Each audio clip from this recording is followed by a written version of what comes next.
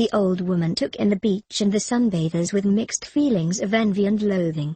The capricious North Atlantic wind vacillated between tepid and icy, raising goosebumps on pallid, semi-nude flesh under a washed-out, slightly overcast sky. The sun, what there was of it, generated a blinding glare and little warmth. The beach itself could hardly be referred to as such. It consisted mainly of sea mud, slime, rocks and barnacles, yet children of every age and disposition seemed happy enough to poke about this primordial tableaus, turning over rocks and driftwood, shrieking with fearful delight at the discovery of crawling, scuttling, slithering sea creatures that had been around since long before the dinosaurs.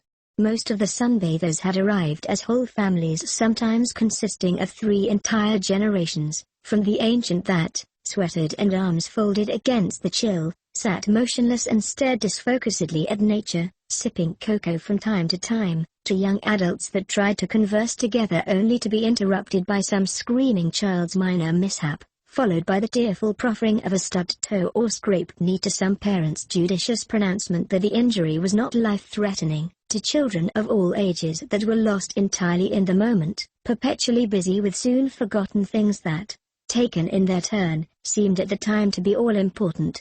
The old woman sighed, scanning the sunbathers with powerful binoculars, the raucous crying of gulls and pounding surf creating an rhythmic and timeless counterpoint to her artificially ordered and temporal thoughts. Not a one. Not a single solitary one. Well, that's another day wasted. She thought of her new home in France and felt a tremor of frustration. This is ludicrous. When I lived here, on any given day I could have found a dozen or more. Wouldn't you know it? I just had to go shooting my mouth off that I would just come here, get what was needed and be back within a fortnight. Even as she thought those words, a movement and a likely shape caught her eye. What have we here? Now. That's more like it. Quickly gathering up her things and tossing them in a bag, she began scrambling up a nearby hill of rock for a better view. Altogether a remarkable feat for an elderly woman dressed in baggy clothes, hatted and shawled so that no one could get a clear look at her face. The ease with which she climbed suggested a much younger woman, as did her eyes, which were clear and alert, free of the rheum typical of the aged. One again she got out her binoculars and began scanning the beach. Now, my dear, let's get a better look at you. A slender, sylph-like form, clad in navy blue bathing suit, came sharply into focus. Good things come to she who waits. This one's just the right age. The right look. Yes, when the time comes. I have a feeling that this will be the one. The girl in question was tiptoeing over squishy, green-slimed sea mud, wincing as half-hidden rocks, mussels and barnacles dug into her tender soles and insteps. How odd. She's so exactly what I was looking for that it's almost as though she were exactly the one I was looking for. The old woman took out her camera and began snapping a constant stream of photos, catching the awkward slip of a girl in stroboscopic sequence. I know you, the old woman said to herself. I know that look. You're alone in the world, probably already working for a living. You're shy, easily intimidated. Not the sort that turns heads. No. No man wants you, and you well know it. You're the sort of girl that would make a good bank teller. Always there like a stick of furniture, as forgotten as yesterday's flowers the instant everyone else has left the room. The old woman felt absolutely no pity for the girl. She ticked these things off like necessary items on a shopping list and as quickly forgot them. She smiled, then, as the girl made her way to the water's edge, hugging herself for warmth. Little fool. The water's far too cold, and now you're going to have to walk all the way back up the beach. Thought you'd play in the water a while and possibly catch some young man's eye, did you? Ah, I know that look. You're feeling hurt and foolish, suddenly aware of how cold you are, of how empty the day feels. The girl hesitated a long time, staring listlessly at the white-capped, wind-swept sea full of crying gulls and turns and spinnakered sailboats, as though waiting for something or someone to come along and sweep her into that scene, where she would no longer be a spectator. But the wish remained just that, a wish, and as realization set in, something fundamental within her seemed to wither. Eventually, looking as bleak and empty and sad as her surroundings, she turned and began making her way back up the beach. avoiding eye contact with the throngs of families she was forever disenfranchised from. Oddly, it seemed that she alone belonged in that scene, that the colorful and busy crowds of people were like itinerant migratory birds that might alight and disperse at a moment's notice. The old woman was soon packed and ready and waiting in her car, watching and waiting for the girl to climb the short hill to the road. As the old woman suspected, the girl hadn't come by automobile.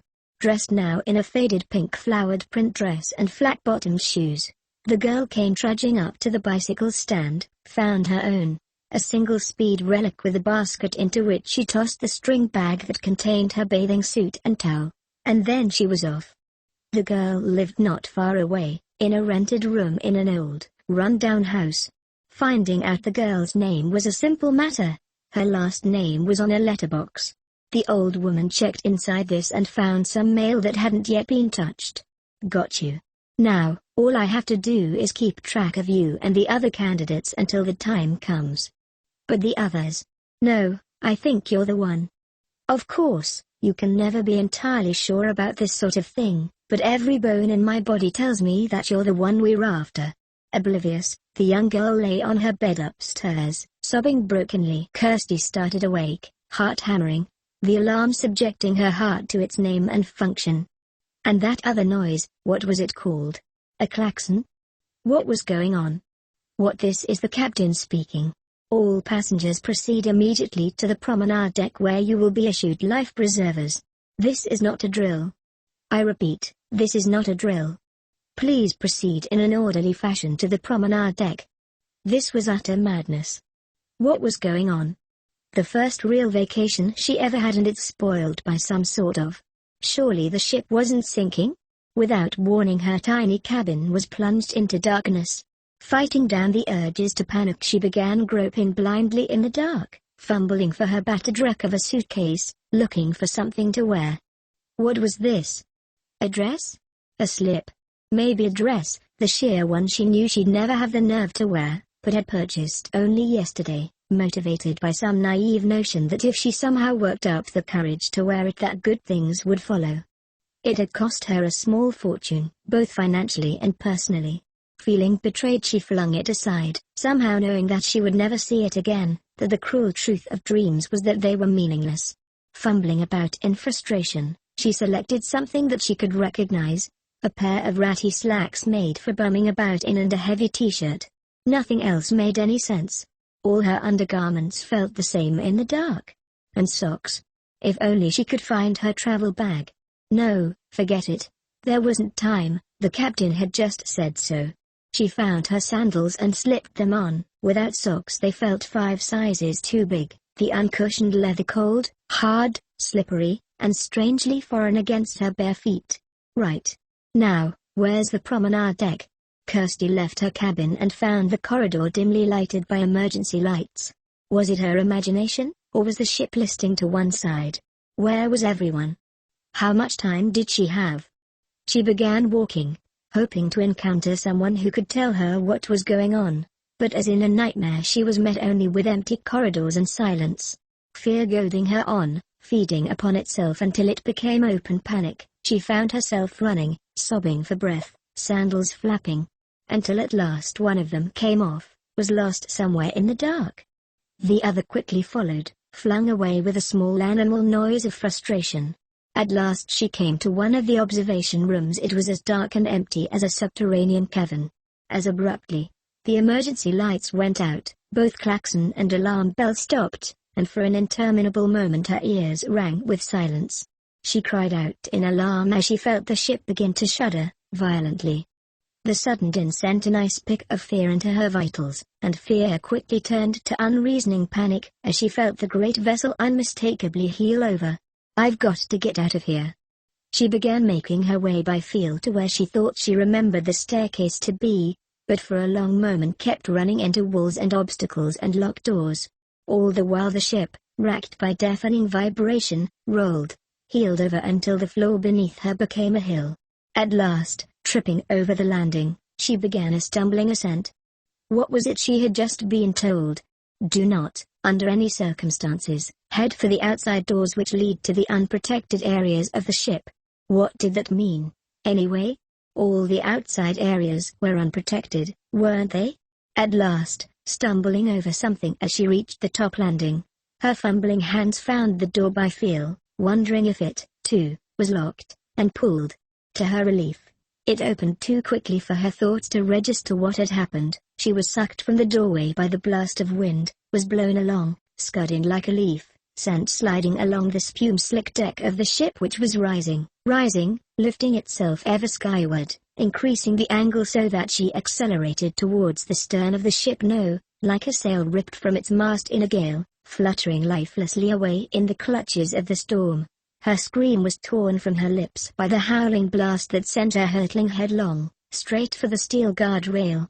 By some miracle she missed it by a hair's breadth, was flung through the air like a rag doll, plunging, spinning through the air head over heels, until at last she slammed face first into the ice-cold water. Within seconds she had bobbed back to the surface, thrashing wildly, desperate, choking stertorously, fighting for breath. Oh, God! I can't swim. I can't. A sudden uplifting, roiling surge of water and she was tumbling over and over, unable to tell which way was up or down, reflexively inhaling when she tried to cry out in alarm, instantly racked by spasms of choking only to be flung gasping to the surface again, coughing and breathing in whooping sobs as she tried desperately to expel burning salt water and cloying sea death from her lungs, terrified beyond words. Oh, God. Please. I don't want to die like this. And again the sea pressing her down, murderously, ruthlessly. Her arm struck something hard and she grabbed onto whatever it was. An irregularly shaped piece of wood or something, studded with barnacles, slick with slimy, living things that otherwise would have made her skin crawl. But it was floating, that was all that mattered. She threw her arms around it, hugging its slippery irregular hardness, choking on the brackish salt water that burned her lungs, fighting to draw in sweet, clean air. To the next wave bore her bit of flotsam upwards, almost tearing it from her grasp, but she held on with grim, desperate determination. She looked about, wildly, seeing nothing but the arcane movement of enormous black hills, the grey-on-black shapes of scudding, storm-strewn clouds. It was so dark. There was no light anywhere. Where was everyone? Where was the ship? What had happened to the other passengers? Surely they hadn't all drowned? For the longest time her world was a nightmare study of black on black. Of massive, slow-moving shapes and shadows. A destructive display of power on an incomprehensible scale, simply for its own sake. The living handiwork of some mad, evil god. At last, out of the corner of her eye, her attention was caught by a deeper shade of black possessed of straight lines and an overall angular shape, and she watched in despair as the cruise ship receded, silent as a ghost, inexorable as an island, into that roiling blackness, plowing through the churning waters. It took her a moment to realize that the ship was not sinking, that she had fallen overboard, that she was alone, that she was very probably going to die out here. This can't be happening. I'm only 19.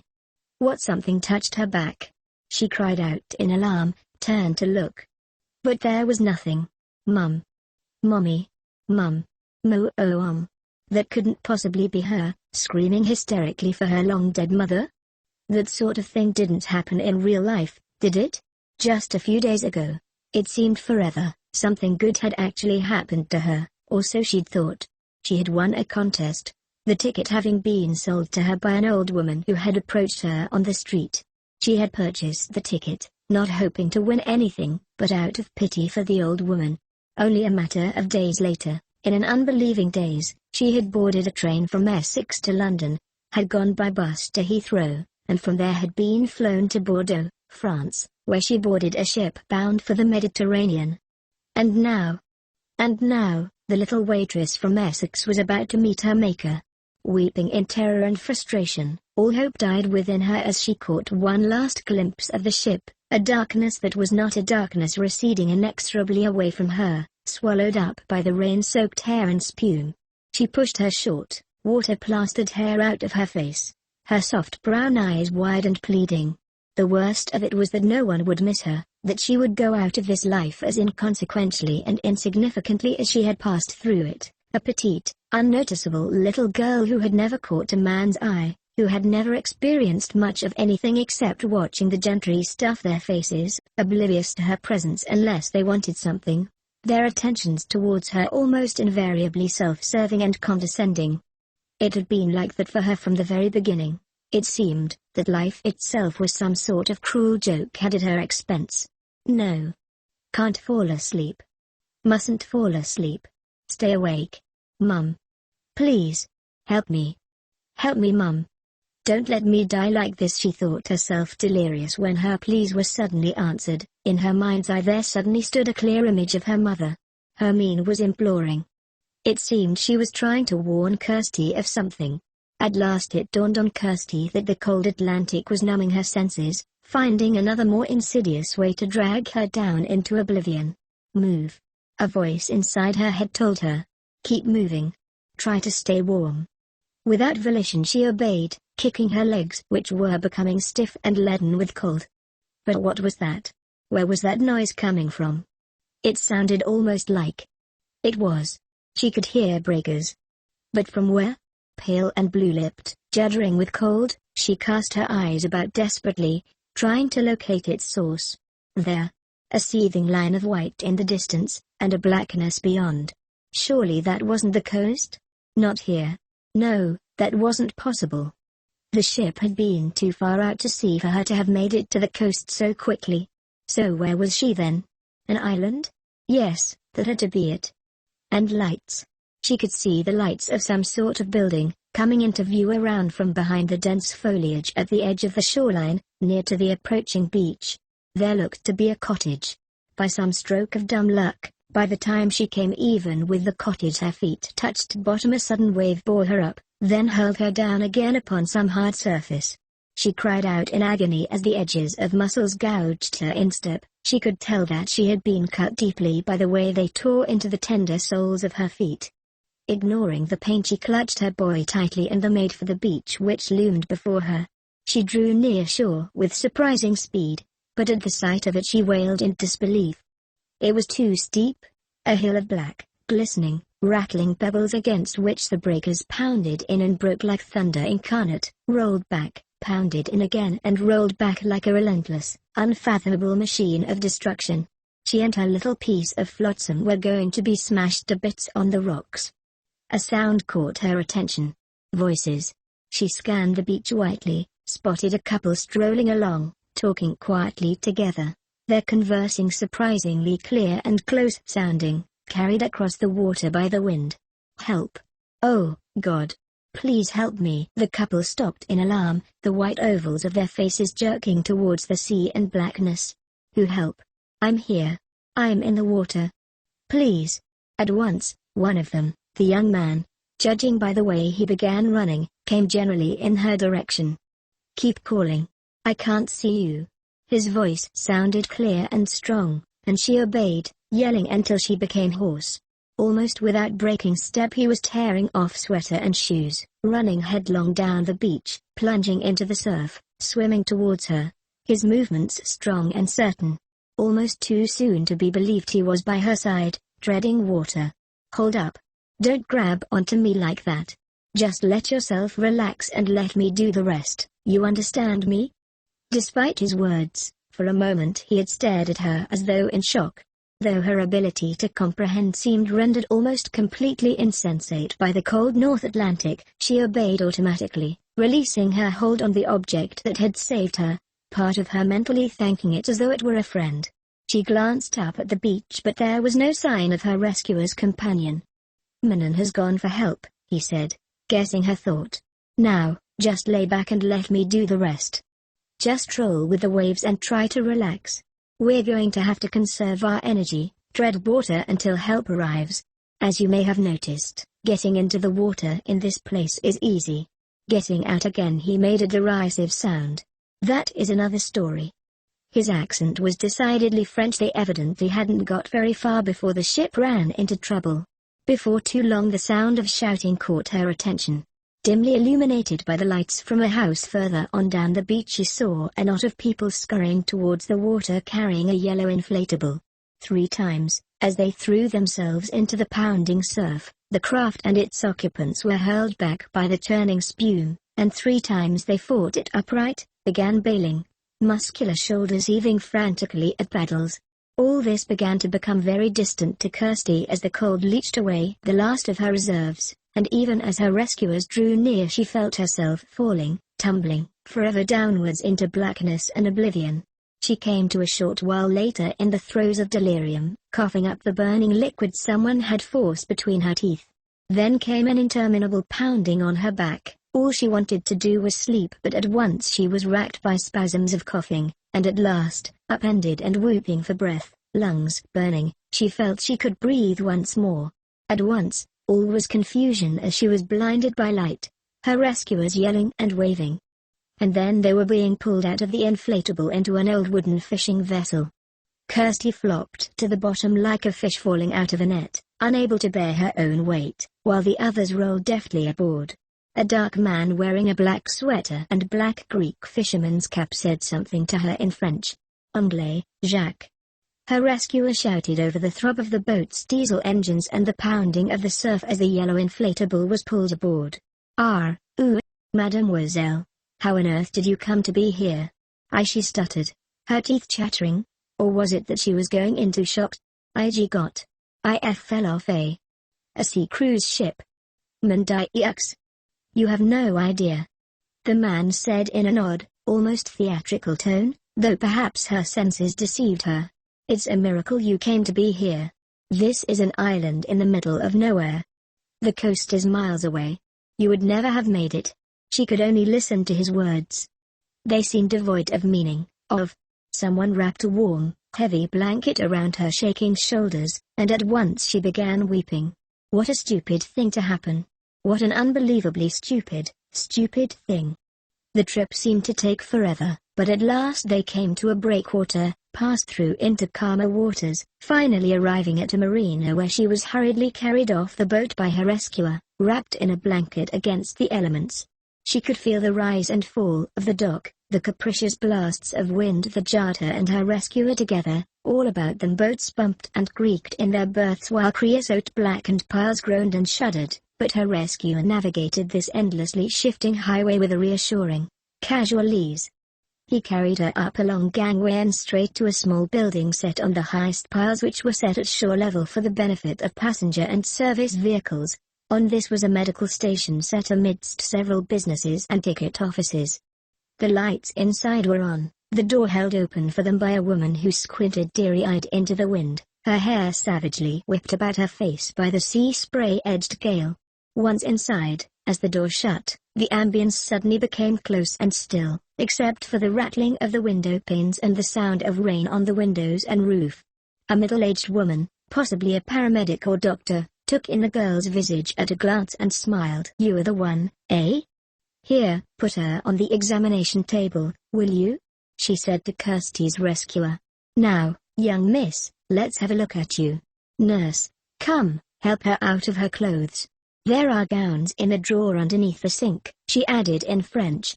Wrap her in warm towels, first, get some of the chill out of her. You will find hot towels in there, she said, words that Kirstie didn't understand.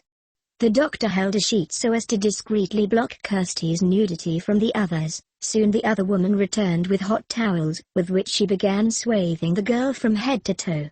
The sensation was immediate, and it was pure heaven. Within an instant she was drifting in wakeful somnolence. Meanwhile, the doctor's face creased in a frown of empathy as she began to examine Kirstie's throbbing foot. To a man bidden from Kirstie's view, the woman said, in French that Kirstie was partly able to make out, Jean, radio the authorities will you? Tell them, young lady, what is your full name and date of birth? And who is your next of kin? This, in English. Kirstie mumbled a response and the woman relayed the information. Tell them that we have their missing passenger, a young female, Kirstie Brighton, 19 years of age, that she suffers from non-life-threatening injuries. A few cuts and exposure. There, now, the woman said in English. They will radio the ship and the authorities to let them know that you are all right. Working her hands into a pair of latex gloves, she began examining the girl's foot, gently enough not to be rough, but firmly enough to cause pain. The woman winced in empathy. The cuts may become infected. And I am afraid you're going to need stitches." Kirstie paled. "No." She winced at the sound of her own voice, which sounded like that of a whimpering child. Then, trying to sound brave, she queried, "How many?"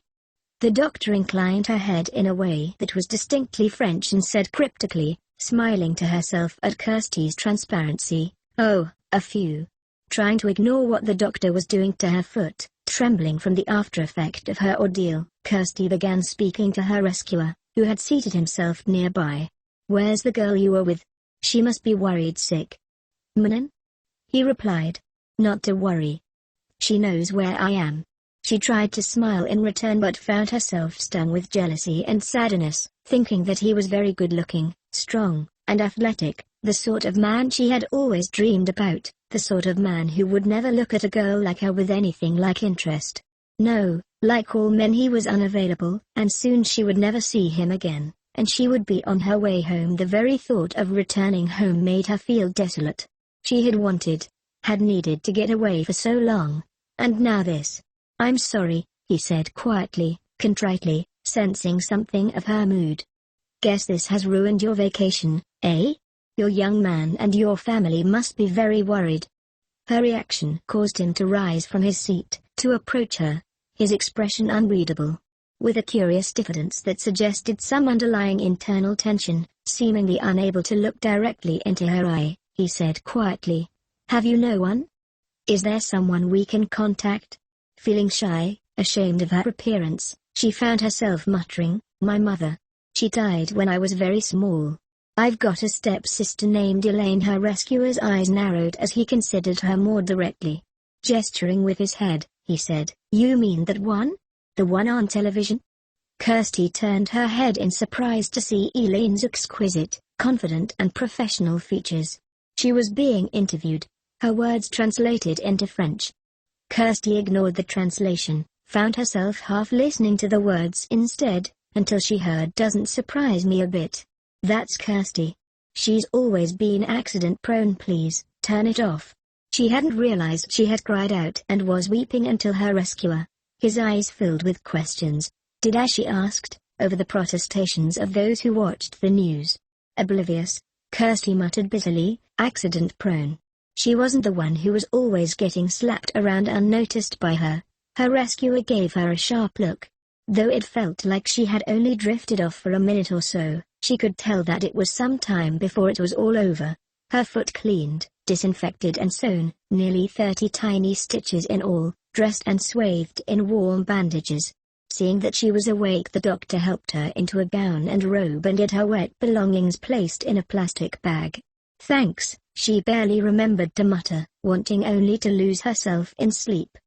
The doctor's face filled the girl vision, briefly, stroked her face, said some quiet words to her rescuer, patted the girl's knee and promptly left. This was followed by an uncomfortable silence. After a long while her rescuer cleared his throat. "I suppose that now we'll have to find you some place to stay. I mean, for a while at least. You will have to stay with my sister. And me. I heard you talking. Why wouldn't any of the others take me in?" They sounded almost afraid. He watched her reaction carefully as he said, "They are superstitious. A little girl was drowned off that beach 14 years ago. She would have been 19 this year. Like you." Kirstie gave a little shudder, despite the fact that she didn't believe in such things. But just for a moment she felt as though she was that little girl, dragged out to sea, her mother looking on, horrified, helpless, while her little girl cried out in terror. "Anyway," her rescuer said brusquely, seeing her reaction, "that leaves only me. But at least," he added distantly, in a way that was somehow old-fashioned, "my sister will be there, so there will be no talk." Kirstie frowned. "Talk? Talk," he said quietly, darkly, causing a sudden fear to stir in Kirstie's vitals. For a brief instant there was something dark and inscrutable about this man, which served to remind her that she had noticed a deference bordering on fear when the others had been here. Now that she was alone with him she could well understand why. "A young virgin as yourself," he added, to make himself plain, "requires a chaperone on this island." Kirstie could only gape, caught between outrage and an unnatural desire to laugh. "What? How did you?" How could you possibly know that? The doctor checked while you were asleep, he told her as though announcing the weather. There were rumors. The authorities wanted to know if you had been sexually assaulted, and you were not awake to be questioned. Kirstie covered her face with her hands, mortified, hurt, angry. So now the whole world knows. I don't know why I should care. The only way I could ever get a man's attention is if I lit myself on fire, or jumped off a building. With brusque gentleness, her rescuer said, "Look, you've had a very bad time of it and you're in shock. Now, I'm going to take you home with me, my sister will take care of you. And that is that. I can't go with you. Besides, I haven't got any money to pay you with. What little I had was on the ship. Do not worry about money," he said firmly. "You will be our guest. And as far as the ship is concerned," his shrug said eloquently, "we both know it's long gone, now don't we?" A curious feeling came over her. Then, it was as though she had been relieved of all choice in the matter, and in that same instant something in her let go, allowed him to take control of her life. She thought she should be angry or ashamed at this, but instead found that she could only feel a detached sense of comfort and relief. Raising her eyes to his own, which were a disconcerting sea blue, she said, "I don't even know your name." "Thomas Brewillard," he replied stiffly, as though stating a title of some importance, watching her carefully as though waiting for some reaction. Apparently seeing none, though seemingly surprised by the fact, he added, "And you?" "I thought I heard Kirstie," she corrected, yawning, half asleep. Kirstie Brighton. He was silent a moment, considering her. At last, he said, "Well, Kirstie Brighton, let's say we bring this unpleasant adventure to a close, eh?" He wrapped her warmly once more in a heavy grey blanket the color of lowering cloud, picked up her belongings, and carried her back outside into the bite of the storm. A dozen vehicles of various descriptions awaited in the parking lot, his own turning out to be a maroon Citroën convertible, which, he explained, had been fetched by one of his neighbors.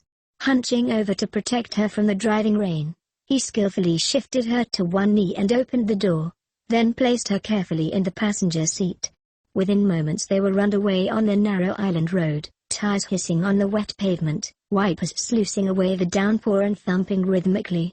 Along the drive, dripping trees and foliage drew close, canopying the road in several places. It was, Kirstie mused through her dreamlike reverie, probably a beautiful drive during the day. The journey took longer than she'd expected, and she was just beginning to wonder how large the island really was when she fell asleep. Shortly, she was startled into wakefulness, finding that they'd stopped at a dirt and gravel parking lot. Once more Thomas shifted her into his arms and carried her down a long walk made from wide pairs of planks laid end to end, down to where the cottage lay, and finally they arrived at the back door, which he opened, then shouldered closed, shutting out the wind and rain. It was very quiet and close in the cabin, the lights were on, and an attractive girl with thick blonde hair, dressed in canvas pants and ivory-colored cable knit sweater was laying on a sofa by the window, kicking one barefoot absently, drinking cocoa and reading a book. Seeing the two, she got to her feet, and Kirstie saw that Thomas' sister was taller than herself, but was half a head shorter than her brother. The moment she saw Kirstie the girl's eyes became wary and she frowned at her brother speculatively. Then, seeming to remember herself, she said, "Is that her?" Making an extra effort to compose herself, she said, "Your name must be Kirstie Brighton." "It's all over the media," she added, responding to the girl's baffled look. "You are so lucky to be alive." As she spoke her brother placed the girl on the sofa so that she lay propped up on some cushions. "So, is it Kirstie or Kirstie?" "Kirstie? I thought that's what they were saying on the news, but I couldn't be sure. That's an unusual sort of name. Are you hungry?" "Thomas, I am famished," he said tiredly, taking Kirstie's wet clothes and hanging them by the wood stove. Kirstie mutely nodded her assent, feeling shy, unsure of herself in the face of this girl's confident directness. "I'll make us a big omelette, how will that be?" Manon said, giving Kirstie another look, as though ascertaining whether or not she was real. "It won't take a minute. Your foot, does it hurt?" Kirstie flexed it, and winced. Uncomfortable being waited on, she added, "Can I help?" Taking in Kirstie's bandaged foot at a glance, Manon made a disparaging face that reminded Kirstie of Thomas.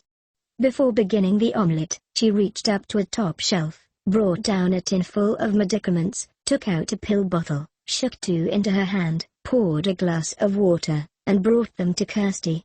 Here. And don't worry, I have some nurses training.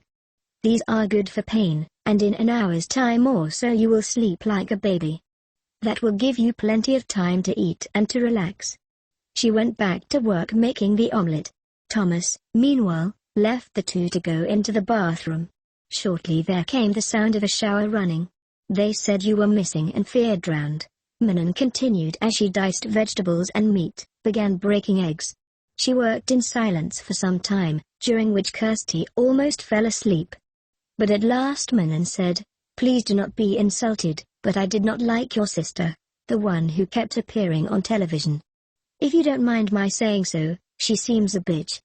Unnoticed by Manon, at this, Kirstie reddened and looked away.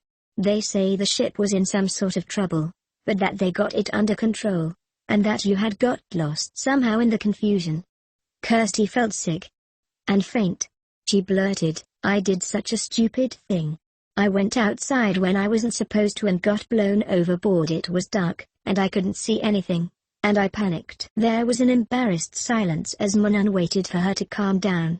She seemed to be waiting for some reaction from her brother, who had just returned from his quick shower, toweling his hair dry. At last, seeing none, she went to the girl herself and sat beside her. "Shush, now. It's over. Why don't you lay down, try to relax and be quiet for a while?" "No," Kirstie cried in alarm. "If I fall asleep, I won't be able to wake up again." "Well." Manon smiled, but at whatever it was she saw in the girl, "for now, okay." Within minutes the three were eating an absolutely delicious omelette, Thomas and Manon at the small table which they had moved near to the couch for Kirstie's benefit. "This is fantastic," Kirstie said in appreciation, drawing a smug smile from Manon. "She's the best," Thomas said without inflection, though Kirstie thought she could hear overtones of affection in his voice. "And she knows it, too. If you ask her nicely, she'll show you the knack of it sometime." Manon gave her brother a long look, eyebrows upraised, head lowered, which said eloquently, "Oh, and what is going on here?" Thomas seemed reluctant to respond to his sister's reaction, however, but was spared her scrutiny when Kirstie muttered, "I'm sorry. My head's spinning." Must be those pills. The next thing she knew, she was laying on a bed next to Manon, who was reading. "While you're still awake," Manon said brusquely, "put this on." She handed Kirstie a long, heavy sweatshirt. "That hospital gown you're wearing has no back to it. Where do I change?" "What? Oh, you anglais. If you're being modest, I won't watch." She opened the book she was reading and covered her face. Feeling shy, that her legs were too rubbery to carry her all the way to the bathroom, Kirstie quickly doffed her robe and gown at the edge of the bed, and pulled the huge shirt, obviously a man's, over her head. It came almost to her knees. "Don't you look cute?" Manon said with a smile. "And very tired. Come, get into bed before you fall down." Kirstie practically collapsed onto the bed and clumsily pulled the covers over herself with Manon's help. Having had enough unwanted attention for one day. For a lifetime, for that matter. She ran her hands through her short, dark brown, salt-tousled hair, grateful to be laying down, the tension leaving her body at last. The soft bed and the smell of clean linen alone almost carried her off. In a matter-of-fact tone, not taking her attention from her book, Manon said, "Thomas will very much like that pert little sylph-like body of yours, you know. You said you wouldn't peek." Kirstie knew from the hot feel of her cheeks that she was crimson from head to toe. Manon chuckled and playfully tucked Kirstie in. "Of course I peeked. I was curious about what it is about you that so consumes my brother's attention." Kirstie could only stare, wondering if there was some hidden cruelty to Manon's words. At last, unable to contain herself, she queried, "What makes you think he's the least bit interested in me?" "Thomas," Manon said distractedly, getting into her book once more, "does not bring girls home. Not ever. Such a thing has not happened before. He doesn't even know me. What makes you think I don't already have someone?" Manan gave her an old-fashioned look. While you were asleep on the sofa, he told me that you told him so yourself at the clinic. Here, would you like an apple? Before Kirstie could reply, Manan handed her one, picked up another from her nightstand, began munching away and went back to reading. As well, someone on the news said that you were a single woman, traveling alone. You know, Thomas is going to just love those two little moles of yours. Kirstie had just taken a bite and was staring at Manan uncertainly, prepared for some further humiliation. What moles? Oh, the nice little round one on that pert little derriere of yours. Kirstie moaned with embarrassment and pulled the covers up over her head. Eventually, she muttered, I didn't even know I had one there. And that other one, Manan told her, grinning wickedly as she read her book, at the top of your thigh, right beside you had no right to look there. Well, it was impossible not to notice. You've almost got no hair down there. Kirstie made an incoherent noise. You should count yourself lucky. I had to have the electrolysis to get rid of you. French. I don't want to hear this. Well, you had better get used to it. After all, we are going to be sisters. Kirstie ventured a peek at her. What makes you say that? Manan smiled a secret smile. Oh. Call it my instincts. What makes you think that I'm not going home in a few days? Manan closed her book, lay down, reached across and tousled Kirstie's salt-stiff hair. I should have made you take a shower. But in the morning. As far as your staying here is concerned, call it intuition, if you like. If not. You don't need me to tell you that won't happen. Kirstie stared at Manan, eyes wide. Somehow, she knew that Manan was right. For no apparent reason, she felt very much as though she actually not belonged, exactly, at least, not yet. But that she was supposed to be here. What could your brother possibly see in someone like me? Truthfully. Manan said, her look becoming serious. For a moment her gaze turned inward. The less said, the better, for the moment. Soon, you will see for yourself. But not yet. Not now. Little by little, or you might be scared off, and if that were to happen, Thomas would not be pleased. Kirstie lay awake for some time, Manan's words making sleep elusive. Manan? At last, the French girl rolled her eyes in mock consternation. She knows my name. What? Your accent. Where do you learn to speak English? Manan smiled. Canada, a bit. State, a bit.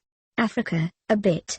Australia, New Zealand. Feeling intimidated, Kirstie blurted without thinking, where'd you get the money to travel like that? Didn't Thomas tell you? Manan said in a way that was somehow evasive. We own a little business, jointly, with Alan. Alan? My other brother. The married one, which is why he's not here. And don't ask me who is oldest. We are the three of us of one birth. Wow. What else was there to say to that? Alan's wife's name was Heather McNaughton. Like you, she is a difficult English girl. You will meet them in the morning. What makes you think Thomas even likes me? Kirstie persisted, wondering, not commenting on the origin of the name McNaughton. Manan smiled to herself. Thomas is a rare breed. And he's my favorite brother. My bon ami.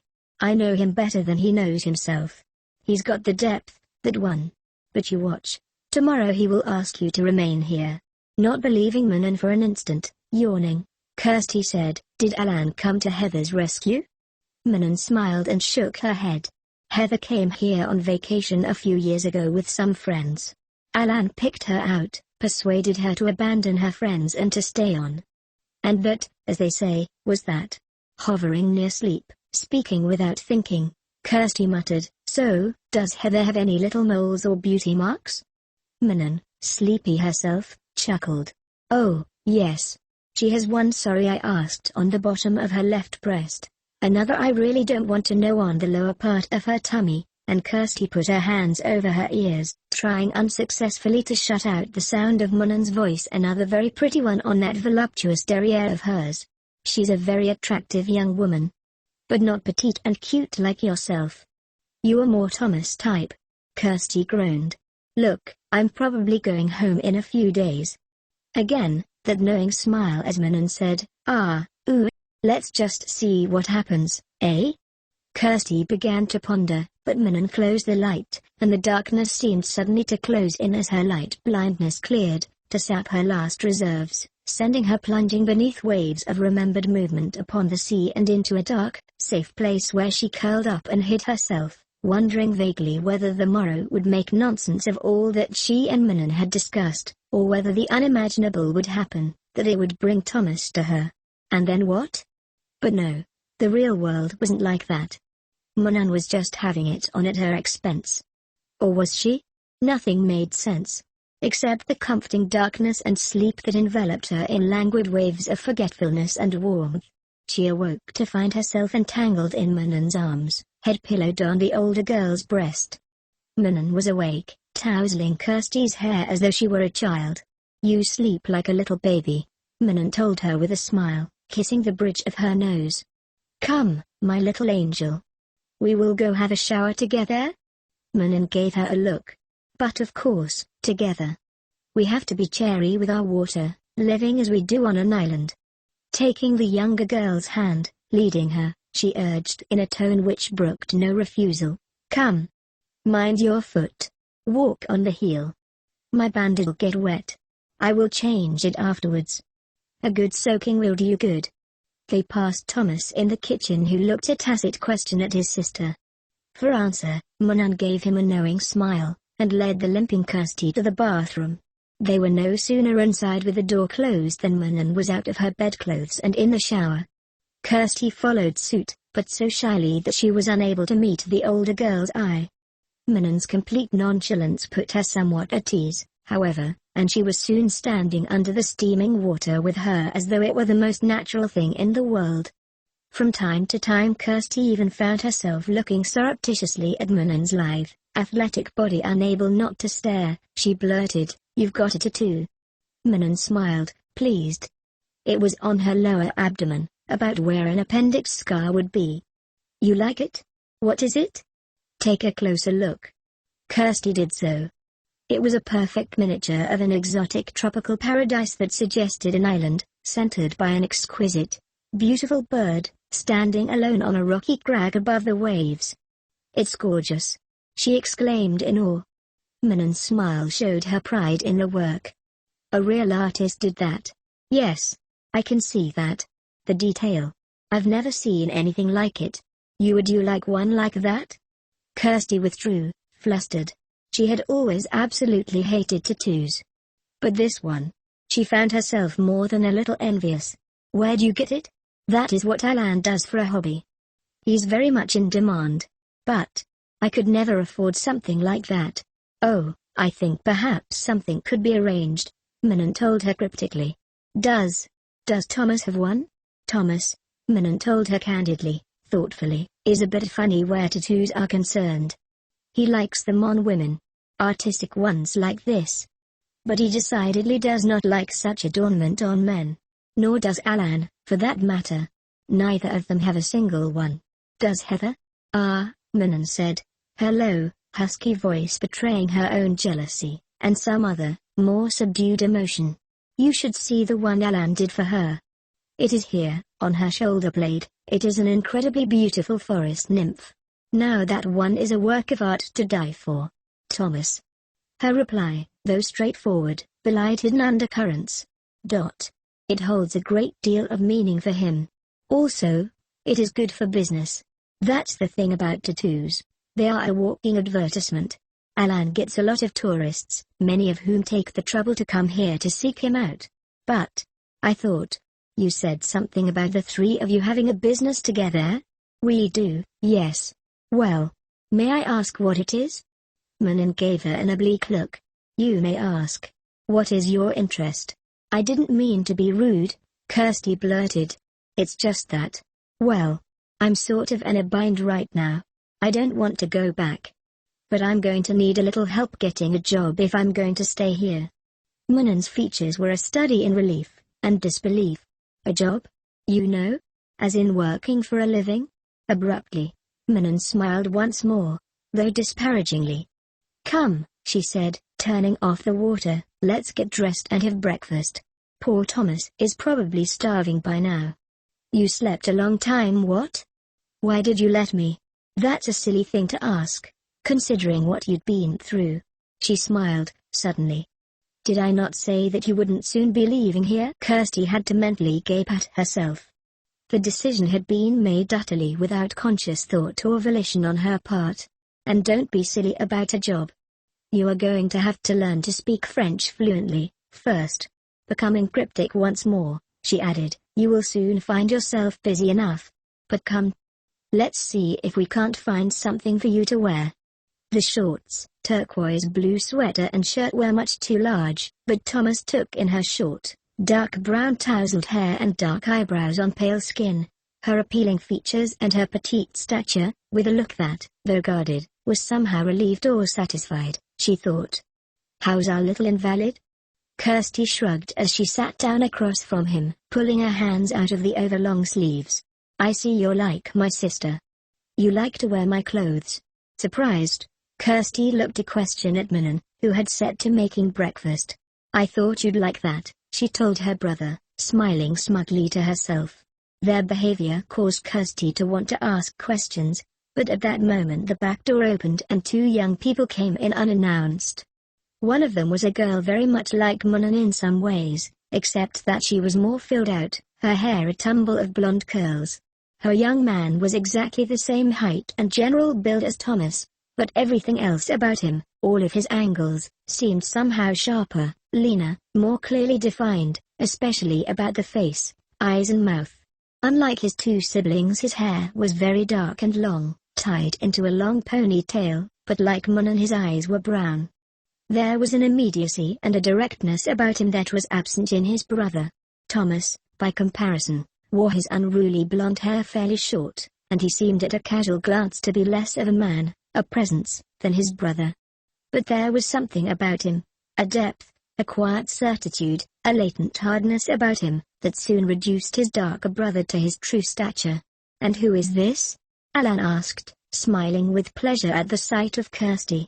You're the girl off the boat, Heather exclaimed, her accent pure Yorkshire. Maybe she really was English after all. It seemed to Kirstie that Heather had been about to say something else.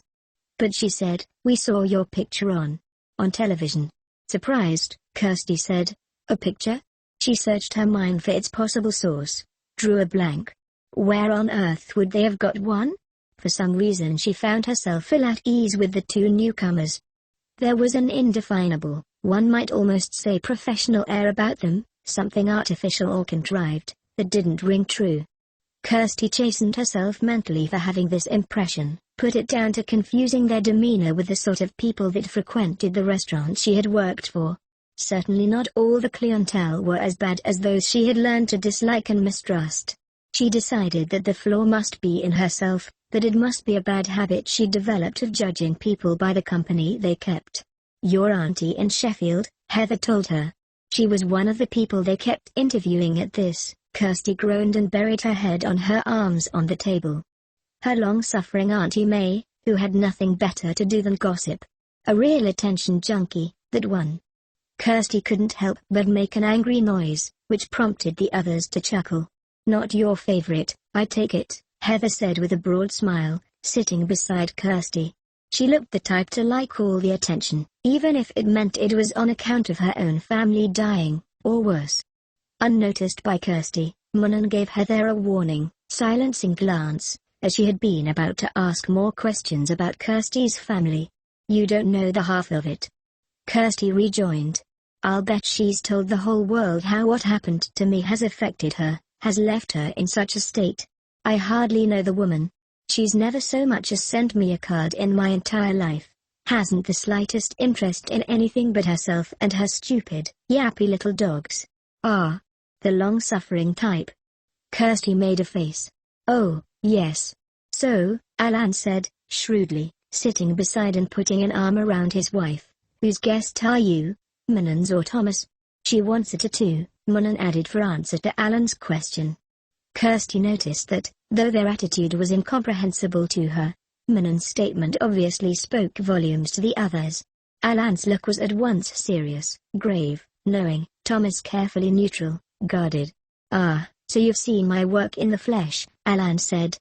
In the shower, Manon said matter-of-factly, smiling at Kirstie in such a way that said she knew mention of this would cause the girl to turn absolutely crimson. The others chuckled and smiled, but less at this than at some hidden, secret and shared knowledge. "So, Thomas," Alan asked him directly, "what do you think I should put on that fair skin of hers? And where? Isn't anybody going to ask me what I want?" Kirstie thought to herself, looking desperately to Thomas, whose look was veiled. But he said to her, "May I make a suggestion?" Mutely wondering why she was going along with this, Kirstie waited for him to speak. A sailing ship. Something reflecting the ambivalence of life, a quest, a certain adventure. He spoke sardonically, as though reciting something the others already knew by rote. Then, smiling at Kirstie in such a way as made her heart skip a beat, he added, "One equal to any storm, that will carry her safely on her journey, and in the end, to her heart's desire." Kirstie knew mocking irony when she heard it. Yet despite this she found herself drawn to him with such force that she seemed to have difficulty breathing. There was no meanness in his teasing indirectness, only a gentle kindness and an unspoken, though unmistakable invitation. And she knew, in the same breath, that she would go anywhere with this man, regardless how blindly naive the basis of her decision. All that was clear to her, all that mattered, was that he had asked, and that every fiber of her being had accepted. Alan was done so quickly that Kirstie sat up in surprise, covering herself with the towel Heather handed her. "That's not all there is to it," Alan said with a distracted smile as he concentrated on cleaning up and putting away his equipment. "I've only made a start. Got a bit of the outline laid out. Once the irritation and the swelling goes completely out of it, we'll have another session." Heather took hold of the towel and discreetly held it for her as Kirstie pulled on her top, a tight-fitting red and white striped and long-sleeved t-shirt that Manon had bought for her, that left her midriff bare, along with other clothes, including the shorts she was wearing, that fit her snugly in all the right places. Having only worn shapeless, baggy clothes to cover what she thought of as her many shortcomings, she would never have chosen such clothes herself, and for the first while had to struggle with shyness and embarrassment, feeling that she was going about almost naked. "You see," Alan told her, "that's the secret to achieving such fine detail. Tattooing irritates the skin, causing it to swell. If I were to do it all in one go you'd be in a lot of pain, and the tattoo would be a blurry, distorted mess." Kirstie found that her shoulder stung a bit from the application of the vibrating needle, but that the pain was bearable. "I'm going to need a mirror to see it," she said wistfully, craning her neck and lifting the collar of her shirt for a glimpse. "Let other people be your mirror," Alan told her. "You will have the tattoo all your life. Besides, being able to catch only fleeting glimpses of it will keep you from either getting bored with it, or regretting having it because it's too prominent." Kirstie frowned.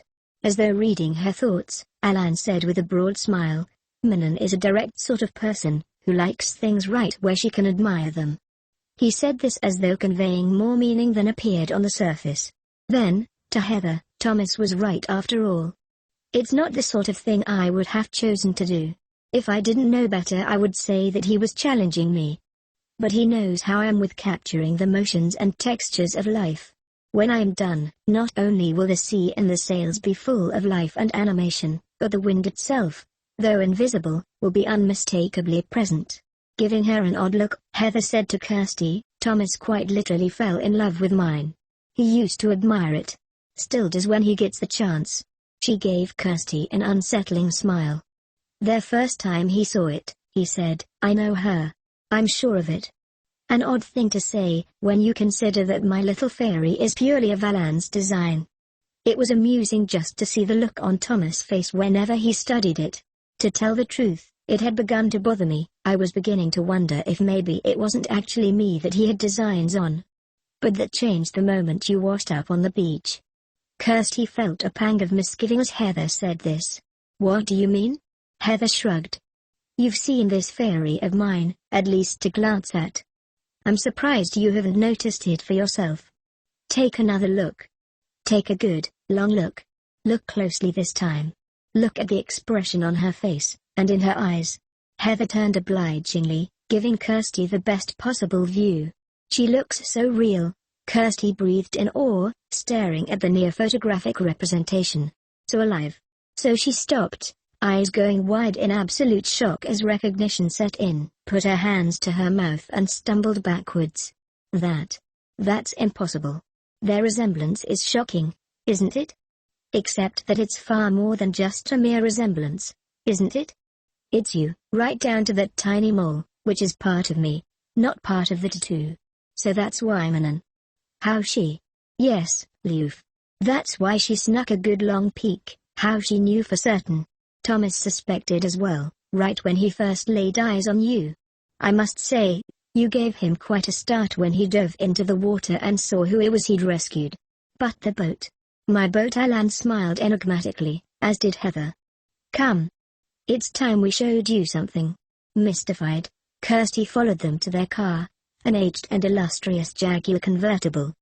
They drove her to a parking lot near to the marina, and she mutely followed them down to the dock. At once, she didn't need to be told what she was to look for. She could only catch her breath in awe. It's real. It's beautiful. Yes, and it belongs to us, Thomas, Manon, and myself, Alan told her. And when I'm done putting her mark on you, we're going to board her, the 5 of us, and then we're going on a journey to the other side of the world. Manon's tattoo.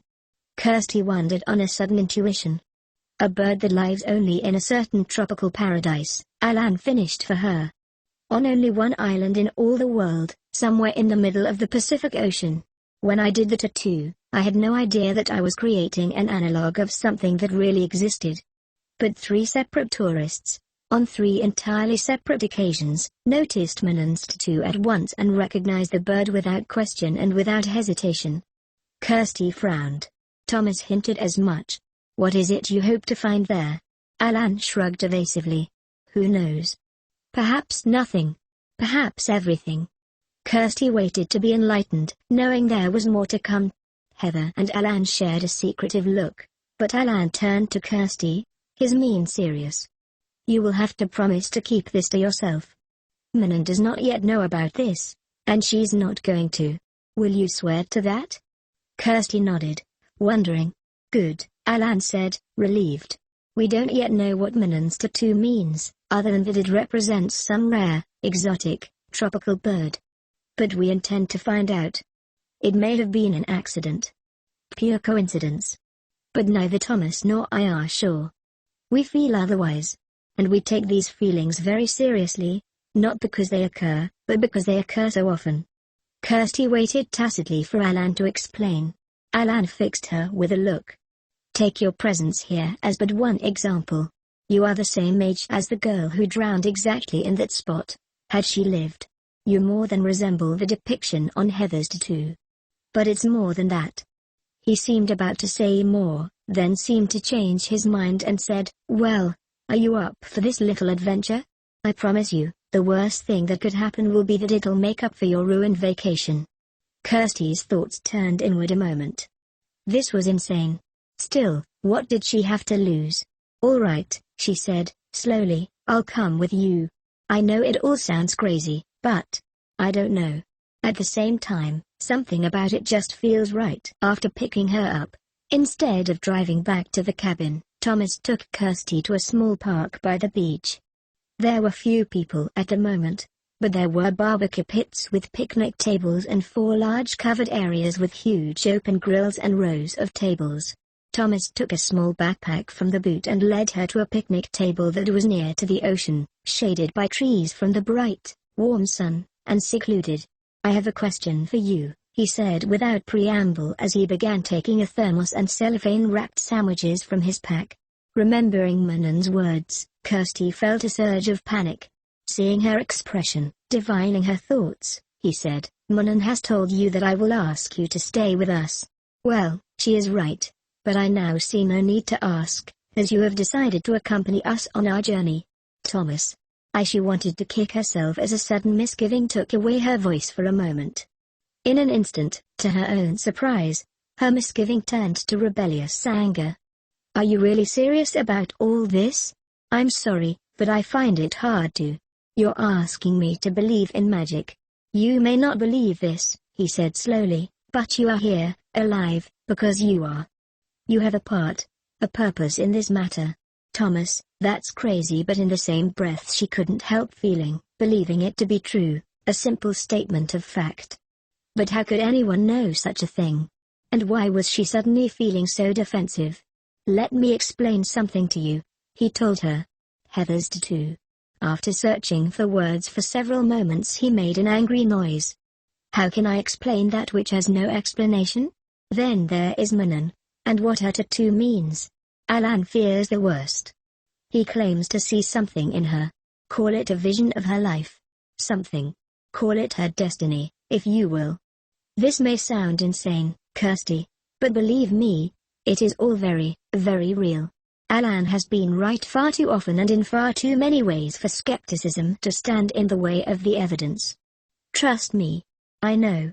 And given time, you, too, will know this for yourself. Kirstie shuddered at her own memory of a similar feeling, and of being surrounded by blacknesses. Momentarily lost in thought, he said, in some way we are connected, Kirstie. The five of us. But something is amiss. I don't know what. I feel that something important is going on all around us that we are blind to, that there is something important to be done. Something to be gained. Or lost. Kirstie tried mulling this over, but found herself having difficulty concentrating. His proximity caused the background of her thoughts to tingle like magic, to carry her on a journey to languid seas, to a tropical place that was all blue, green, sandy shores, sparkles and bright sunshine. Thomas, she muttered, leaning away from his presence, trying to focus. Yes? She found herself staring breathlessly into his sea-blue eyes, feeling like a fool for how she was reacting to him. And somewhere in the back of her mind anticipated hurt and humiliation. He smiled broadly, as though he could read her mind. And then, his look suddenly turned thoughtful.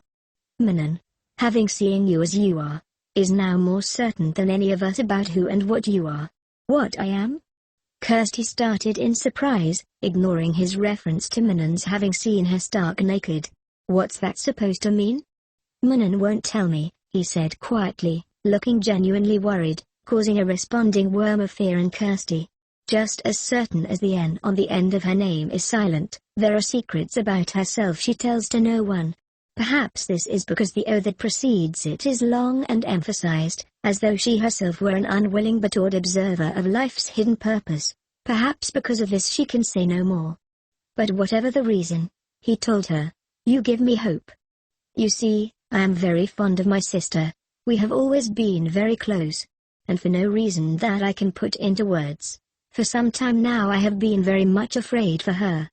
He drew a deep breath, let it out slowly. That tattoo of hers. Take a good, long, hard look at it, sometime when she is unaware or sleeping. There is something about it that neither myself, nor Alan who made it, could see at first. As I hinted before, it took some travelers to point out its true appearance and at least part of its meaning. In the beginning, Alan refused to believe that there was anything in the tattoo beyond his conscious design. When he did finally see it for himself, he began to put certain things together. Some intuition prompted Kirstie to say, Manon doesn't know. Hasn't seen it for herself yet. No, Thomas said in a quiet, almost inaudible voice. She cannot. The truth of it cannot be seen from her vantage. It can only be seen by one who sees it upright, who stares squarely into the face of it. They spent the rest of the day traveling about the island in Thomas' maroon Citroen convertible, with the top down, sea-tanged wind blowing through their hair. Kirstie may have had clothes of her own now, but she loved wearing things that belonged to Thomas, especially his wonderful sweaters that were so warm and thick.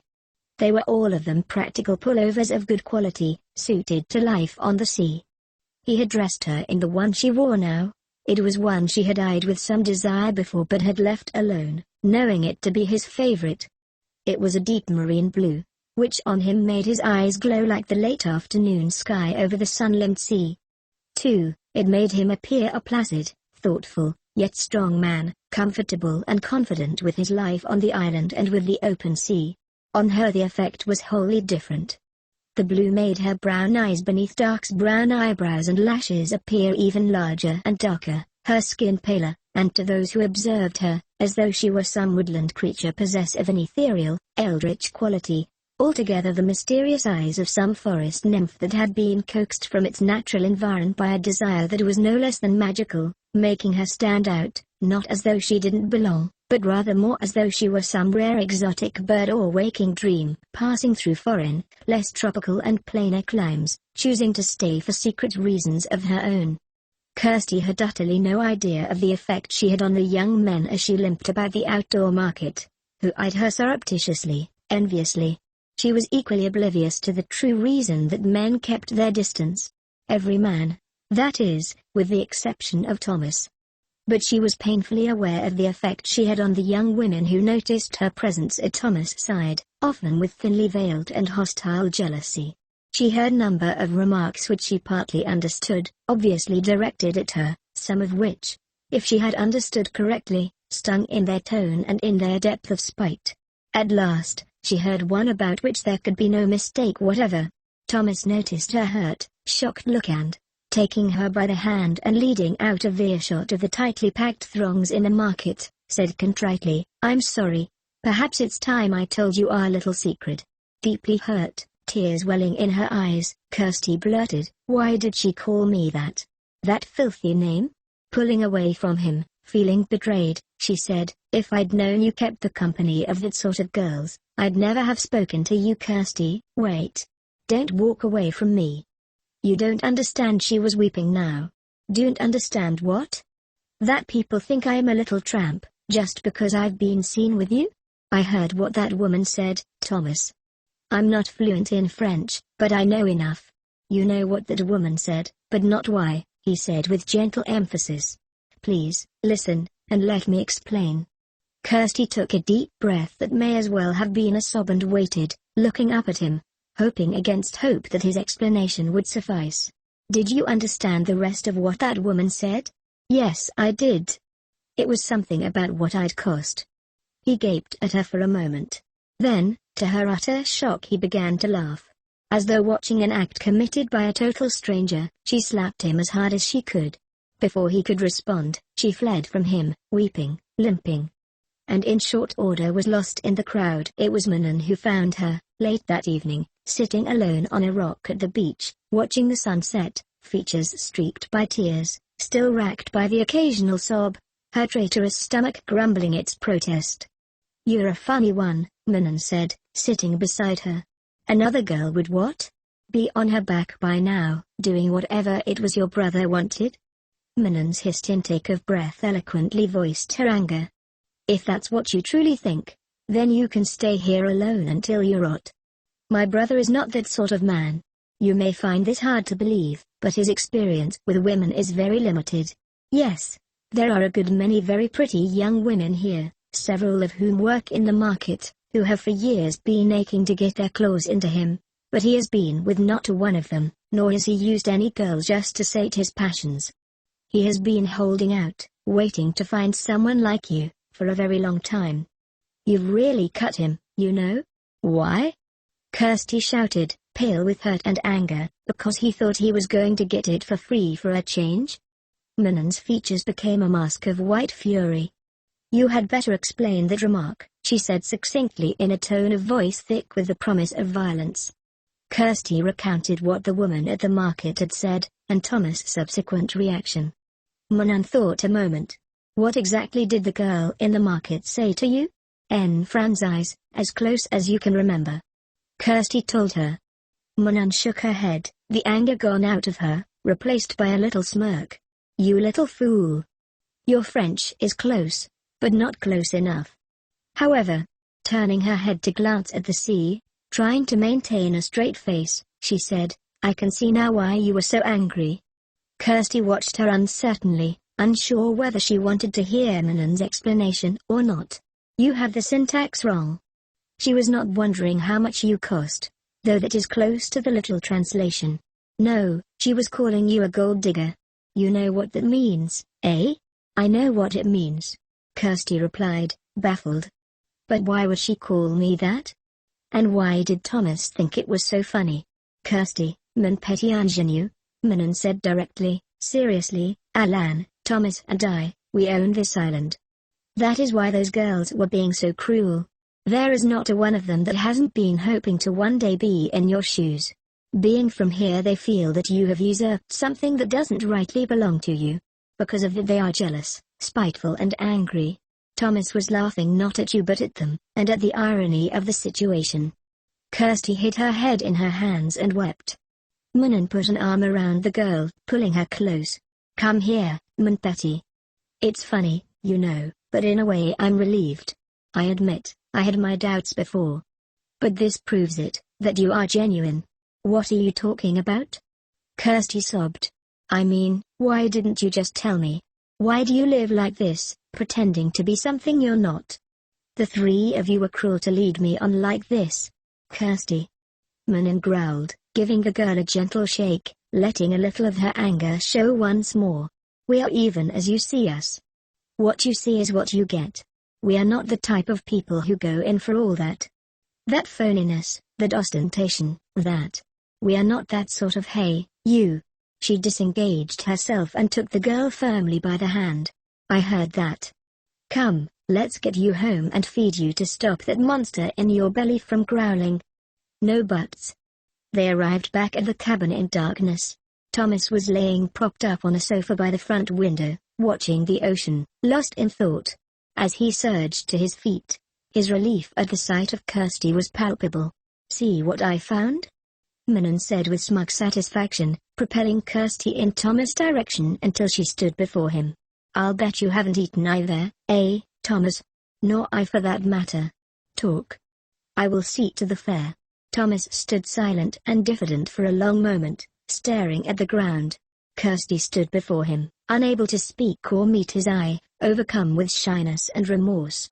At last, smiling crookedly, but appearing as though he strove to prepare himself for the worst she could deal him, he reached into a back pocket and handed her something small, something of indeterminate weight wrapped in a piece of cloth. You can say no, he said quietly, and you can toss it into the sea for all I care, but it's to prove to you that I'm not the sort of man you accused me of being, that I would never think of using you. Mystified, Kirstie unwrapped the bundle and stared in chagrin. Watching her reaction, Thomas eased her onto the sofa, sat beside her. It was a wedding band, hung from a length of chain. Thomas.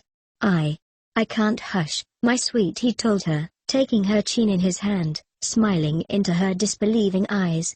Yes, you can. The chain is to hang the ring by, to give you the chance to think about it. I thought about an engagement band. But the more I thought about it, the more I felt that an engagement band would be too final, too binding at this point in time. This means that you have your freedom, but that I would like you to consider marriage. It means also that I am asking for your trust. That if you don't trust me right now, you will at least give me the chance to earn it. So, what do you say? Kirstie took a shuddering breath as she stared at the thing in her hand. Her mind, suddenly turned sluggish, seemed unable or unwilling to comprehend the implications. She wouldn't be agreeing to marriage, or even an engagement, if she accepted it. He had just said so.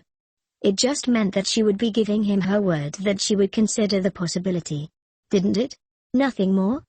And why on earth was she even considering this? She was only half aware of what was happening as he took it from her, placed the chain around her neck and let the ring find its own way down the front of the shirt she wore beneath his sweater, so that it lay nestled between her breasts, directly over her rapidly beating heart. Well? She lifted her eyes to his at last, swallowed hard over a final spasm of sobbing. We are not engaged? No. I can give it back? At any time, if you so decide. All I have to do is think about it? You're not suddenly going to tell the world you have a claim on me, or try to hold me to some sort of commitment? Well, he mulled humorously, scratching the back of his neck, if some guy I don't like gets too fresh with you, I might put his lights out, he admitted. But, yes, you are free to do what you want in that department. You have my word that I will not interfere. I'm not that sort of girl, she blurted defensively, drawing a crooked smile from him. She looked up to see that Manon was watching them expectantly, seemingly holding her breath. This only means that I'm going to think about it, Kirstie told her. And pigs grow wings, Manon muttered to herself with a broad smile as she went back to fixing a late supper. Kirstie woke to the light of the full moon. Both girls lay naked, having pushed the comforter down to their ankles sometime during the night in a bid to get cool. Manon lay on her back breathing the deep breath of sleep. Kirstie, as usual, awoke to find herself ensconced in Manon's sleeping embrace, head pillowed on the older girl's breast. Suddenly, she remembered. Heart pounding, she extricated herself, taking her time so as not to wake the sleeping Manon, began inching her way downwards until her face was scant inches from Manon's belly. The tropical bird, in whirls of arcs and curves of exotic hues, was plainly visible in all its intricate detail. She looked and she stared, trying to see what the others had urged her to see, but try as she might there was only the impossibly real articulation of a rare, exotic bird, standing on a rocky beachhead, surrounded by breakers. After several long unsuccessful moments, which grew into long minutes, a crick in her neck decided her that she was wasting her time. But at the last instant, Alan's words came back to her. He had said something about seeing it upright, about looking at it straight on. Working her way around until she was almost straddling Manon, lowering her face to the sleeping girl's abdomen once more, she took another look. What she saw made her jerk involuntarily, gasping. Manon's sleep noise, the sort she made when she was coming awake, sent Kirstie scrambling back to her former place at the older girl's side. Making an annoyed sound in her throat, Manon reached down, retrieved the comforter, covered the two of them, drew Kirstie into her embrace once more, and, kissing her on top of the head, mumbled, "Silly, shivering like that and afraid to wake me. Next time just grab the covers and pull them up. I too am cold." She pressed her cheek to the top of Kirstie's head, and the two girls got comfortable once more. But eventually, Manon murmured, concerned, "Shush, Betty, you breathe and your heart is pounding as though you had been running for your life. Have you had a bad dream? Why are you so chilled like that? You're hot and cold, perspiring and shivering, all at the same time. Perhaps you have the ague? Are you unwell? Perhaps we should have put you to bed for a few days, instead of allowing you to be up and around." "I'm all right," Kirstie lied, deeply disturbed by what she'd seen but trying to conceal it for Manon's sake. "I'll be all right." "You are not all right," Manon told her quietly. "You are holding on to me like you were holding on to that bit of driftwood down on the beach." "Yes," Kirstie thought to herself, clinging to Manon as though afraid to release her to her fate. "But that was just a piece of driftwood. How on earth am I going to find a way to protect you from what I just saw?" Thinking furiously, it finally dawned on her that each tattoo had a double meaning. Her own portrait on Heather's back. Some instinct told her that it too was some sort of double entendre representing life and death. And her ship? She sighed, pondering. Could she trust the others to tell her the truth of it? How would she be able to find out for herself? Tomorrow her own writing in the flesh would be complete. The thought made her mouth dry with apprehension, where before she had been so looking forward to its completion. Should she break her promise to Alan and Heather and show it to Manon? Tell Manon about the peril of her own mark? And tomorrow, she thought, drifting towards slumber and tumultuous seas, tomorrow they would begin probing this mystery for answers. But it wasn't fair like this, with things hidden, kept from the person whose fate hung in the balance. At last, her torment prompted her to speak. "Manon? Heather's tattoo, I've only seen it once. Is there anything more to it? Something other than its resemblance to me, or the little fairy?" She felt Manon stiffen. "I am not sure what you mean. Why do you ask?" "Oh, I'm not sure," she lied, "but I thought, just for a moment, that I was beginning to see something in it. But I didn't get a good enough look to be sure." Manon was silent for some time. At last, she said quietly, "Someone has told you." Kirstie felt caught. "About what?" Manon didn't mince words. "About the secret of the tattoos." Kirstie thought about that for some time. "Then, I was told you didn't know. That I was to say nothing about it. But it made me feel so bad. So scared. So that's what this is about." She drew Kirstie more firmly into her embrace, kissed the top of her head. "I knew I could trust you. Thank you for that, Betty." She sighed and shuddered at the same time. "I already know about my tattoo, How? Aren't you scared? Ah, Mei Izu, I am very frightened, as who would not be? But as to how I became aware, more than once people have noticed and have told me, but I have kept that little secret to myself. Now, Heather's tattoo, as you have guessed, it too is a double entendre, but like the fairy being it is too elusive for mortal understanding. We have all caught glimpses. But it is an odd thing, you know? You look directly and you see only what is there before you. You look indirectly, however, and Mandiux. She shuddered. What do you see?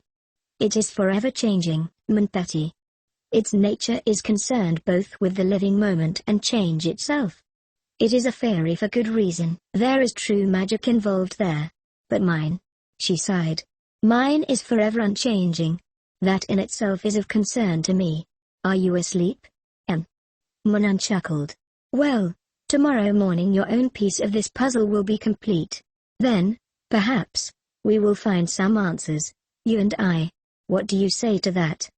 For answer, Kirstie sleepily wrapped her arms around the older girl's neck like a small child, nuzzled Manan's breast until she found her favorite comfortable position, and was instantly asleep. Sighing, drifting towards sleep herself, Manan murmured, kissed the sleeping Kirstie on the bridge of her nose, stared for a long time at the girl's smiling features which were rendered angelic in slumber, and which caused a responding ache in Manan's throat. You are a very bad influence on me, Kirstie brightened. You make me, for the first time, regret my independence and want babies. But despite appearances, in her sleep, fear ran in the background of Kirstie's dreams, fear that Manan would not live to realize her own dreams. Kirstie sat crosswise on the sofa in front of the rain-spattered window, tense and anxious, watching the cold, tumultuous Atlantic with unseeing eyes, toying absently with the ring which hung from her neck by its thick, braided silver chain. The chain had the look of that sort of marine hawser used to secure ships to docks, and felt as heavy and unbreakable as a noose. Yet at the same time Kirstie was aware that it held not herself, but was in fact a lifeline. At the other end of that lifeline was Thomas. Yet though she yearned to run to him and throw herself into his arms, for now and forever, the very idea terrified her. She closed her eyes, took deep breaths and let them out slowly, tried to calm her pounding heart. Manan was busy in the greenhouse, an attachment to the utility room at the back of the cottage, tending to her herb garden. She came into the living room now and again to reset her favorite CD, to a solo from a piece of classical music by a composer named Karl Orff. The song was so lookingly beautiful that Kirstie didn't mind at all. She found that it helped a little to soothe her mood, even though she couldn't understand a word of Latin. That girl, Pamela Dewhurst. What a voice, eh? Manan said to Kirstie at one point. I hope I'm not boring you with my music. I just like that song so much, at least the way she sings it. Kirstie nodded in response, glad for the distraction from her own thoughts. I know what you mean. You can play it over and over and somehow never get tired of it. Have you got anything else she did? Ah, hers is a famous sad but happy story, Manan replied. She made only the one recording, but it went so bad for her that she never made another. On the liner notes it says, Murd. Where did I put it? Ah, of course, I find it in the last place I look. It says, here we are. That she still sings at some little church in England, and is happily married with 3 small children. Kirstie shook her head in wonder. You'd never have known she was having a bad time of it to listen to her. But the ring she toyed with brought with it a certain empathy. If faced with a choice between her big adventure in life and the safety and security of marriage, she thought of her nightmare experience at the hands of the cruel North Atlantic and shuddered. Why were both choices fraught with fear? You like some tea? Manan broke into her reverie, calling from the kitchen. Yes, please. Well, Manan said as she set the tray on the coffee table and sat cross-legged on the sofa, forcing Kirstie to withdraw her newly unstitched foot, to tuck both of them beneath herself. If this weather behaves like the weatherman says it will, tomorrow will be the big day. Kirstie took in a deep, shuddering breath, let it out slowly. You are taking a big risk, letting me do the cooking for all of us, she said, though they both well knew this to be the least of her cause for anxiety. Tactfully changing the subject, Manan said with unfeigned curiosity, well, Now that it is finished, let us see what we can see. Kirstie obliged her by turning her back and lifting her shirt so that Manon could inspect her newly completed tattoo. After a long moment, she whistled thinly in appreciation. Wow! It will look better in a few days when your skin recovers, but it is already. You know, I can't see anything in it but the boat. She chuckled to herself. To paraphrase Sigmund Freud, maybe sometimes a tattoo is just a tattoo. Her sudden silence was so palpable that Kirstie found herself waiting in apprehension for some sort of response. But soon, unable to bear not knowing any longer, she said, "What is it? What do you see? Is it something really bad?" "It is complicated," Manon said slowly. "It is like Heather's fairy in some ways, but this one you can see by looking right at it. But it is that I am unable to make sense of what I am looking at.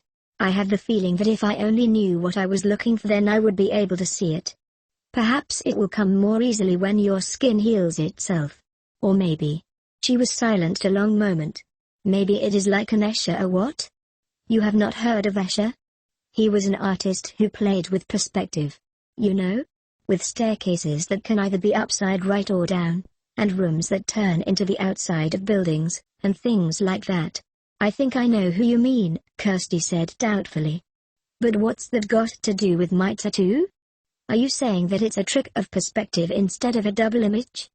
Manon made an exasperated face and gesticulated her incomprehension for emphasis. "It is not that simple. We tried taking pictures of Heather's." "Ah, where did Thomas put them?" "One moment." She got up and went to Thomas' bedroom.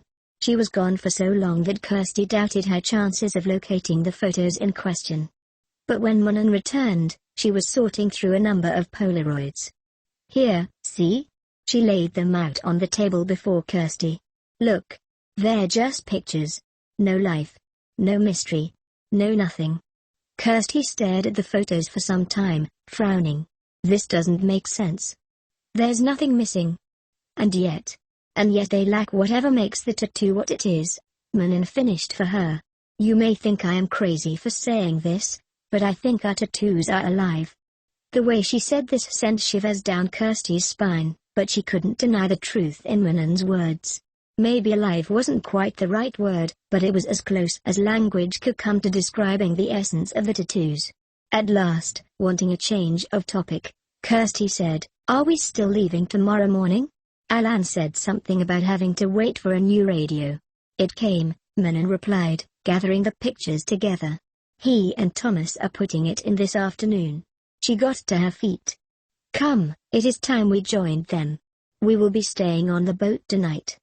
The two of them then packed the last of the bags into Manon's car. Manon locked up the little cottage, and they were off to the marina. "Here, you!" Thomas shouted from the boat when he spotted Kirstie limping along the dock, a heavy bag on her shoulder. "Stay there. You shouldn't be carrying that while you've still got stitches." "I'm not made of glass," she protested as he jumped down and relieved her of her burden. "And I don't have stitches anymore. I'm perfectly hey.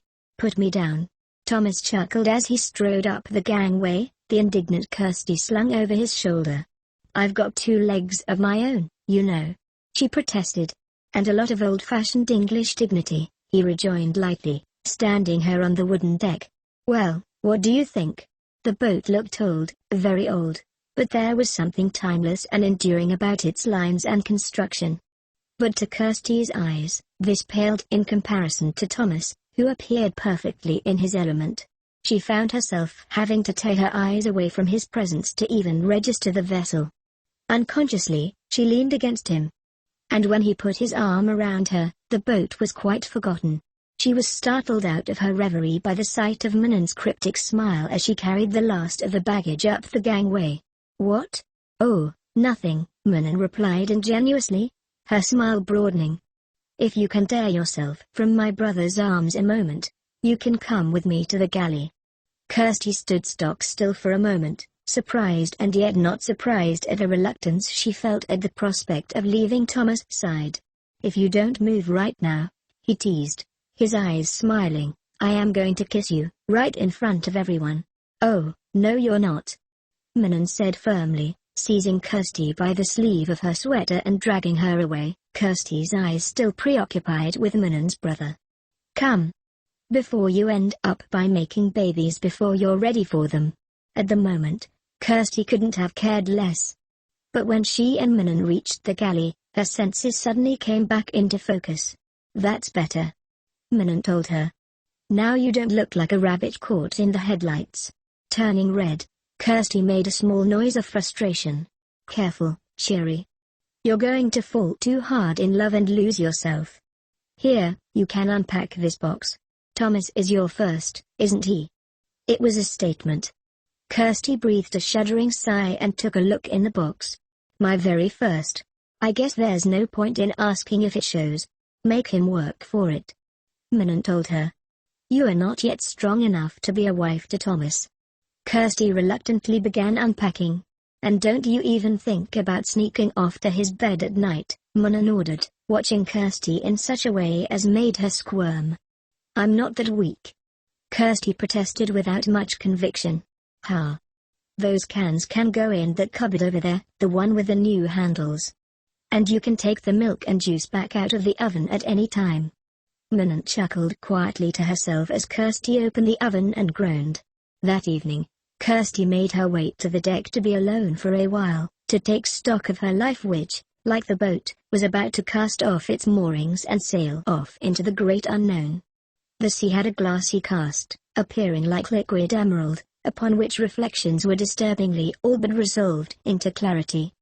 The sea itself seemed to resist clarity as much as complete stillness, as though its heart were restless, unquiet, pitted by its very nature against all that was unchanging. Its nature seemed to be made up of currents and rhythms, the motion of swells, waves and ripples, the movement of currents, riptides and eddies. The salt air, too, moved in interplay and counterpoint. Sounds far off sounded very near.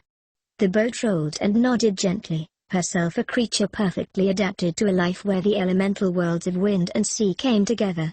Turning her mind away from intangibles, Kirstie tried looking back over her life. But the past seemed as cut off and remote as the future. It seemed to have lost all connection to the present. "I'm lost in the moment," Kirstie mused, then smiled sardonically at the unintended double entendre. A pair of gulls flew by, their wings rustling. They glanced at the boat once, apparently seeing nothing worth distracting them from their course, and continued on into the deepening dusk. Kirstie heard footsteps coming up the stairs to the wheel deck. Turning, she watched as Heather joined her, handing the girl a large earthenware mug. "Mind? It's hot. Thought you might like a cup of cocoa before we all turn in. Sky looks a bit ominous. We'll probably be heading out in the rain." Kirstie looked to the western horizon in vain. "I thought it looked rather peaceful." "Look again," Heather told her meaningly. "Sky's gray. No sunset. What looks like mist hanging off the bottoms of those clouds there is rain. So that red sky at night stuff really works?" Heather chuckled. "Not really. To tell the truth, we just heard the forecast on the wireless. There's no room for guesswork on a voyage like this." Kirstie took a careful sip of her cocoa, which was still scalding hot. The warmth of it in her hands felt good. "Thomas asked me to see how you're doing," Heather said, seating herself. "And before you ask me why he didn't come himself, I'll tell you." "What, that Manon set herself up as chaperone?" Kirstie said, unable not to smile. Heather laughed, though silently, casting a cautious glance down the stairs towards the galley where the others sat and played cribbage. "He's just as bad as you are. Mooning about like an overgrown puppy. And just so you know, you've got 3 chaperones on board. Look, it doesn't matter what the 2 of you do once we get back, but for now we all need our heads screwed on straight. Thomas, especially.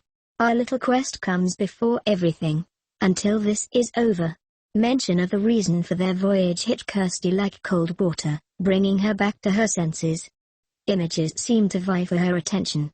Manon's tattoo, Heather's, her own, an exotic bird and a terrible fate, a forest nymph surrounded by dangerous secrets, a sailing ship forever beyond her view. The very real fear that Manon's life was in danger. "It's like a sort of puzzle," Kirstie muttered. "The ship's on me, I'm on you, the destination is on Manon. I've been thinking of that, Heather told her. I can't see my tattoo of you, but I can see you. You can't see your tattoo of this boat, but you can see the boat itself. Manon can't see what there is to be seen in her own tattoo, but she can see that it's there. Kirstie frowned. We are all three of us blind in different ways. I don't know why, but something about that fact makes me feel not afraid exactly, but apprehensive. Heather nodded. Like it was intended that way. Well, tomorrow's the big day. Finish your cocoa, and let's have ourselves a good night's sleep. The others had just finished their game and were rising to go to bed when Kirstie and Heather joined them. Manon caught Kirstie's eye meaningly before heading for hers and Kirstie's quarters. Kirstie was almost the last to leave, with Thomas close behind her. A hand on her arm made her turn, and suddenly she was in his arms. His kiss was brief, but left her staring up at him, breathlessly. Now both of us will be able to sleep, he said, smiling broadly. Better go before Manon catches us. Feeling as though she were walking on air, Kirstie left to join Manon. Hurry and come to bed, Manon told her. And shut the door. It's too chilly and damp for my bones. When the two girls were comfortable, warm and drowsy, Manon chuckled. A little kiss, now and then, is allowed. Kirstie was silent for some time. How'd you know? Manon chuckled. Because you're not squirming. It took a moment for her meaning to become clear. You. Shush, mon petite. Tomorrow, once we're underway, and for the rest of our journey, stolen kisses will become your measure of time. Dream now, and prepare yourself for whatever may come. By dreaming, Kirstie awoke alone feeling drowsy and wonderful, and that over the passage of night the soothing motion of the sea had become part of her. Right now I wouldn't care if we weren't going anywhere, she thought. I'd be content to just drift along, going nowhere in particular. As if nowhere itself were the destination. But at last something in the vessel's motion got her attention and she sat up, still naked, knelt on the bed and leaned on her forearms on the sill of the wide oval porthole. We're moving. Her features an admixture of astonishment and delight. She pressed her forehead against the glass and peered downwards at the surface of the water near to the hull to get some idea of how fast they were moving. Wow! We're practically flying. Come, my modest little nymph. You have missed breakfast. Used by this time to being naked in Manon's presence, Kirstie bounced off the bed and began pulling on clothes. Why didn't you wake me? What time is it? Aren't I supposed to be the cook? What time did we leave? She stopped when she noticed Manon's bemused look. I too have missed breakfast. Thomas, Alan and Heather pulled a fast one on us. We left about 4 this morning. Come, let's go eat. When Manon began helping out, Kirstie was under no illusion but that she was under Manon's watchful tutelage. Here, not that way. Water is not for making omelets. Put a little milk in the eggs. About this much. Now, take the piano whisk. No, that one. You see the things with the curly wires? Take the middle one. What? Why? Why is that size called a piano whisk? Manon shrugged. It just is. Now, beat a little air in it. Not so hard. Gently, like this. Kirstie frowned as she did so. When I was little, my mother always used an egg beater. Manon shuddered. Here, that is enough. Now for the parsley. The sausage. We put in the sautéed champignons. La fromage. Here, this will be enough parsley. Just chop it fine and put it in. But don't stir it. Just a little push, enough to make it mix and no more. Now, a little butter in the pan and the pressed garlic. Minutes later, as Kirstie took a bite of the mushroom, 3 cheese and sausage omelette, she found herself savoring the sheer aroma, the taste. This is awesome. This has to be your best yet. You helped, Manon told her with an encouraging smile. And just you remember, Thomas is used to my cooking. Oh, so it's going to be my job to keep on spoiling him, Kirstie grinned. Of course. They were silent for some time, occasionally looking up to take in some interesting detail along the coastline. They could hear the footsteps of the others as they moved about, topside. Now and then came the muffled sound of conversation and occasional laughter. I'll wash up, Kirstie said firmly when they were done. Shall I make tea? You'd better make a pot of cocoa, Manon told her. Use that one hanging over the stove. The others will be needing it by now. And remember not to scald the milk so badly this time. Kirstie found herself enjoying feeling somewhat useful as she passed out the steaming mugs. When she came finally to Thomas where he stood at the wheel, however, she felt herself overcome with shyness. Like her, he was dressed in galoshes, rain clothes and sou'wester. Though the sea looked fairly calm, the rain was coming down in slanting torrents. And Thomas, he looked perfectly in his element. "Here, you can take the helm long enough for me to warm up my hands," he said brusquely, standing aside, holding the wheel with one hand in invitation. "What? I don't know how to steer this thing." Ignoring her protestations, he took the mug from her and set it down. He then took her firmly by the shoulders, positioned her before the wheel and put her hands upon it. "There, you see? So easy a child can do it. Now, as you can see, this great big brass thing with the glass top, here in front of you, is the compass. And the numbers on this instrument over here represent the course we should be on. Just steer her so that the course-setting numbers and the direction of the compass are the same." Kirstie almost panicked as he withdrew himself, wrapped his hands around the hot mug of cocoa, and sat down where he could observe her. A glance at the compass told her she was too far to the right. Gently. Come about too hard and you'll find yourself making a zigzag. Take it slowly. This is not like steering an automobile. Let your hands and arms and shoulders be loose. Kirstie obeyed, and found after she relaxed that steering the 75-foot vessel was not the difficult task she assumed it would be. After a while, standing on tiptoes, she found herself glancing at the plasticized chart mounted before her. She felt a light pressure on her back as Thomas leaned over her. He pointed to an instrument dial on a panel next to the compass. "See this? It's connected to a fat little antenna on the big mast. See? Away up there, just above the little spinning thing? It listens to satellite information, all the way from space. These numbers tell us our position. Here, see? This is our longitude, which is here on the map, and this is our latitude, which puts us exactly right here. What if it breaks?" Kirstie said, impressed by the technology but wary of relying wholly on something that might not always work. Thomas chuckled. "You would bring that up. Well, if it breaks, then we do it the hard, old-fashioned way, with sextant, clock and compass. Some night, when we have clear skies and calm weather, I'll begin to show you." "How come we're not going west?" Kirstie asked him. "I mean, why are we traveling south along the coast?" "We are going south to warmer water," he told her. "All the way to Africa. See on this map here, the way it sticks out? We're going all the way down there, and then we are turning west. We will pass through the Panama Canal, here, and then on we go to the Pacific." Kirstie enjoyed taking the helm so much that Thomas left her to it until he and Manon came and got her and Manon took her back inside to the galley. "Noon? Already? I didn't realize I'd slept in that late." "Here, you're dripping," Manon said, trying not to laugh. "Take off your wet things and hang them. You've been out there since 7 what? It seems like we just sat down to breakfast.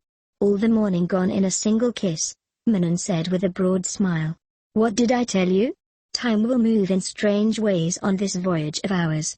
Now here. You may start by slicing the bread. What makes you think? I mean, does it really show that much? Cut," Manon ordered, handing her a knife.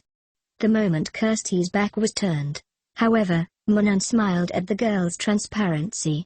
"Has anyone told you how long we will be gone?" Kirstie shrugged. "I figured. About a month? Maybe? Well, let me inform you that it will take months just to get where we are going. And by the way, I told you to make him work for it. I did. You most certainly did not. You forget, I saw you standing there, just begging for it." Kirstie stopped what she was doing to glare, defensively. "I was not begging, you were, too. You were standing there like this." Kirstie's denial died on her lips as she flushed scarlet. "Cut," Manon told her, taking Kirstie's arm and placing the blade of the knife on the bread. "Let me tell you, you do not want to be making babies on this trip. You would be out to here by the time we got back, and you would be miserable, throwing up all over with the morning sickness. I have a friend who moved to North America who came out with us one time when she was pregnant. She was so sick that she looked about the same color as that chucha there. She began laughing. She was about that same shape, too. Kirstie considered the cabbage, her eyes wide. Yes, Thomas is a big fellow, and he will make big babies, Manon teased, pretending not to notice the way Kirstie continued to stare at the offending vegetable. Here. She replaced the bread knife Kirstie had been holding with a wide-bladed carving knife. You may make coleslaw instead, if you wish. She began chuckling to herself as Kirstie went about the task as though vigorously warding off fate. Kirstie got her first taste of seasickness later that day. A gale had come up, turning the surface of the sea to white-capped, agitated chop. Literally turning green, she had gone to the head and heaved until her mouth was sour with bile. Her stomach cramped. Manon stayed with her a while, until Heather came to her rescue, making her swallow something to steady her stomach, and put her to bed where she lay in a cold sweat. Heather stayed long enough to be sure that Kirstie's distress was under control, then left her to her spinning room. The others stopped by from time to time, even Alan, of whom she had spoken to little since their voyage began. "I know you feel bad," he said kindly. "Very bad. Heather used to get like this, but over time she has learned little coping strategies. One thing she used to do was make herself throw up as soon as the weather started getting rough, which, if you are prone to seasickness, is not hard to do. An empty stomach is half the cure. What's the other half?" Kirstie grumbled. "Staying at home on dry land?" Alan shrugged. "It varies. Being able to see the coastline helps, but you will not always be able to see land or any other fixed point." "How about the stars and the moon?" Kirstie muttered, feeling that she might drift off. "You are not to be on deck at night when the weather is bad," he told her firmly. "At least, not yet. It would be dangerous for you and for us. Novices and bad weather are a dangerous mix. So Heather got used to this? You are talking in your sleep, so I will leave you now," Alan chuckled. "Shall I leave the door open?" When she didn't answer, he did just that. That afternoon, propelled by a hungry, hollow feeling, Kirstie stumbled out of bed in the general direction of the galley, feeling drained of more than simple sustenance. Her legs rubbery. "Sit," Manon ordered. Her expression worried. She, Alan and Heather had been sitting together at the table sipping cocoa. "Will you eat something now?" Kirstie practically fell onto the padded bench beside Alan and promptly lay her head on her arms. "Please. It's not as rough now." She let out a small moan of appreciation as Alan began massaging her shoulders with his free hand. It began to dawn on her that everything felt strange or different somehow. She felt that she was now more part of the other's sphere than she had been, that she belonged more, was less a stranger. Beginnings of warm feelings lurked under the surface, but they were somehow elusive, like fast-swimming dolphins and shadows. Sitting up, she took stock. Manon and Alan seemed to actually look different, less perfect, more human, more earthy. Even herself. What she could see of herself, seemed to look different. To feel different. Yet something in Alan caused her to frown at herself, inwardly.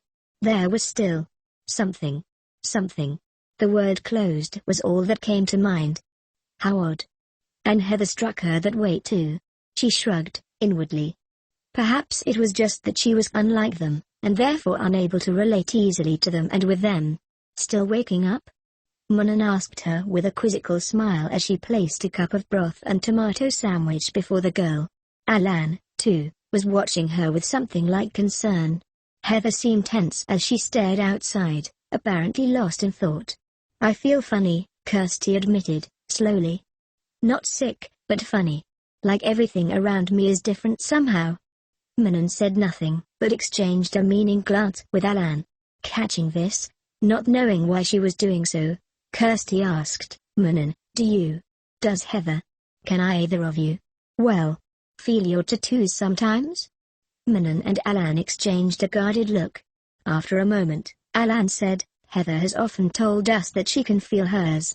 She tells me that there are times when it seems somehow alive. Like when I was sick in bed?" She asked, looking at him directly. "She knew you were ill?" The moment you began feeling ill, he told her. That is why she went to you directly. Kirstie looked at Manon, afraid to ask her next question. Yours too. It's different for you, isn't it? Manon nodded, unable to meet her gaze. Yes, it is different. From the beginning, I have felt nothing. Others have noticed things. Some claim to have seen it stirring. But I do not understand what that means, or why it is that only I should be so blind in this. She's afraid. Kirstie thought, staring at Manon in sudden fear. She thinks she's going to die. But why? Ask. Manon told her, as though divining her thoughts. I don't know where to start, Kirstie replied, feeling blank. You still haven't told me everything. I get the feeling, though, that it is something to do with when all of you first saw me. It isn't just that I look exactly like Heather's tattoo, is it? It was a statement. There's something else. Something you're not telling me. Manon nodded and shrugged in a curious and distinctly Latin way. All right. Remember we told you about the little girl that drowned? Well, she was our neighbor, a little girl from next door who Thomas used to play with. There's no need to look so shocked. It was a long time ago, when Alan, Thomas and I were about 6. But that was only the first of many bad things to happen. Sometime after, someone tried to kill me. What? That is when Thomas appointed himself to be my guardian. My protector, Manon continued. There were several attempts, some of them nearly successful. But Thomas always managed to be near enough at hand that he would frighten off my attacker. Kirstie looked at Alan, who shrugged, looking unconvinced. I'm not going to reopen an old argument between Manon and Thomas and myself, Alan said, but I was always of the opinion that Manon's imagination was the real problem. I never saw any evidence of any attack. You spent very little time with us when this was happening, Manon reminded him. I was there enough, he said patiently. Anyway, when the little girl was drowned, Manon used to have horrible nightmares. She would wake up screaming, night after night. Thomas had problems too. He had lost his best friend, and until he began watching over Manon, he was like a lost soul, wandering about alone at all hours of the day and night. Obviously he was in shock. The attacks continued, Manon interrupted, until one day when our parents were killed. Manon, please, Alan said, his expression pained. That was an accident and you know it. Yes, another accident, Manon said bitterly. Kirstie sat very still, scarcely able to take in what she was hearing. How did it happen? Papa had this big power boat, Manon told her. It was something to look at, let me tell you. They don't make them anymore like that. It was made all wood with brass and chrome, and it was very long and low and shiny, with great big engines, like a huge racing car, and it would go like the wind. Papa would take us, Mom and we 3 children, and sometimes 1 or 2 of our friends, and he would drive us all the way around the island, and sometimes to the mainland. You are romanticizing. Alan criticized. You just say that because you didn't like to come along, except to look at our family's old mansion away up on the top of the hill, Manon rejoined. We all cringed every time you spotted it, because like a broken record, you would start in with your why are we not living in the mansion, Papa? We own the island. We are the richest people here. And no matter how many times Papa explained to you why we weren't living in the big mansion on the hill, you would go into a silent funk and be miserable. That's a bit harsh, he said quietly. I was just a child, as were you and Thomas, remember? You and Thomas, the 2 of you dreamed of no more than you already had. The little house on the beach, and the beach itself, and the parks and the markets. You didn't choose to want those things, it was built into you to want them. And I was forced to languish, cursed with wanting to live in the old family mansion. It's not as though I could help it. And as a child I always felt cheated that the 2 of you so easily got what you wanted, while I never got the one thing I wanted. Though her attention was ostensibly elsewhere, Kirstie could tell that Heather was listening intently to every word. Oblivious, Manon said to Alan. You well know what that old mansion represents. You know now and you knew then. Heather looked uncomfortable as Alan said in a tired voice, it's just an old mansion, Manon. A big, run-down old house that is slowly falling apart. Our feudal ancestors were no better or worse than anyone else's feudal ancestors. Ours were the few at the top of the heap exploiting the many. That's just the way it was. Alan rejoined. Please, let's not start this, Manon said, looking pale. It is in Papa's will that the mansion remain empty until it crumbles into dust. Alan turned unexpectedly to Kirstie. This tragedy is something that I'd expect you to understand. You're being British, he told her. In your country, you take your history, good, bad or indifferent, clean the muck and the dust off it, and put it on display. Your bloody tower was an abomination in its day, yet look at what it is now. One of the world's most popular tourist attractions. You save your castles, preserve your battlefields. He made an angry gesture. While on our island, we take what little history we have left and deliberately let it fall apart. He sighed and shook his head. When the three of us, Thomas, Manon and myself were children, I spent a good deal of time alone, poking through the old mansion. What a palace it was in its day. Marble staircases, leaded beveled glass windows, slate roofs, granite walls 4 feet thick, with fountains and carriage drives and gardens with gazebos. He huffed. Just sitting around and watching it fall apart. For yourself it would be like watching the decay and ruin of Buckingham Palace. On an intuition, something about Alan's interest in the old mansion making her cautious, she ventured. You are not talking about restoring the place for tourists and historians, are you? It was a statement. You're talking about restoring the place so that you can live in it. He looked at her as though she had missed the point. Of course, to live in it. It was the ancestral home of the Bruillards. Anyway, Manon said firmly, having had enough and changing the subject, our parents were killed when we were 15. Papa's boat exploded, yes. And it was caused by a leak in the fuel line, Alan said. Papa was an excellent mechanic, Manon said quietly. Besides, the boat should have caught fire first. Everyone said so at the time. Alan said nothing. Then, Manon continued, for several years the attacks stopped. Until one day there was Mitre 2, with its double entendre. And all at once it was as though the threat was made anew. Some men tried to abduct me. She nodded into Kirstie's shocked surprise. They very nearly succeeded, but Thomas, sensing something was wrong, came to the rescue once again. And don't try again to tell me that incident was unrelated, she said forcefully to Alan. They even said to me, you're going to pay with your life for having that mark, and Thomas heard them as well. Things have been quiet since, but we knew something would eventually happen. And then I came. Kirstie muttered, guessing where this was heading. Yes, and then you came, the magical little being appearing amongst us in the flesh, that confirmed that there is something supernatural about the tattoos. And it was then we knew that, for better or for worse, the time had come to see this matter through to its conclusion. Kirstie sighed and shook her head, still skeptical. Manon, I am not a magical little being like the depiction on Heather's shoulder. The tattoos. They're probably just tattoos, she faltered as Manon went to a drawer, took out an old black and white photograph and handed it to the girl. Kirstie went white. Where did you get this?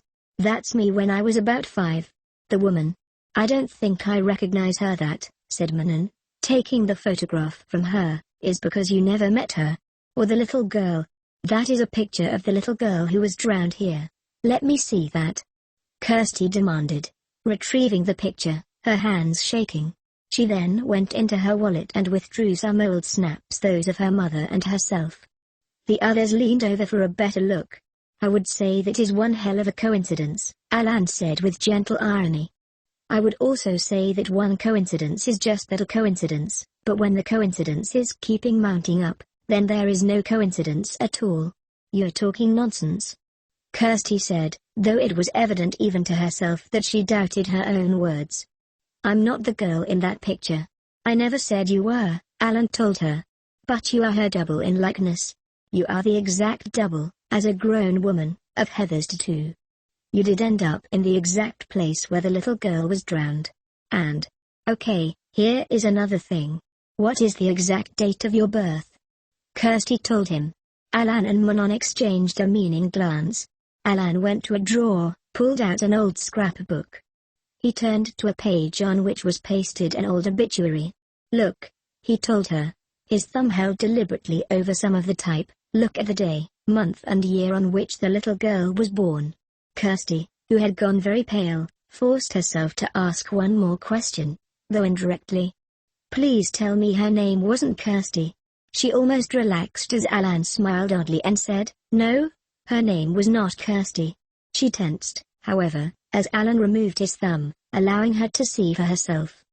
Her name was Kirstie. That evening, Kirstie lay awake for some time, her head full of images, memories and intangibles. At one point she even began musing on her own name, which resembled the cursed version of Kirstie. "Am I the embodiment of the curse?" she mused. "Wouldn't that be the height of irony? Can it be that something evil is going to happen to us?" She remembered, then, an incident which had happened a little over a year ago.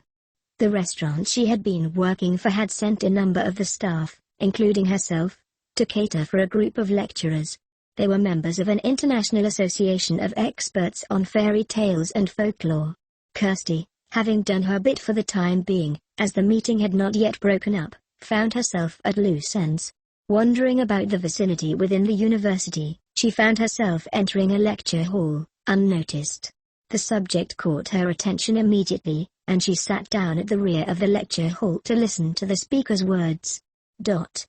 Account for the creation of the myth of the wicked stepmother. As the historical record clearly shows, it was the mothers themselves, indeed both of the parents, that took part in child abandonment, infanticide, the selling and procurement of children, and in some instances cannibalism. Of course, at the time the brothers Grimm were collecting rural folklore and fairy tales which were in the oral tradition, such accounts had to be bowdlerized for the benefit of the less urban citizenry. Tales of child cannibalism and infanticide were definitely out, except where the possibility of such an occurrence could be used to harmlessly spice up a story. And tales of the acts of evil parents were also out. To this end, the wicked stepmother was created, and remained an icon of fairy tales and folklore, both in the oral and literary tradition as set out in Prope's guidelines, until the end of the 19th century. Some might argue that it exists in one form or another to this very day. One very pronounced reason such attention was focused upon a created being, namely the stepmother, was that retribution was very much a part of these old stories. To that end, you will recall that in the story of Cinderella, doves were said to have plucked out the eyes of Cinderella's wicked stepmother and her 3 stepsisters. However, the orator had said this wish slow relish. In the tale as told to previous generations, doves pecked the eyes out of the heads of her wicked mother and older, wicked sisters. Clearly, this was too much for the more citified Christendom of the times. Now, whilst later generations tried to sweep this sinister-appearing wish-fulfillment fantasy of small children and uneducated rural society under the carpet, the evidence clearly has it that they failed to do so. Take your typical mid-20th century American animated cartoon, for example. The relationships are clearly child-adult, as can be demonstrated by the difference in size.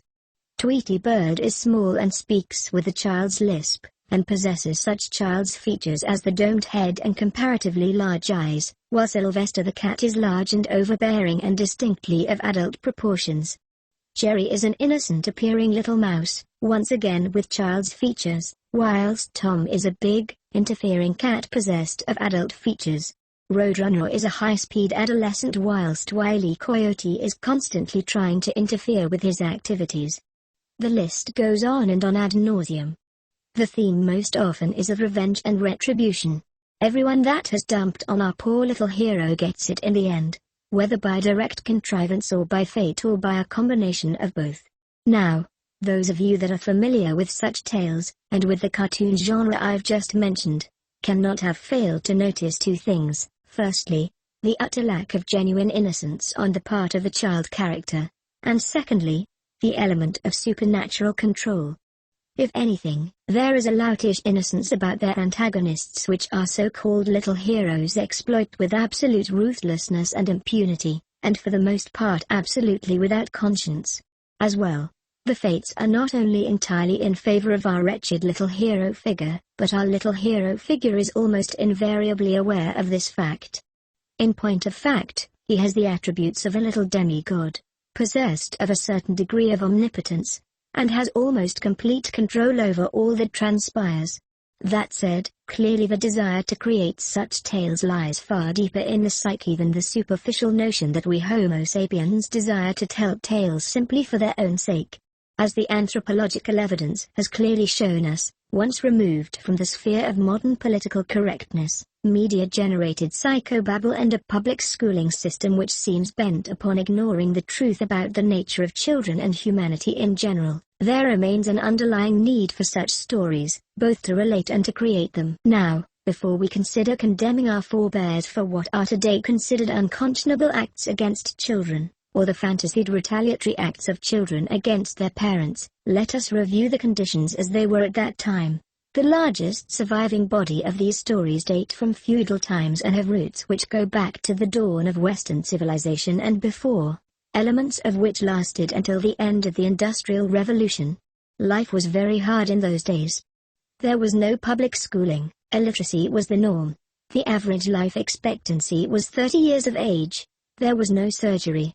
There were very few real medicines, superstitions of all sorts abounded, yearly epidemics caused many deaths, the infant mortality rate was extremely high, food preservation was unreliable. What laws existed did little to protect the average and very poor citizenry. Some would argue that this has changed little. People were plagued by chronic ailments and pests such as lice, ticks, ringworm, fleas, scabies, and so on. As winter came to an end each year, many or most were either scraping the bottom of the barrel or beginning to starve. Winter. Not a one of us can begin to imagine the fear that one word embodied in those days. There was little to do but try to stay warm and collect firewood. People spent much of their time carefully watching over and eking out their dwindling supplies of food, mindful of rot, mold, rats, mice and insect larvae.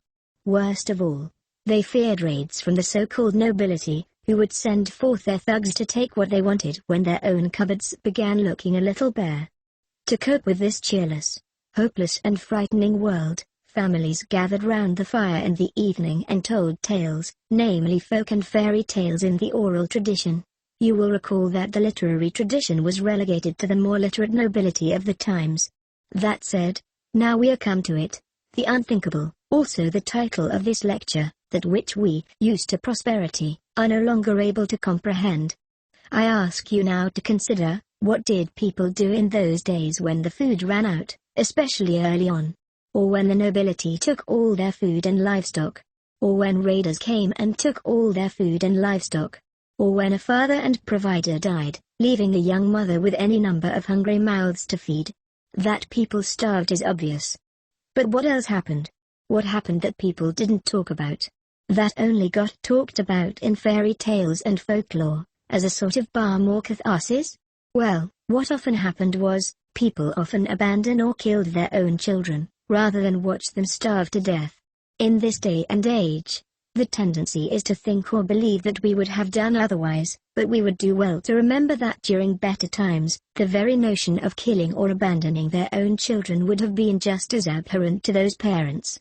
To believe that we would do any differently is pure arrogance on our part. As well, there is much anthropological and other scientific evidence to support the claim that infanticide committed while under duress is a common phenomenon even today. There are those that claim, for good reason and with mountains of evidence to support such a claim, that such behavior is instinctive, that we humans are not so far removed from the hard necessities of the animal kingdom as we would like to believe. And there is also evidence that a mother's instinct to kill her own young can be triggered by some calamity, duress, or in some instances by mental illness. It is worthy of note, however, to point out the bizarre and often ritualistic behavior and actions of mothers that kill their own young. That their behavior has gone far beyond the realm of conscious decision-making or reason there can be no doubt, but what is of greatest interest to us, as students and historians of oral fairy tales and folklore, is that such behavior seems to arise from the very wellspring of that which impels us to think and act. Those of you that have also studied psychology will be well familiar with this. It is often referred to as magical thinking, and refers to a person suffering from incorrect thinking. There was some amused tittering at this, followed by a slight pause. However, the speaker drawled, a disparaging note in his voice. That is a rather derogatory way of describing, and more to the point, avoiding coming to terms with a condition latent in all of us, whereby everything a person thinks or says or does arises purely out of instinct. Now, I would like you to think carefully about that, for that is just the sort of person we have been discussing. Think of it. At one time, almost everyone was like that. People like ourselves were the odd anomaly, and not the other way round. You might also like to consider the fact that people in those days that expressed the sort of free-thinking ideas, opinions and lifestyles that would usually wound up dead. Our modern way of thinking was not entirely unknown, but by and large it was not tolerated. The ruling monarch's word was the only law, and resistance to that law in any form meant a date with the headman's axe, or worse. The same was true when it came to upholding the prevailing beliefs of the time.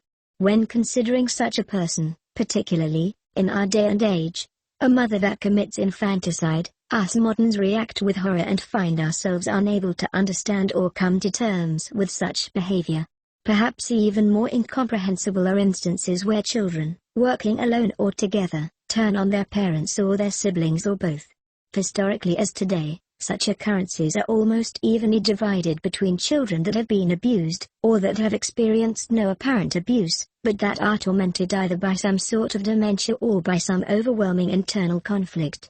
I would argue that all attempts to explain or understand such behavior are doomed from the start, so long as we hold to our modern notions of motivation, behavior, and right and wrong. In that sense we are imposing ourselves, and are not genuinely listening, understanding or impartially observing. The failure here is in us. To truly understand such a person, we must do what a person confronted with a strange new culture must do to truly understand. We must suspend all that we have learned about the world and ourselves, and be willing to go native. In essence, to be on the same level as such a person, we would have to become like that person. Such is the goal of the finest historians, to feel and live and breath as those. What, you are still awake?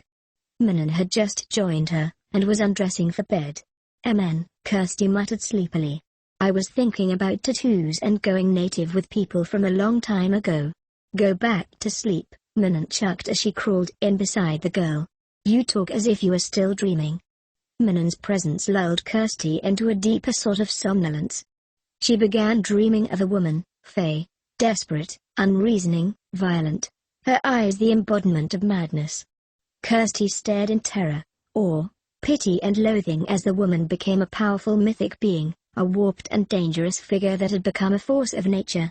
Her malevolence was bent upon a little girl, Kirstie saw, only because the girl was the nearest living thing to her madness as it took over. Or was the madness itself some unspeakable evil thing that had taken over the poor woman? But there was something odd about this woman, about the eyes and mouth, that struck Kirstie with fear. She did not move like a woman. Kirstie could tell that she was horribly strong. No. Stop it. Leave her alone. Can't you see what you're doing? She's just a child. Just an innocent child. Shush, mon petite. You are having nightmares. Shush, now.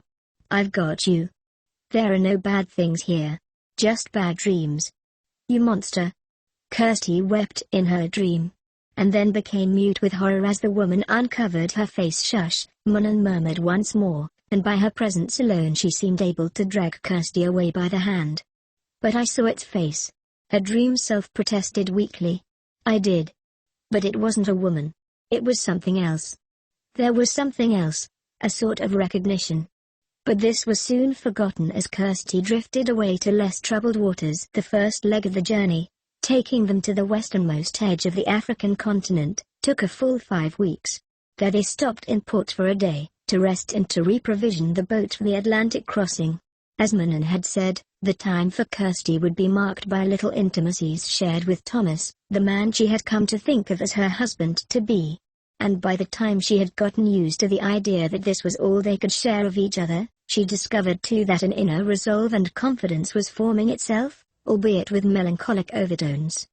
There was no guarantee that their voyage would end in resolution and consummation, no guarantee that disaster wouldn't strike along the way, and there was certainly no guarantee that the circumstances and conditions that presently governed their lives wouldn't change, for better or for worse.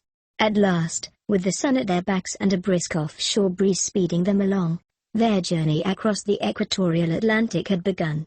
Kirstie noticed at once the change in the ocean, the way it seemed to loom all about them, heavy and dark and deep. Everything about the water became transformed, its rhythms, its currents, its behavior. Kirstie felt some misgiving at these changes, and realized that only now were they truly at sea. She saw ground swells for the first time, no mere waves. These, the waves themselves, were dwarfed by undulating hills and ravines of water. She listened in awe as Thomas explained to her that the Atlantic, being a shallow ocean, had correspondingly smaller ground swells. The Pacific, he told her, being deeper, produced ground swells that made those of the Atlantic appear like rollers on a lake. Several times along the way, during rough weather, when Kirstie was bedridden with seasickness, each time something fundamental within her was eroded away like sandstone, while that which remained changed and adapted to accommodate life on the open sea.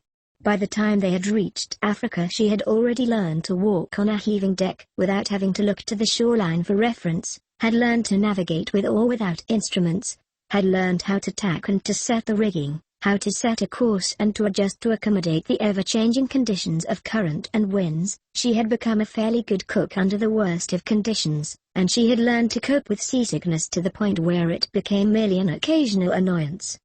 The others, apparently satisfied with how things stood between herself and Thomas, left off any pretense of chaperoning the pair. Little intimacies, though brief and stolen, were no longer hidden. But this restraint quickly took its toll on Kirstie. To her eyes Thomas had become distant, and a fear began to grow on her that their relationship might be slipping away. But by nature, Kirstie couldn't abide things hanging in the air, as it were. Though she couldn't have clearly explained why, she loathed such things as stories based upon prolonged misunderstandings. She was unaware that this was a staple of French and other European storytellers, and that as such it was very much a part of European culture. But for a straightforward and practical English girl like herself it was nothing more than a maddening, pointless contrivance that reflected an attitude that was at once phony, deceitful and manipulative. Though she had grown to love Thomas and Manon, still, their Frenchness caused her not a little difficulty, especially where Thomas was concerned.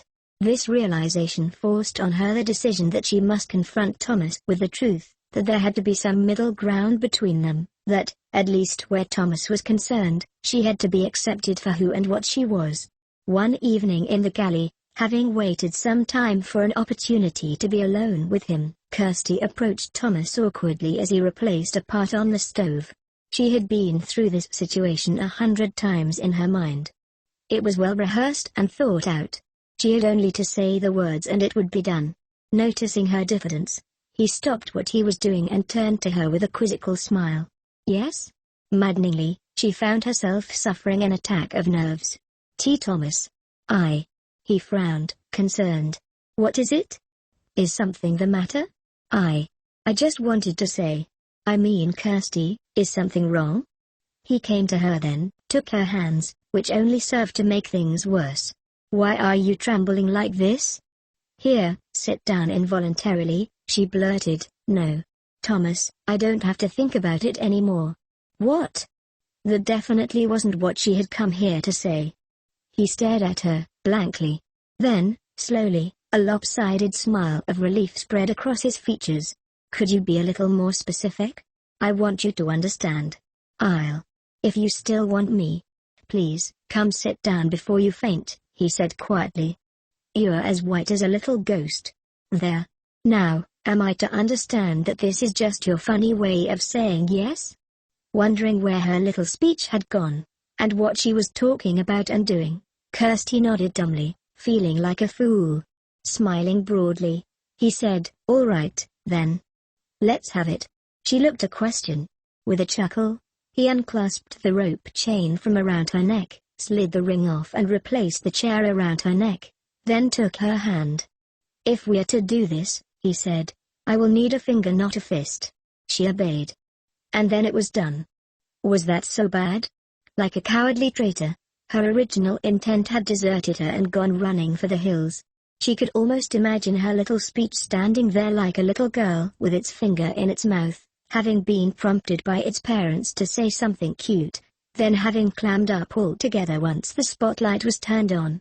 How this had happened was as lost to her as understanding why she was suddenly in his arms, weeping uncontrollably, feeling that, somehow, she had said and done everything she'd intended. "You British are so odd," Manon muttered as she mounted another trawling rod in its stern bracket mount. "We French girls live for the delicious agony of anticipation." Since discussing the matter, Kirstie had discovered, to her surprise, that neither Manon nor Thomas had any use for prolonged misunderstandings, story-wise or otherwise. At present, Manon was merely making conversation to while away the time. "Yes, well, we British tend to frown upon self-inflicted suffering," Kirstie rejoined, angling the bow a little further out of the wind. The breeze was maddening, coming at them from almost directly head-on, but shifting just enough to cause Kirstie to have to periodically change her tack. It was tiring work. Instead of making the minute adjustments needed to simply hold a course, she was periodically forced to swing the bow out of what suddenly became a headwind, which, being dead on, caused her sails to flap lifelessly, the boat to suddenly lose momentum, the very momentum of which was needed for the rudder to change their course.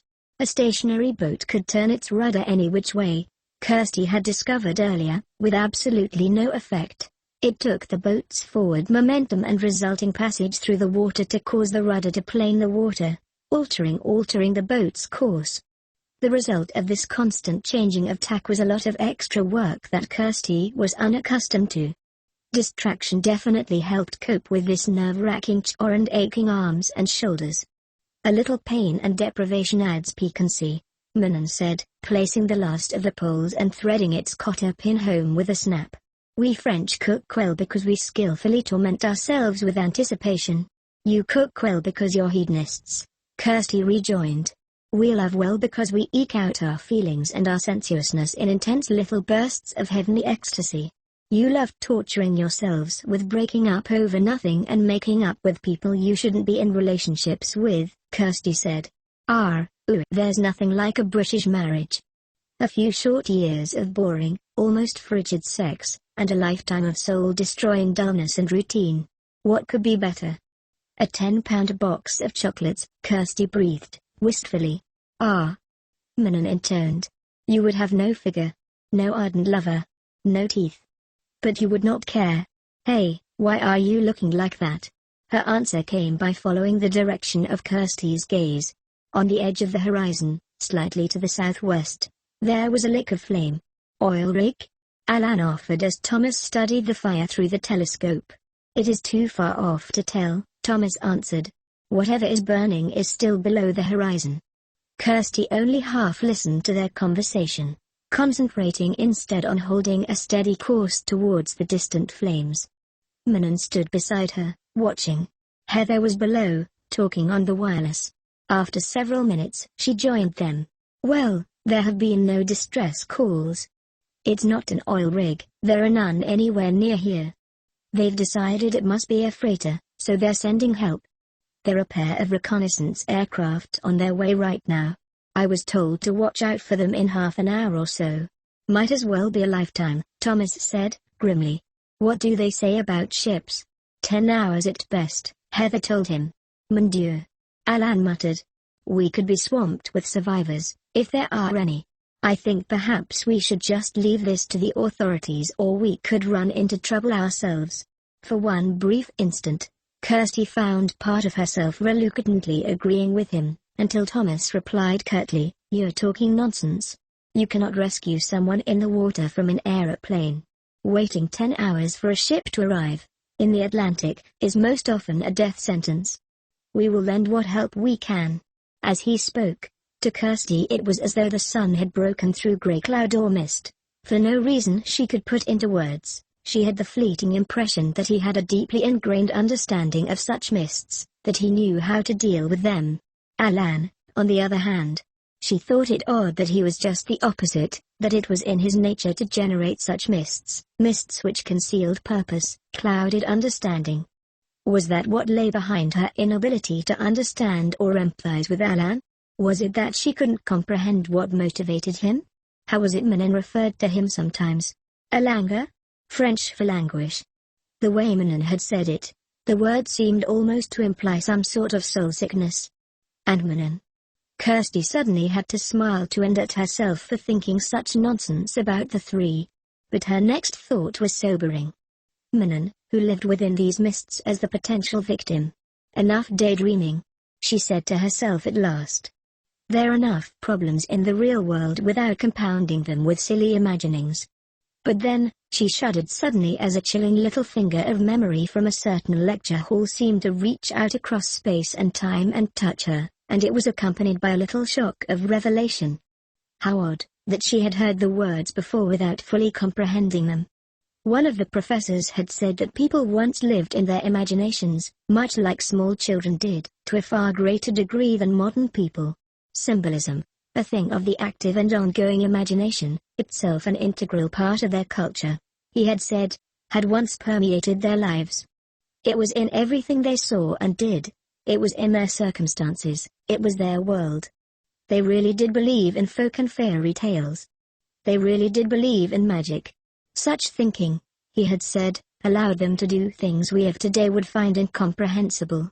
Kirstie examined this thought in surprise. Well, Professor, she mused, perhaps you were quite right about that. Maybe it's still there somewhere. Somewhere deep inside all of us. The sun was hovering just above the horizon when they arrived on the scene. The fire had since burned itself out, replaced by lingering, acrid soot and smoke. A greasy stain marked the place where the vessel had been, an ugly disfiguring blemish on the surface of the silvery, unreal-looking sea. Kirstie stared in horror when she noticed that what she had thought to be debris turned out to be charred corpses held up by half-melted life-preservers. She began weeping when it dawned on her that they all appeared to be young women. "You three go below," Thomas said to his sister, who like Kirstie was staring sickly at the carnage. Manon gaped at him as though wondering where her outrage at his chauvinism had gone. "Go," he urged quietly. "Alan and I will deal with things here. And don't even start giving me an argument about male chauvinism. You can say what you like after this is over, but for now, the three of you have seen enough, and you will see no more." The two young women exchanged a look that said eloquently that they were as put out as they were guiltily relieved. Heather tacitly joined them, her features unreadable. In the end they were delayed a full day. Meanwhile, their sailing vessel, which Kirstie had thought of as huge, was dwarfed by the French naval vessels that went about the grim business of retrieving bodies and trying to sort out the cause of the horrible tragedy. It was decided that an old wooden cargo ship, loaded with hopeful young illegal immigrants, had been on its way to North America, when fire broke out. It was evident that they had time to don their life preservers, but the ship had then likely exploded and burned. In the end, the wreck itself was never found. It had gone to the bottom of the cold Atlantic as faceless and nameless as the ill-fated young women who had perished in their hundreds. A week later, Kirstie discovered to her great surprise that the experience began to fade, as though eroded away, like everything else, by the sea's touch. The sea seemed to suffer only that which lived in the moment while eating steadily away at that which endured. And yet, the experience seemed transmuted in some manner. It seemed to her that some underlying symbolism remained. The young women had become the embodiment of ruthless exploitation. "Are you still here?" Thomas asked her, a half-smile on his lips. "What? Oh, yes. Just thinking," Kirstie muttered, distracted. Thomas was showing her how to mend sails and splice rigging. Then, she asked a question that had been bothering her. "I got to thinking, after that ship went down, no one ever found out who she was. Thomas, why doesn't this ship have a name?" He gave her a quizzical smile. Kirstie brightened. "Are you superstitious?" "No," she rejoined, untruthfully. "Then, well, maybe just a little. I mean, isn't it supposed to be bad luck for a ship to have no name?" "It is if you believe in such things," he said, still smiling. "I don't really. But it makes me uneasy, somehow. Like I can't trust her, or she's hiding something. I see. Like a mysterious woman who suddenly walks into your life, who may be friend or foe.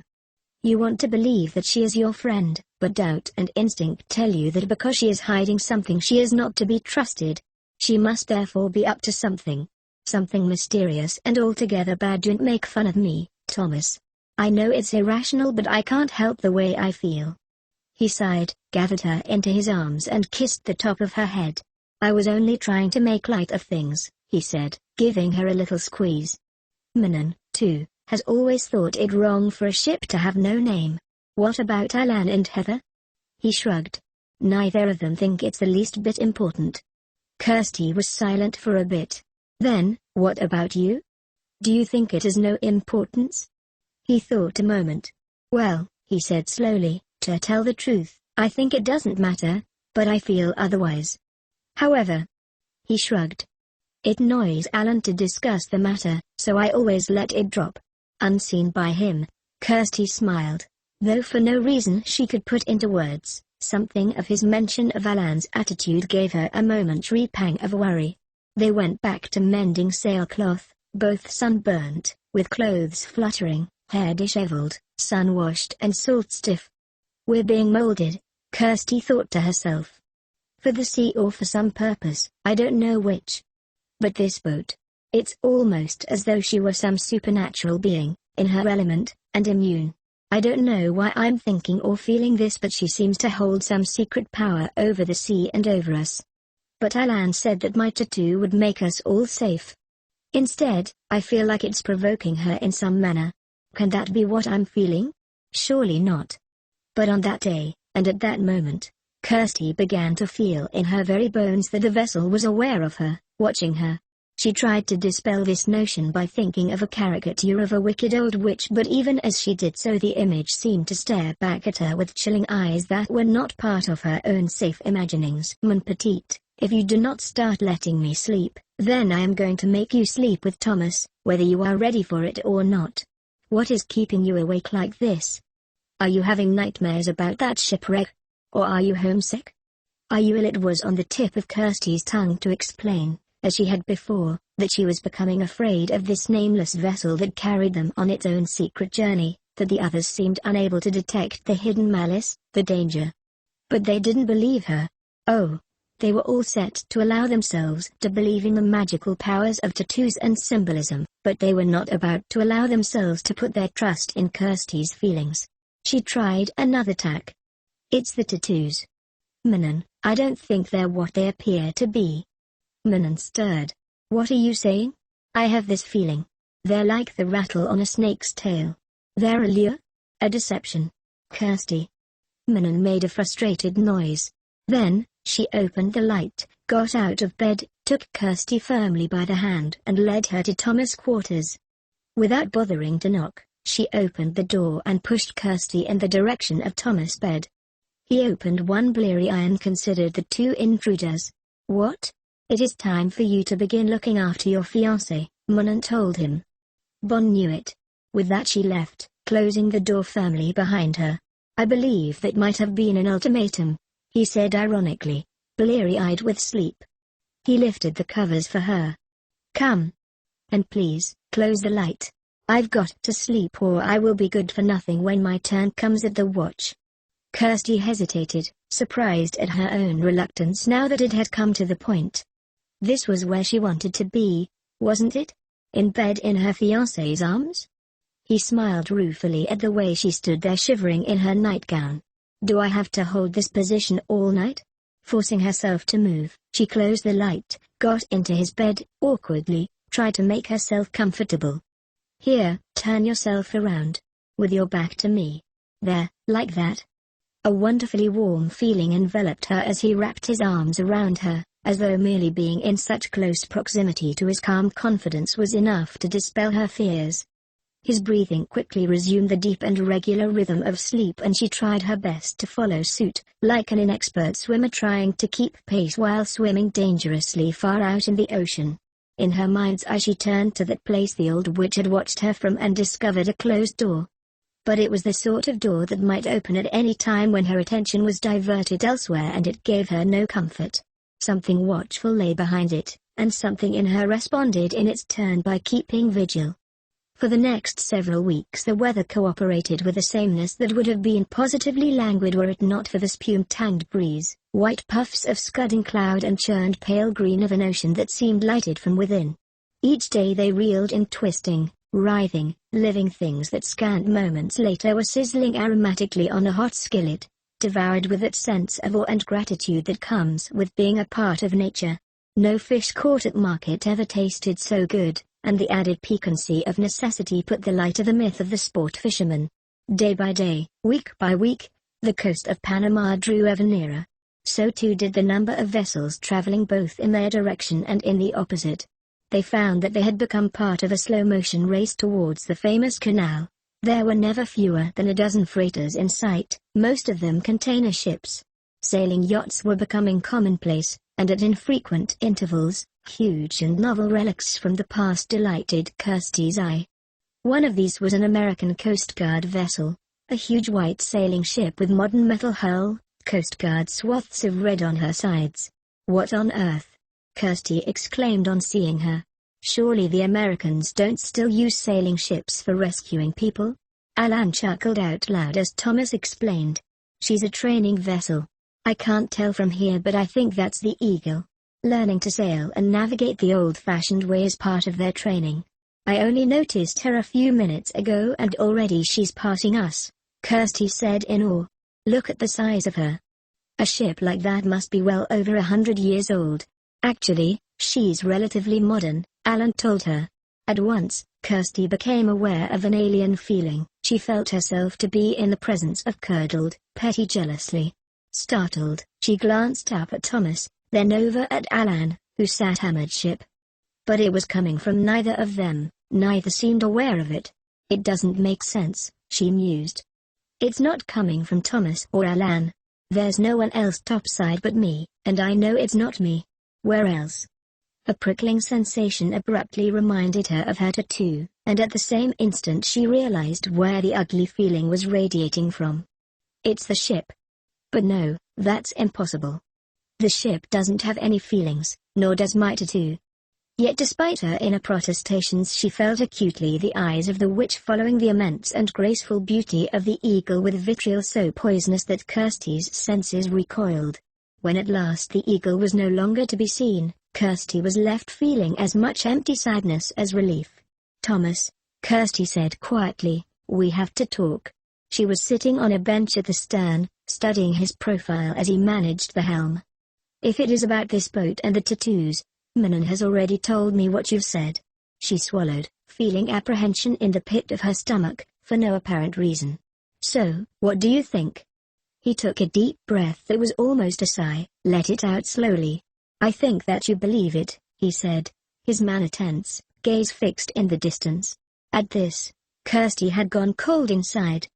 "You are saying that you don't believe me, Kirstie," he said patiently. "The tattoos are one thing. But what you're saying is that you are tied in with things supernatural. Look, we have all seen the evidence of the tattoos. But they are objects possessed of properties that defy understanding. But Kirstie, you are not an object. Do you see what I am saying?" What was cold by now had turned to ice. "I see what you're saying, Thomas. You're calling me a liar."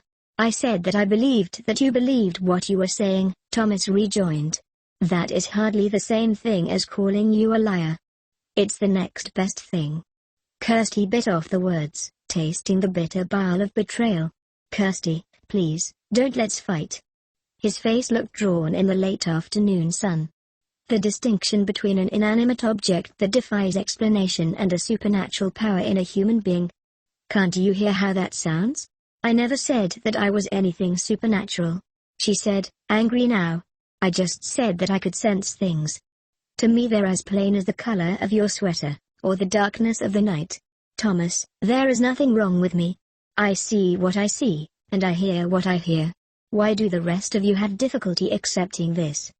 "You are tired," he said in a voice that was at once as flat and featureless as the tropical dusk that had descended while they were talking. "Perhaps you should get some rest, you bastard. Don't you dare patronize me." In a daze, Kirstie found herself going to his cabin, removing her ring and leaving it out on a table where he would see it, gathering her things and moving herself back in with Manan. The others, sitting wooden and silent in the galley, said nothing, avoiding her eye. She then lay down on the bed and cried herself to sleep. She awoke the next morning feeling emotionally exhausted and almost physically ill with what had happened between Thomas and herself, and by proxy the others as well. Seeing them only made things worse. No one spoke to her when she emerged the next morning, which only prompted her to say nothing, fearing that she could only make matters worse. Why had she done such a stupid thing? Why did she feel so betrayed? Why was she feeling so hurt, so angry, with the others and with herself?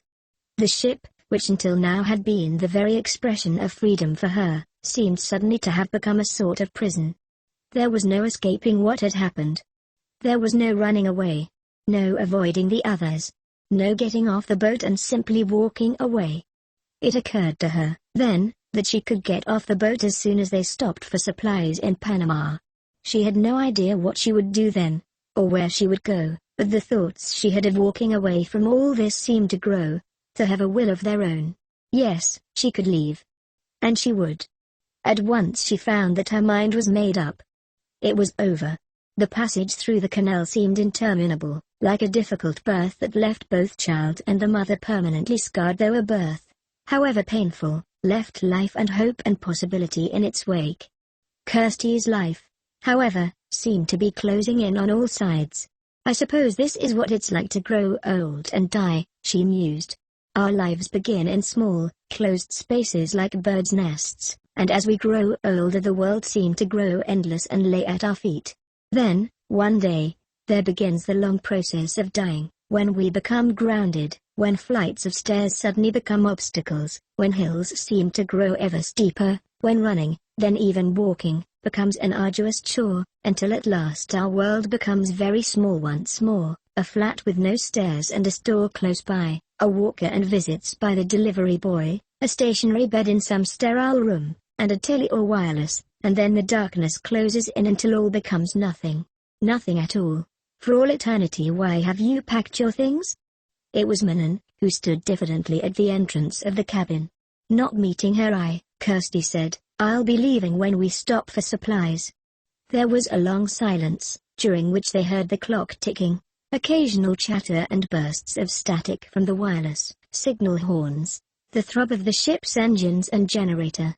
"I see." Manan hesitated, came further into the cabin. "Can we at least talk about his?"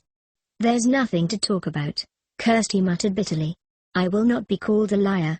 Not by anyone. And don't you dare try to tell me that that's not the same thing as being believed." Manan sighed. "In this I agree with you. I told Thomas this, that there is a big difference between believing in what someone sees, and simply accepting that a person has seen or experienced something. But he can be so pig-headed sometimes." She made a gesture and an angry noise. "I am very tempted to come with you." This whole stupid trip was the other's idea. They think that I am going to die if the puzzle of the tattoos is not solved. "They are not a puzzle," Kirstie said with heat, in a low voice. "They are a trap. A deception. All of you have taken the bait and you don't even know it." She stopped herself at the stricken look on Manan's face. "What?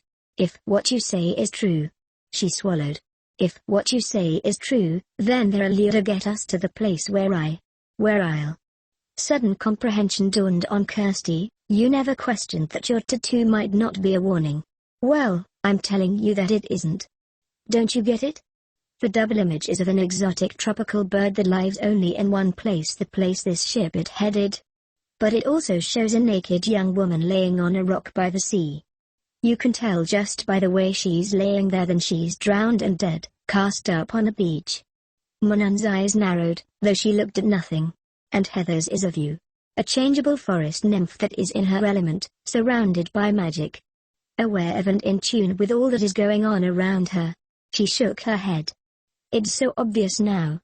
We kept looking for something that wasn't there, thinking that her tattoo was just like mine, a reversible image. But it's not. It has a message and a life all its own. And I'd say that that message was that we're supposed to believe you. To accept you for what you are. And your tattoo." She shook her head. "It's just an illustration of this boat. Nothing more. Which goes to show that we should have been taking the tattoos at face value all along. Kirstie's look stopped her. It's not just a depiction of this boat. It's something else, like she's somehow made her mark on me. She was looking about the cabin, her eyes haunted. In a small voice, she added, "It's almost as though I can hear her thoughts." "What are you doing?" "I am packing," Manon said with growing resolve. "We are leaving together, you and I." "Besides," she added without pausing, "what will you do for money? You and I both know that you have none. You really want to have to work in this place until you have enough to pay your passage home? That could take years, and you could land in serious trouble." Abruptly, she stopped what she was doing. Then, weeping and laughing at life's uncertainty, pain and absurdity, the two young women embraced. They had gathered at the helm. Alan and Heather took the news with remarkable calm. Thomas said nothing, his thoughts apparently elsewhere. "Well," Alan said distantly, with unmistakable harshness lying just beneath the surface, "at least the two of you are leaving together." He glanced once in Thomas' direction, his face momentarily becoming a mask. "I guess," he said for everyone's benefit, "that we will have to change our plans." At this, Thomas stiffened, still staring at nothing. Then abruptly he went below. Kirstie watched him go, feeling that at any moment her resolve would break and that she would go running after him, that, ridiculous as it sounded, she would get down on her knees and plead with him. Yes, and then what? Beg him to take back his words when he has no intention of doing so? What would be the point? If he really wanted me, he would do whatever it takes. "Shush, mon petite," Manon murmured, taking the weeping girl in her arms. "I know. It hurts. But try to look on the bright side. Where there's love, there's hope." It was nearing midnight when they were finally through the canal. Like dogs bolting free of their tethers, the power craft flew out through the gates with a petulant roar, followed by the more sedate passage of unhurriedly putting sailboats. With sails folded like swans' wings, their shallow wakes mere V-shaped ripples upon glassy water. There was some hesitation at the thought of making for Panama City. After some debate, the much smaller and quieter port of Balboa was chosen. They traveled under power to the Gatun Lake Yacht Club, arriving at 1 in the morning. There was no one about. Everything had about it a hushed, waiting aspect. As Kirstie and Manon jumped down to the dock, each with her belongings in a backpack, Thomas jumped down behind and touched Kirstie's arm. "May I have a word before you go?" he said quietly. "Please?" Kirstie nodded, not looking at him, set her pack down, and the two walked further on down the dock for a little privacy. "I wish you wouldn't leave like this. What I said before." He sighed, the making of this admission obviously very difficult for him. "It was such a stupid thing to do. But please understand. It wasn't you. It was what you were saying." He shrugged and smiled, ruefully. "I took it for granted that I was the one on this voyage who was wholly in control, that every little thing was in my hands. Like me," Kirstie rejoined, and winced at the venom in her own voice as Thomas flinched. "I didn't mean to say that," she thought, feeling perfectly awful for having done so. But Thomas regarded her unreadably, nodded. "Yes. I was selfish. I am sorry, but suspicion made me so." "Suspicion? Of what? Of me?" "To be honest, yes," he told her candidly. "I didn't realize it, but it was always there, in the back of my mind. Kirstie, please understand. You must by now have some idea of how it was for me, with the sort of girls that live on our island. With you." He looked away, unable to speak for a moment. "I was always waiting for the other shoe to drop. You know? Despite everything that's happened between us, I somehow got it in my head that you would turn out to be like the rest of them." Kirstie stifled a sob, wiped at the tears on her face. "Why didn't you just tell me?" At that, he smiled, let out a short, rueful laugh. "I guess I was waiting for some sort of sign from you. And you gave it to me all right. Right along with what I so richly deserved. You gave the ring back. Murd. I felt like I'd been kicked in the stomach." He looked up, finally, approached her carefully and took her in his arms. "Please. Will you at least take it back before you go? Give me a chance to spend a lifetime making it up to you?" Extricating herself, trying to hold herself together, she nodded. The next few moments were vague, dreamlike. The ring was back where it belonged, she was back in his arms where she belonged, and for a brief moment the world seemed transformed into a place of unbearable beauty, love, awestruck wonder, and magic. The wait for the cab seemed to last forever. Despite Manon's explicit instructions, when the cabs finally arrived, it became obvious that the driver hadn't a clue as to where to look for the girls. They saw him long before he saw them as he approached in fits and starts, looking around, moving ahead a little, looking around, moving ahead once again, until at last they began walking towards the car, waving. At last, purely by chance, the driver happened to look up and see them.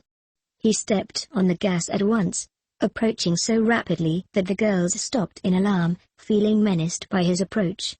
He stopped in such a hurry that they hesitated before getting in his car, wondering what sort of lunatic they were about to encounter. Their impression of the man didn't improve as they got in. He had made no move to open the boot for them and sat hunched over the wheel as though he was impatient to be off, or as though he didn't want to be seen. Before Manon could give him directions, he had turned the car and was driving at an uncomfortably high rate of speed. Abruptly catching the name of a street, Manon blurted, "Hey, you! You are supposed to be taking us to the YMCA. I looked at the map, and that was the turn back there."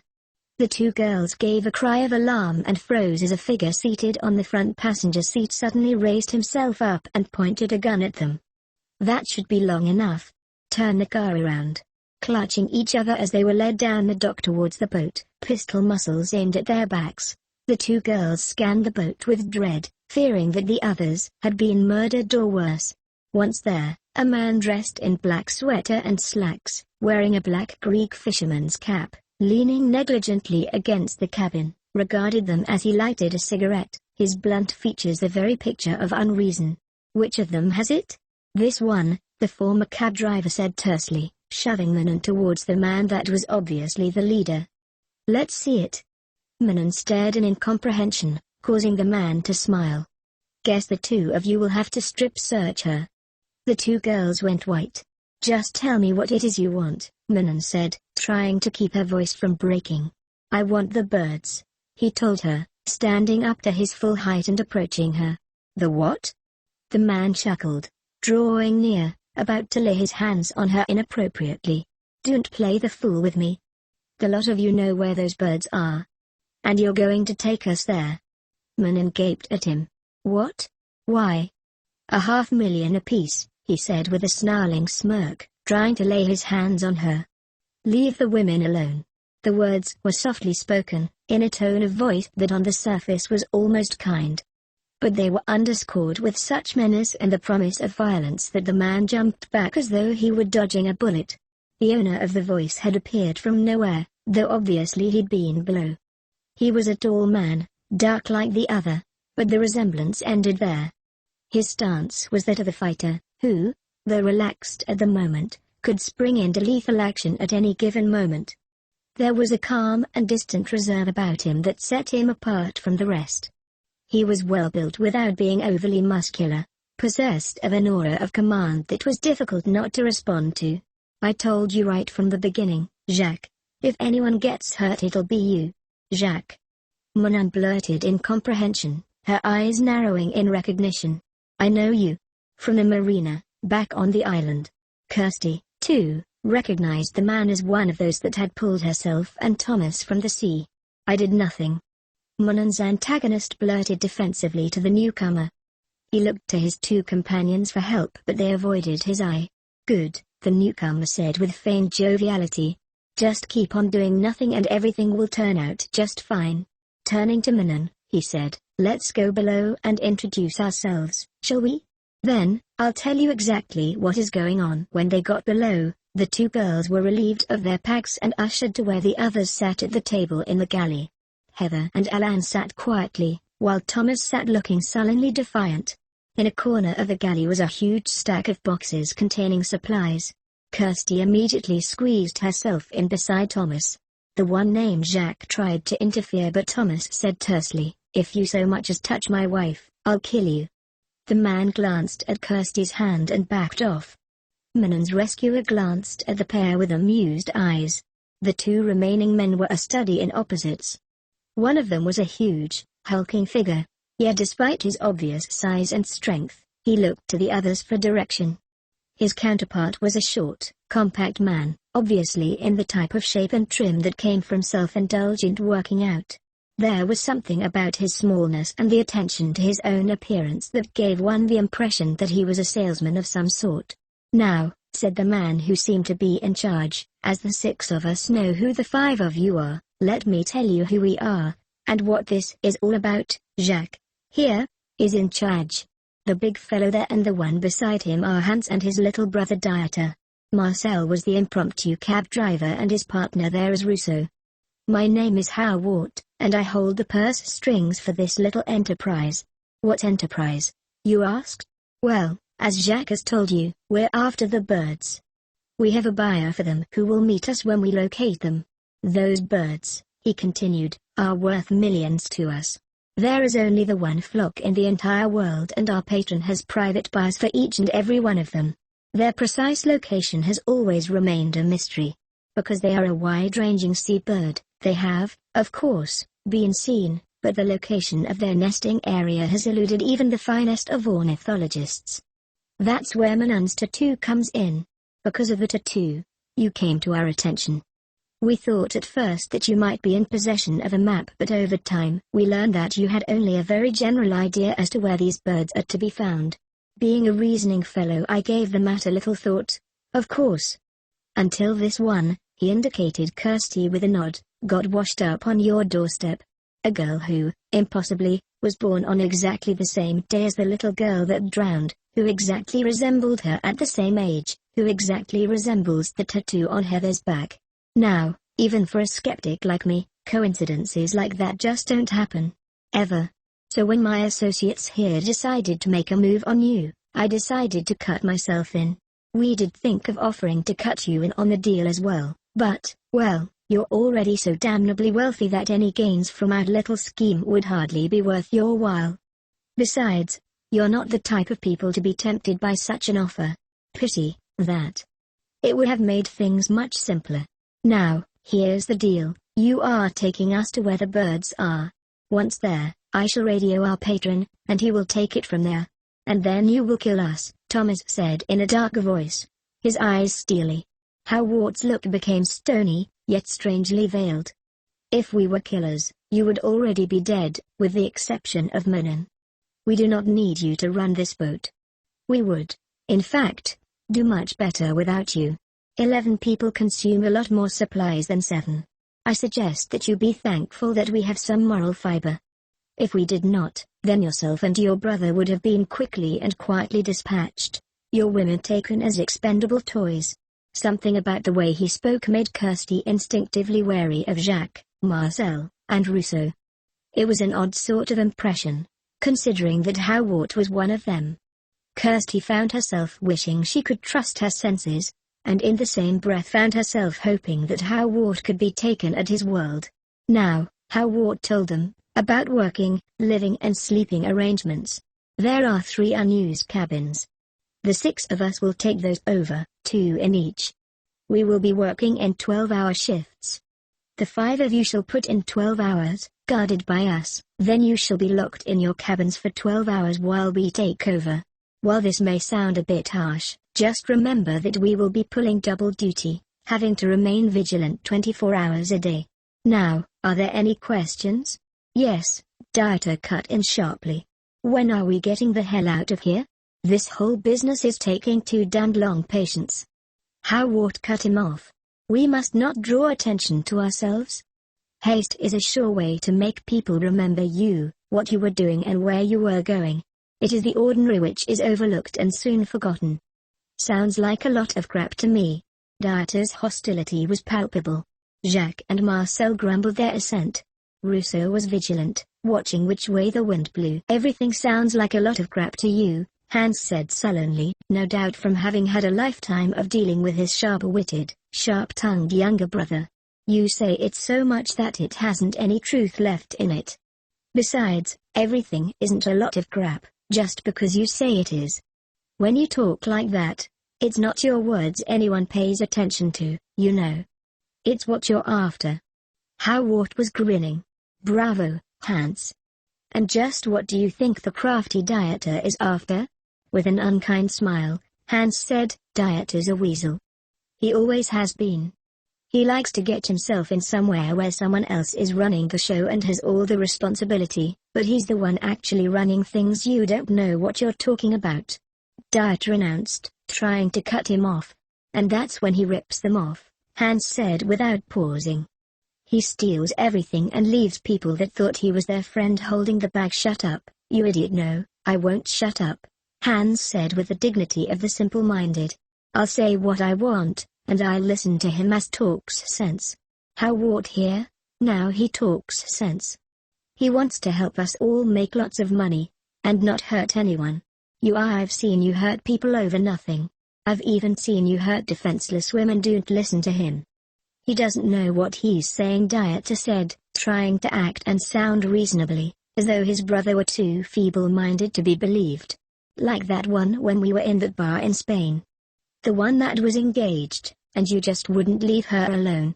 I heard her calling for help, and you dragged her outside and punched her in the face. That never happened.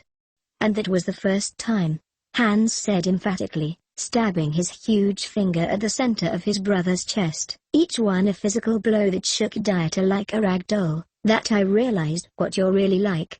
Now, I may not be as smart as the rest of you, but I do know right from wrong, and I do know that you don't go around hurting people and hitting girls.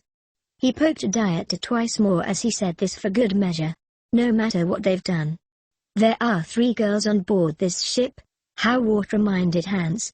Does that mean you'll protect them too? You bet I will, Hans said, and glared around the room as though defying anyone to doubt his word. Even from you, if I have to. Howard laughed out loud at this and clapped the hulking Hans on the shoulder. The way he did this, however, in no way that could be put into words, made it perfectly clear that he was more than a physical match for Hans. Hans obviously sensed it too, and there was a collective catching of breath as the big man mulled over how he should react. At last, he smiled, seeming to genuinely like and look up to Howard. Well, there you have it, Howard said to Thomas and Alan. You have been taken over by civilized pirates. All right, Jacques, how be you give the order and send us on our way? You slick bastard. Kirstie thought. You're acting just like Hans said Dieter does when he's manipulating people. Letting them think they're in control when it's really you that's the one in charge. That can only mean that you're planning to rip everyone off. Your friends and us. Kirstie and her companions were directed to eat a light meal, then were sent to their quarters. Thomas raised an eyebrow as the door was locked from the outside, then went to the bed and stretched himself out on his side. Tacitly, Kirstie joined him, laying spoon fashion before him, and welcomed the strong pair of arms that encircled her. Scared? She nodded. He let out a sigh of frustration. It seems that fate has taken over where common sense left off. And Jacques? Looking back, I remember that he had taken a great interest in Manon's tattoo. He must have spoken with or inadvertently heard something said by those tourists that recognized the bird. Or perhaps... He lay on his back, staring at the ceiling in thought. Loath to lose her little bit of comfort, Kirstie turned over and lay against his side, listening to the vibration of his chest. Or perhaps those people were not tourists. At least, not all of them. I remember one of them. An old man. Manon was repulsed by him. He kept following her around, trying to play the friendly part with her. In particular, he kept asking about the bird, asking her what she knew. He was wealthy, that one. He had a huge, powered yacht, a very old one. It was so big that it had a little helicopter on the back. Just big enough for 2 people. Now, that Howard. He mentioned that he had a rich patron. The old man had claimed to be a professor of ornithology. He made much of the fact that his interest was rare, uncommon birds. And he was wealthy. Very wealthy. No one is just pretending who has an old yacht that he has obviously owned for a very long time, and who drinks 4,000 franc champagne every day. No, the old man, he is the one behind this. And Howard is not what he seems. I don't think he's working for the old man, Kirstie said, going solely by her feelings. I think he's in this for reasons entirely his own. Thomas nodded. I think so, too. It's not only that he's playing us all, even his associates. It's that, more than the others, he seems to be working from a carefully planned agenda. Only part of his purpose is served by being here. But what is he up to? What is it he really wants? The others, they have only vague ideas of obtaining a lot of money, and no real plan. But he seems to have very clear ideas about what he is doing, and no genuine interest in the money involved. So what does that make him? A political criminal of some sort? A business criminal? A smuggler? An arms dealer? Are you asleep? MN. How can you think about sleep at a time like this? I don't have to think about it at all, she mumbled. Right now, all I have to do is let it happen.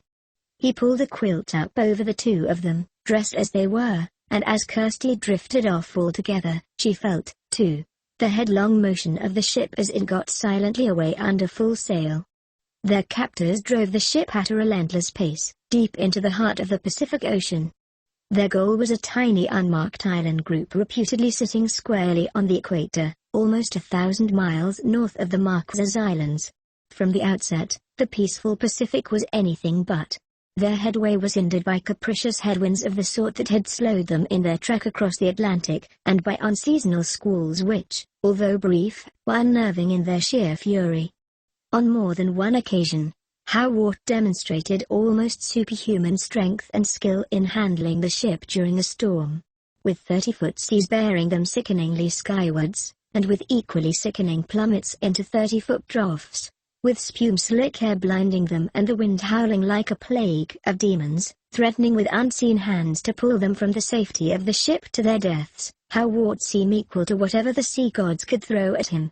After one particularly bad storm, during which Jack and his cohorts had fled the deck, Howard, Alan and Thomas came down the stairs together into the galley. The three girls were seated together, watched by Jack, Dieter and the others. I think you should be able to handle things now, Howard said to Jack with some asperity.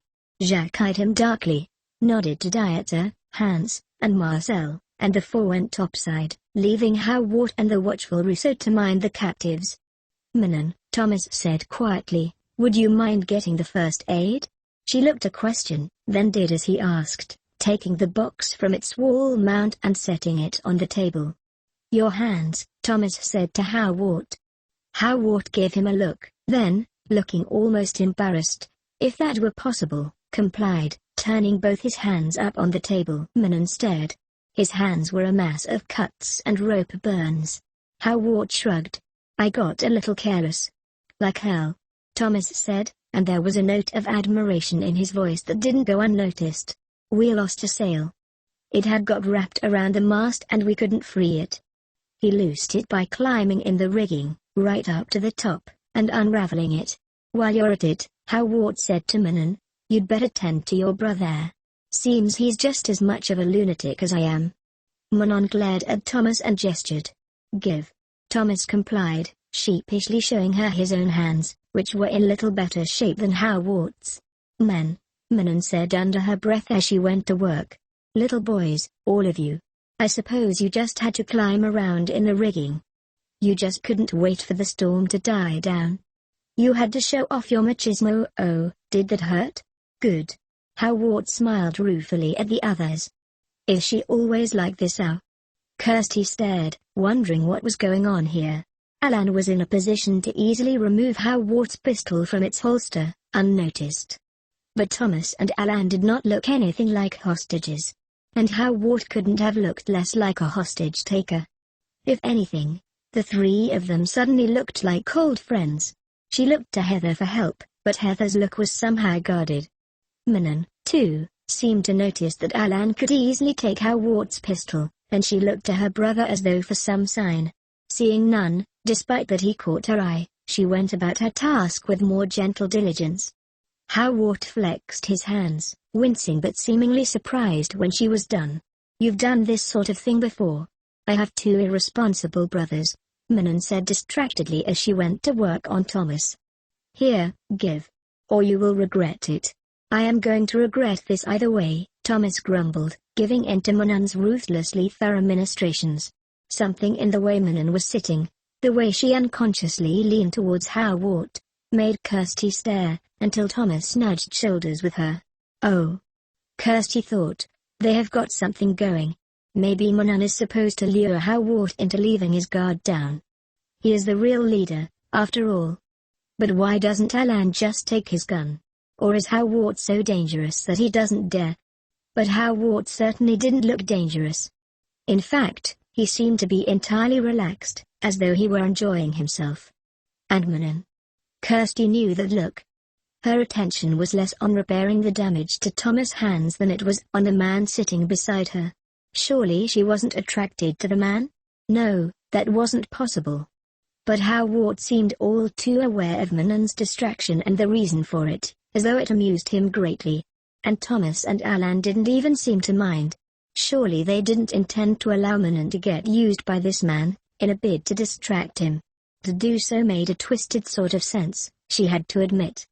If he came to care enough about her, then perhaps he would change loyalties. The thought made Kirstie go cold inside. Were they really in that much trouble? Were these men so dangerous and so ruthless that unthinkable measures had to be taken? If that was the case, then Thomas and Alan were doing an admirable job of concealing their own feelings. She caught Heather's eye, and once again had to wonder what was going through her mind. Very well, Kirstie thought. We'll all just have to play along. But what if he decides to lay a hand on Manon? What if he forces himself on her? Unnoticed, she looked up in alarm at Manon, only to have her gaze trapped by that of Howard, who seemed disconcertingly guarded, knowing. You bastard. If you hurt her. As though telepathic, Manon caught her glare, shook her head. At that instant, as though something electric had touched the edge of her consciousness, as though some door had been opened, Kirstie suddenly became aware of the witch entity, hiding somewhere in the ship. She stared at her inner door as it opened just enough to reveal the profile of a malevolent being that stared back at her with malicious triumph. Kirstie waited until she was alone with Thomas in their quarters for the answers to the day's strange events. Thomas, however, only looked at her quizzically. You really thought there was something going on? He said, not very obviously trying to mask his incredulity. Why else would you be acting chummy with a pirate? Alan could have taken his gun, and he didn't even try. The three of you were acting like the best of friends. The three of us were almost killed keeping this ship from sinking, Thomas told her. Enemies or not, that sort of experience brings people together, if only for a little while. And as for Alan taking Howard's gun, are you crazy? Russo was standing right there. Even if Alan managed to get his hand on the gun, there would likely have been a struggle, and Russo would not have hesitated to shoot my one and only brother. Kirstie sighed resignedly. I guess you're right. But I didn't imagine the way Manon was reacting to Howard. Heather noticed it too. I did notice, Thomas said with wry ire. As did Alan, I think. But do not try to hold either of us accountable for that. We are not the ones who are in control of Manon's feelings. Kirstie was silent a moment, thinking of the way Manon had shaken her head warningly at her. Could Manon be leading him on, do you think? Thomas considered her speculatively. How do you mean? I mean, is she trying to get him to leave his guard down, or to change his loyalties? Howard is not the sort of man to be taken in so easily.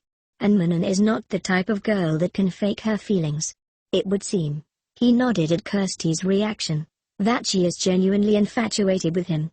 When hell freezes over, Kirstie said vehemently. Someone had better talk some sense into her. What can she be thinking? The man's a pirate. God knows what he and his associates might have done in the past. Or might yet do. Thomas scratched his neck as though he wanted no part of this, and yet seemed relieved that Kirstie would do her level best to head off whatever was going on between his sister and a man he had grudgingly come to like, whatever sort of man he was. That seemed to signal the end of the conversation, and they began speaking of other things, of plans to be made once they got out of this mess, of what they were going to do once they got back, of what sort of wedding they would have. This last had Kirstie absolutely stymied. The thought of even having wedding plans had never entered her head. How that it had, she found her mind a complete blank. No. I do not want all that ostentation. Those great big weddings. Some of them cost a fortune. And for what? half of them only end in divorce. I've always thought that the money would be better spent on the marriage. She stopped because Thomas was laughing. Eyeing him distrustfully, she said, "What? The girls where I live, the ones that chased me, were always talking amongst themselves about how they were going to start spending their imagined wealth, whereas the girl I actually end up with turns out to be a miser." "I'm not a miser," Kirstie said defensively, turning red and swatting him. "HMF." Thomas considered her. "I wonder. Do you have any Scottish relatives?" Kirstie, in turn, eyed him suspiciously. "What's that supposed to mean?" "You do, don't you? Maybe a few ha. I knew it. There is a miserly streak in you, Thomas. You're really going to get it." And then they were in each other's arms, wrestling, playful at first, then gradually, tentatively, turning to the first stages of making love. And then as one they stopped. "Not yet," she said succinctly, smiling, touching his face fondly. "No," he agreed, as succinctly. "Not yet. But there will be a big wedding, Thomas." She rolled her eyes disparagingly. "Because Manon and the others will expect it, and because, well, to be honest, you are marrying a French Catholic, a consummate backslider, and it must be made very clear to everyone where we live that the two of us belong exclusively to one another. Some of those girls in the market aren't the type to be put off by a wedding ring, and big weddings are a tradition in my family, and are well known to be binding and final. No one in my family has yet divorced." Kirstie smiled broadly. I like those odds." "What on earth is the matter?" Thomas started in alarm. Kirstie had turned as white as a ghost, and seemed to be listening for something. At once, her look turned to one of horror, and she blindly extricated herself from his embrace, began walking about the cabin, head tilted in an attitude of listening. "Kirstie, what is it? What are you doing?" But Kirstie had become a complete stranger, lost to him, lost somewhere in her own inner world. In a blind panic, Thomas began pounding on the cabin door, calling for help. The door was open. Kirstie could see it clearly in her mind now, no longer as a vague imagining but as real and solid as the reality she had just left behind. She felt strange, as though having just awakened, as though she had left a dream to confront the real world. But where was she? She took a long look around, warily glancing back to the door from time to time, afraid of whatever might come out of it. Yet whatever lay inside seemed to have withdrawn itself at her coming. She was in what appeared to be a darkened room of some sort, a small, stuffy room full of grey, dusty objects. It quite obviously hadn't been disturbed in a very long time. She glanced down at the floor, surprised at the feel of it on her feet, which were inexplicably bare, and in looking down, discovered that she was completely naked. Yet, for no reason she could put into words, felt that this was her natural state. Clothing was alien to her in this place. A strange, unfamiliar yet intimately familiar sensation pricked at her back then, and she reached back to touch. What on earth? It couldn't be. "I have wings," she mused. "How odd. I feel as though I've always had them. Like I'd simply forgotten they were there." She tried them, tentatively, stirring up the dust beneath her feet. And then, she remembered. "I'm inside Heather's tattoo. Or maybe the tattoo represents something that really exists. But no. I was in the forest in Heather's tattoo. I was." At once, she had a memory of having come to this place. She had been in the forest. Something had caught her attention and she had followed it. She had come to a small, round wooden door set in the side of a grass-covered knoll. The door led to where she now found herself. Looking back, she could see the 3 little steps leading up to the little round door. This is madness. How can I possibly remember something that never happened? She thought of trying her wings once more, but thought better of it. There wasn't room enough to fly about, and it only served to stir up the dust. She turned her attention back to the inner door that was yet slightly ajar. The room beyond was lighted from within by the wavering yellow glow of candles. At once, a plaintive, awful sound came from behind the door. She stiffened, poised to flee, but something about the sound of that voice bound her to it, as though it were a plea she must answer. She reached down and touched the handle. Kirstie. The voice had come from outside. It had called her name.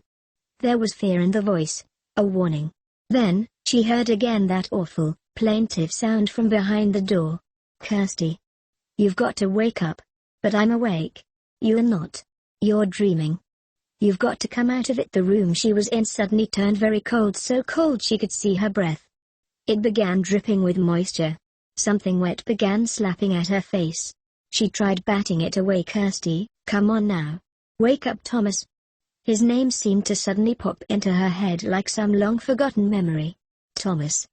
Again she heard the plaintive voice, but this time she ignored it, focused instead on the sound of Thomas' voice, moved towards it. Suddenly it was as though the top of the hill had been blown right off, that she was released from the stuffy little room into fresh air and daylight. Gasping for air, she was laying on the bed, shivering, naked and drenched with sweat. Manon and Heather were giving her a cooling sponge bath as Thomas looked on, sick with worry. From behind him came Howart's voice. "She is coming out of it," Manon answered, and covering Kirstie with a blanket, gave her a shaky smile. "After the scare you gave us, you had better know my name."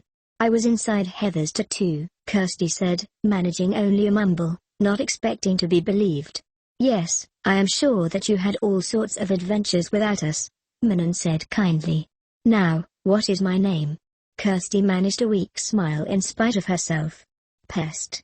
Brat," Manon rejoined, touching her fondly. She turned to Thomas.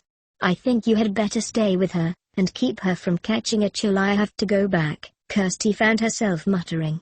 "I have to help. Whatever it is that's behind the door." "Shush," Thomas murmured. They were alone now, in bed together in darkness, the door to the cabin closed. The passage of the ship ran in the background of her thoughts like a dreaming. "You are going nowhere but to sleep. Promise." But the voice had a claim on her, and she found herself unable to make any such promise. The following day, Kirstie found herself confined to the galley. Her friends were outside on deck, and with her were Howard and Dieter and Oddbear while the other pirates slept. Howard regarded her with undisguised relief, Dieter with a veiled look she found she didn't trust. "Sit," Howard told her, heading her off from the stove. "I'll make your breakfast. You do best with some porridge." Kirstie made a face, prompting him to laugh. "Trust me. The only other thing that might agree with your stomach right now would be poached eggs on toast. Would you prefer that?" She acquiesced. Dieter glowered, looking at nothing. "Don't mind Dieter," Howard told her, setting a pan of water on the stove. "He thinks that all of you should be chained together and locked in the bilge. He doesn't seem to realize that the better you're treated, the better it will go for us if we're caught. He's a bright enough fellow, but doesn't seem to be able to look ahead very well. My only concern is the money," Dieter said in an unreadable voice. "Which is exactly your problem," Howard told him, breaking eggs and carefully depositing their contents into hot water that was just shy of boiling. "I'll bet you're just waiting to spend it. Isn't that the point? It is if you want to end up broke again in no time at all, after which you'll find yourself doing something like this all over again, until your luck finally runs out and you're caught. If you'd only listen to reason, you'd take your money, invest it, and live well for the rest of your life. Financial security comes from saving and investing. Spending will only get you into trouble. At the very least it will attract unwanted attention, from the curious who will wonder how deep your pockets are, from those who would wish to use you, and from the suspicious, especially those that know that wild spending is most often associated with dirty money. So, Howard, what are you getting out of this?" Kirstie asked him as he served her, defensive on Manon's account. "You don't strike me as the type that goes in for this sort of venture. You don't act like you need or care about the money. There's something else, isn't there?" Dieter had looked up at this, and was now looking at Howard speculatively. Howard smiled, an icy, dangerous smile that made Kirstie go cold inside. "I am both a sort of gambler and sort of broker. I broker in things that are extremely rare and precious, and I gamble only when the stakes are very, very high. My patron, the one who is footing the bill for this little venture, is a very wealthy, very influential, very powerful and very dangerous man. His personal wealth exceeds that of entire nations. He can, and has, toppled governments at a whim. He has a say in international foreign policy, at least, in those areas where his own personal interests lie. He has caused many people to die, whether ordered by him directly or because of the consequences of his interests. In a word, I am his eyes, ears and hands. But why? Kirstie persisted. What are you getting out of this? He's after the big man's chair, Dieter cut in, comprehension dawning, unwilling admiration creeping over his features. He wants it all for himself, the nervy bastard. Yes, that's it, Howard said, but in a way that Kirstie found too offhand and ingenuous to be taken at face value. The weather seemed bent on remaining as stormy as Kirstie's health and her inner turmoil. Her initial recovery was short-lived and she spent subsequent days bedridden, shivering, soaked in her own sweat. She was tended to by the other girls and looked in on often by Howard, who seemed to be giving her condition serious consideration. At one point she overheard him discussing her with Thomas, just outside her cabin door. Gets to be too much, I won't risk it. Look, there's a hospital on the Big Island. She'd be safe there, as well as well taken care of. I thought for certain that you'd jump at the prospect. It's not that. Yes, of course, I will go along. If it means her safety and her welfare, I would be selfish and foolish not to jump at it. But only as a last resort. Your companions. Some of them have a propensity to violence. I know the type. If we get too close to port they might be provoked to do something we might all regret. Howard sighed. Too true, I'm afraid. But if she becomes delirious like that again, I'm heading this boat straight into the nearest port, and damn the consequences. There'll be other chances, other opportunities. The world of crime does not take a holiday simply because of a setback. You should get out, Thomas told him. These men. I know you can handle them for now, but it will not always be so. One day things will turn against you, and you will be killed. You have seen the future, have you? Howard said, a distinct smile in his voice. I have seen enough of the present not to need to see the future, Thomas told him. It is a law of averages, not the horoscope I am referring to. Their talk made little sense to Kirstie, who could hear them from within her dusty little room. She had come here several times of late, careful not to mention this fact to the others. A few times she had even left the room to try her wings, and for a time was free from all concern as she revisited the fancifully ornate antiquities and eldritch delights of fairy Eland. But there was a falsity to such lack of concern and self-indulgence that turned her mind forever back towards the inner door and her concern for whatever it was that lay inside. She came awake to utter stillness and silence so complete that at first she was certain that she still slept. But the sound of footsteps above her and hushed voices outside prompted her to struggle out of bed. Her legs were so rubbery that she was forced to clutch anything at hand to keep her footing. By the time she reached the stairs at the rear of the boat that led from the galley to topside, she was all but prostrate, and clutching at the table, sent a plastic cup rattling to the floor. She heard a voice bark outside, then the clatter of footsteps as Rousseau and Marcel came down the stairs. There was a tense moment as Kirstie stared at the men, wary of what they might do. You little fool. Thomas, come get your wife. It was Howard, who came down behind them. Thomas soon followed, going to Kirstie and picking her up lightly, only just in time to save her from falling and cracking her head. What the devil were you thinking? I wanted to see, she muttered, feeling exhausted.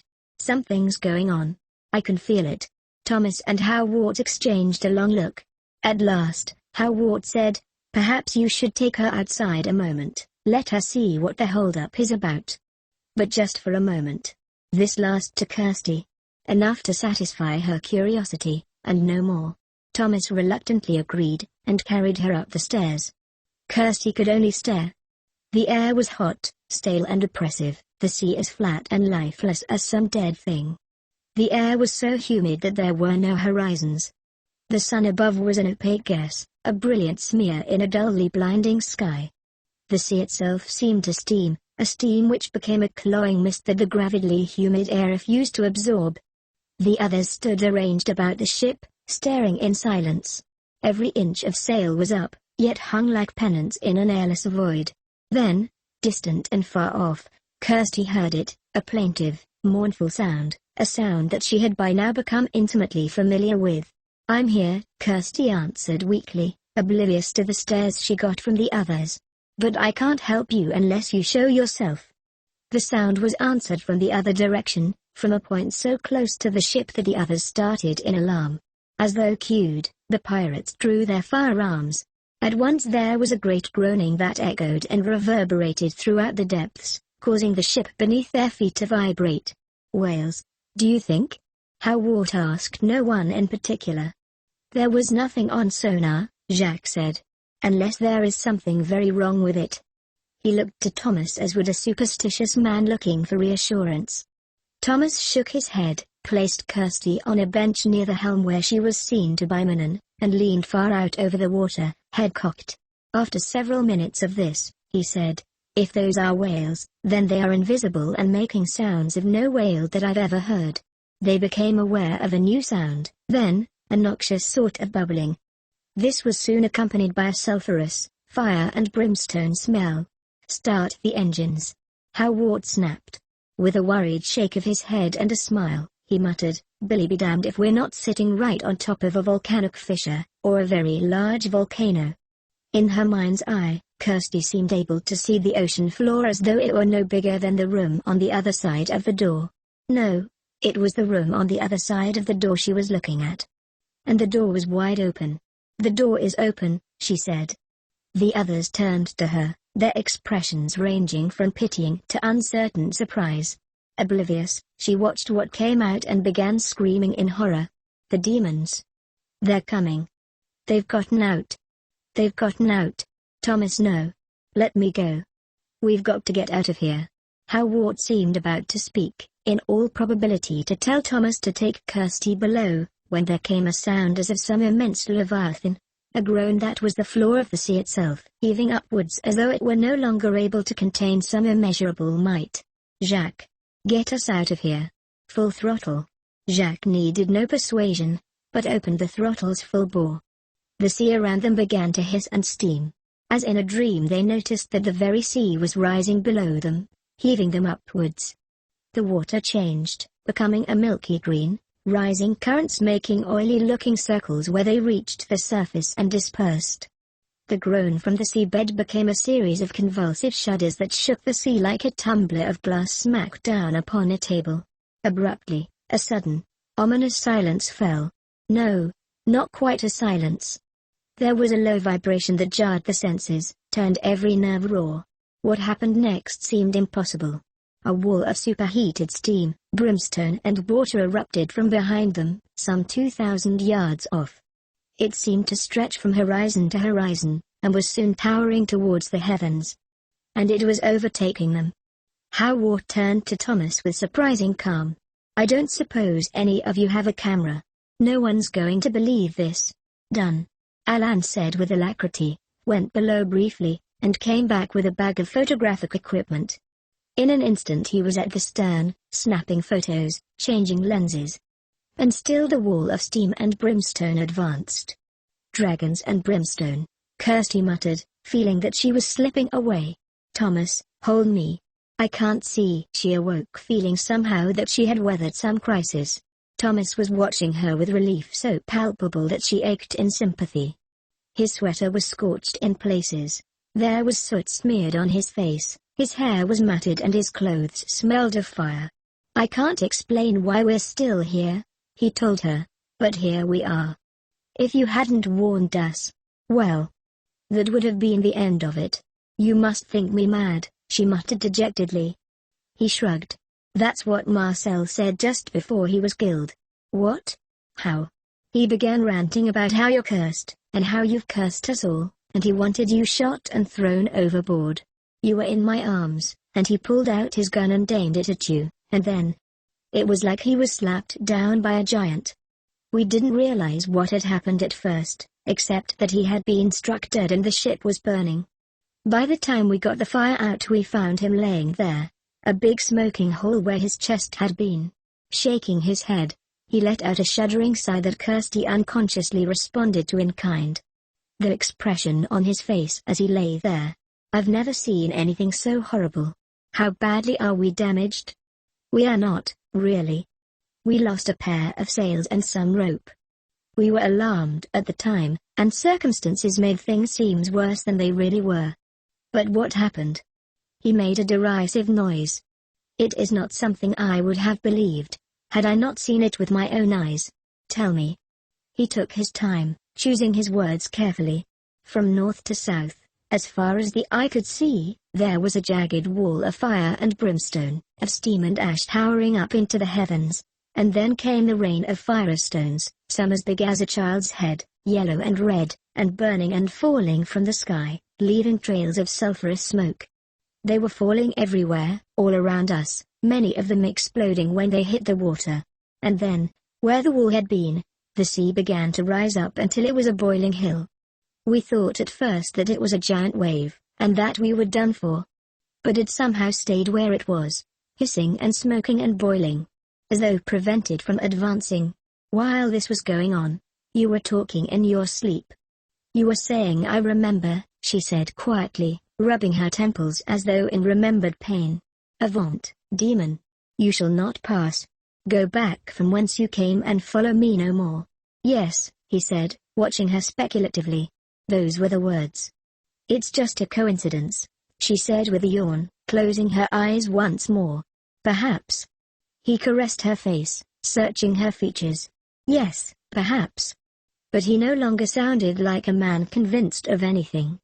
The loss of Marcel cast a grim pall over everyone, despite the fact that no one had particularly cared for the man. It was as though his death had somehow sealed their fate, whatever that fate might be. Rousseau, a quiet, watchful man at the best of times, seemed to have withdrawn within himself. Hans seemed his old self, as did Howard, but there was something potentially violent about Dieter that, while hidden before, now lurked just beneath the surface. He seemed fixated on Kirstie, would stare at her until she squirmed, until Howard began directing Dieter to be wherever Kirstie was not. This seemed only to inflame Dieter's vigilance, hatred and suspicion, and so palpable and so constant was his mood that it began to affect Kirstie even when he wasn't around. By chance, she was alone with Hans in the galley one day. Buoyed by his seemingly placid nature, she ventured a question. "Hans, may I ask you something?" The look he gave her was all too knowing. "You want to know about Dieter? There's nothing I can tell you, and I'm his brother." "Well, has he always been so mean?" Hans shrugged. "You don't know the half of it. He's usually much worse. The only thing that's keeping him from doing anything is Howard and me. See, he usually just does what he wants, and he usually hangs around with the sort of people who let him do just what he wants, which is sort of why he hangs around with them." "What about Rousseau?" Again, Hans shrugged. Marcel was the only one who really knew him. There's no telling what's going on inside his head because he hardly ever talks. Kirstie hesitated before speaking again. "Hans, I'm afraid of your brother." "Yeah, I know," Hans muttered uncomfortably. "I don't know what to do about that. To be honest, I kinda stayed here just in case he decided to come inside. The worst you could do would be to be alone with him. He'd probably do something, then dare us to do something about it once it had been done. He's like that." Kirstie shuddered. "I don't understand. You seem a decent sort. Why do you hang around with him?" Hans smiled, faintly. "What, no choice of mine or his? It's just this job came up, and there we both were." Kirstie eyed him narrowly. "You mean, someone arranged it so that the two of you would be together?" He nodded. "Someone who knew there's no one better to watch him than someone who knows him. Someone he wouldn't turn on. Or if he tried, he'd get the worst of it, and he'd know it." "Would he try to hurt you, do you think?" "I don't have to think," Hans said tiredly. "If it would get him what he wanted, and if he could get away with it, yeah, he'd hurt me all right." Kirstie shook her head. "Your own brother?" "Yeah." Hans gave her a lopsided smile. "Kind of like Cain and Abel.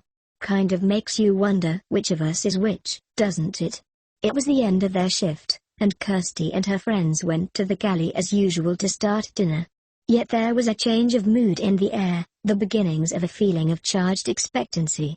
"We're getting close, aren't we?" Kirstie asked Manon, though it was more of a statement. "Does it show?" Manon rejoined. "But yes, the big resolution is coming. I can feel it. I hate this," Kirstie muttered. "The way things are going. It makes me feel blind. What about your famous intuition?" Alan asked Thomas in a way Kirstie found to be almost baiting. Anything? Yes, Thomas said slowly, but I don't like what I feel. It's as though everything that has any meaning is on the other side of a wall. Or a door. He glanced at Kirstie as he said this. But you're more sensitive to this than we are. Aren't you? Kirstie lowered her gaze to the vicinity of the table before her. These feelings you're talking about. I've had them all along.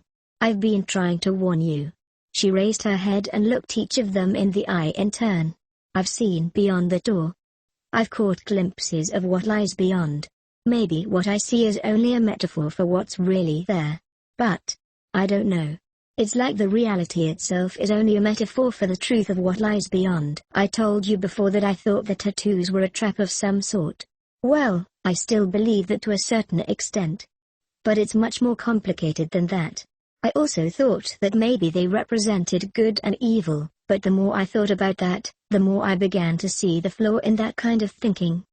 A few years ago, when I first started waitressing, the company I worked for used to do catering at the university. We'd usually be set up and ready with time to kill, because the faculty almost always ran overtime. To pass the time I used to sit in on the odd lecture, especially the ones on literary history.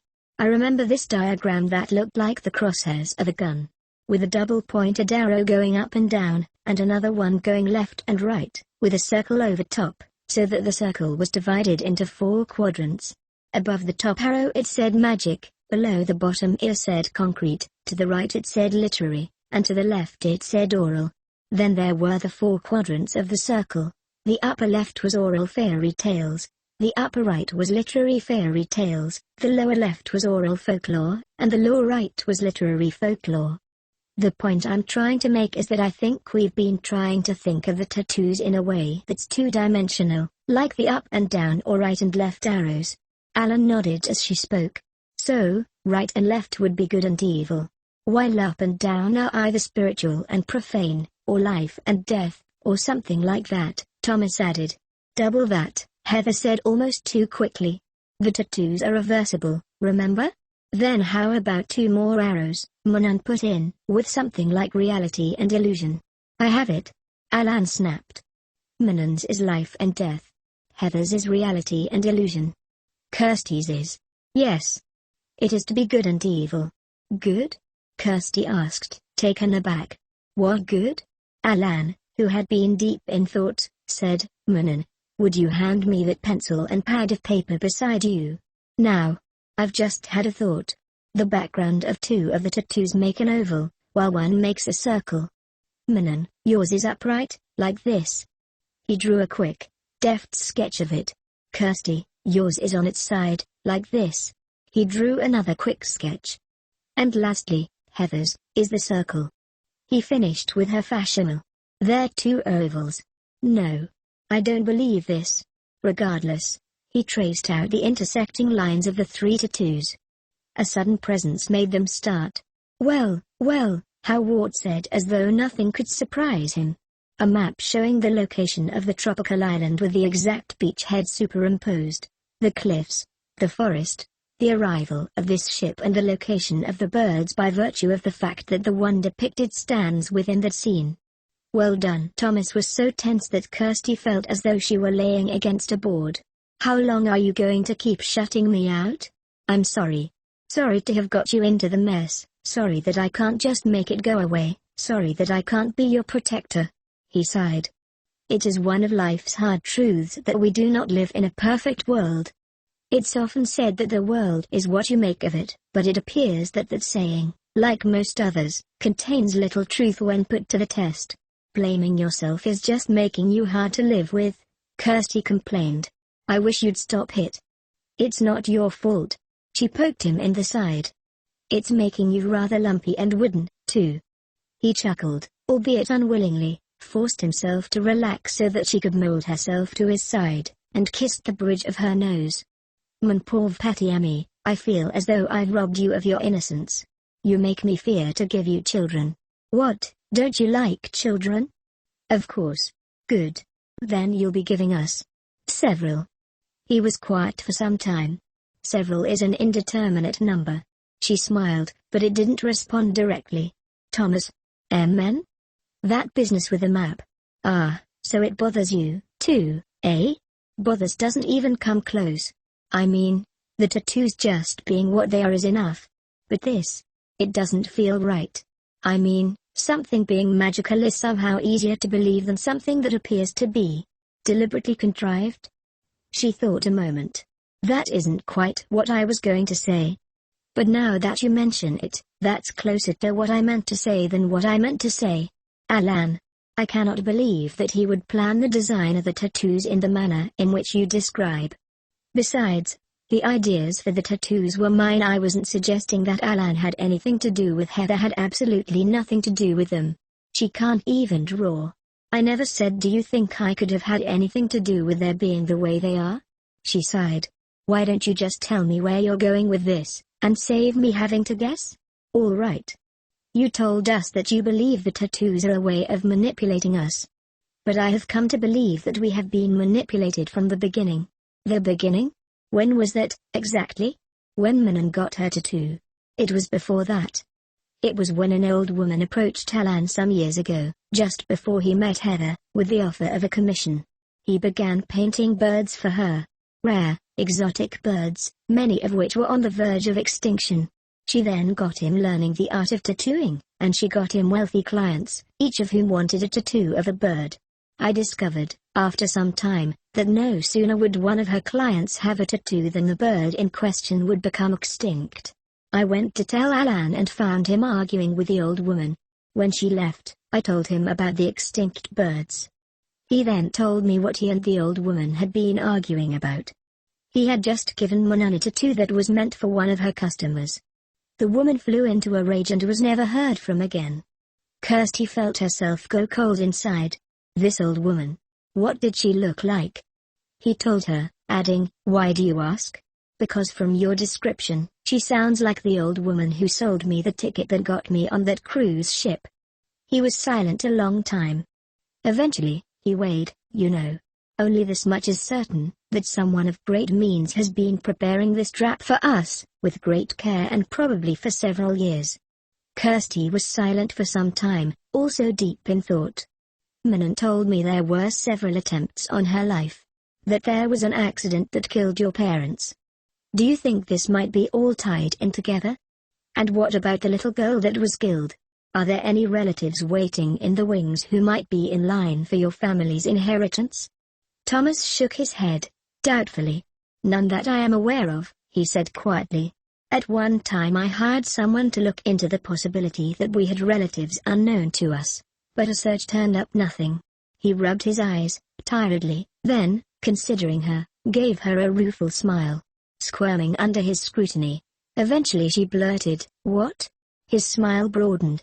Oh, I was just thinking of the desperate little waif with the big brown eyes, clinging for dear life to a piece of driftwood and almost giving me a heart attack, because she was the living, breathing incarnation of an image I was already in love with. She made a face. I still can't believe you in love with that. I was the gawkiest, ugliest thing imaginable. His glare stopped her. Who would tell you such a thing? He demanded. She swallowed, but said defensively, my parents. Well, not my mum, but she died a long time ago. And not my dad. At least, until after she was gone. My half-sister. My Auntie May, your stepsister, was the favorite, wasn't she?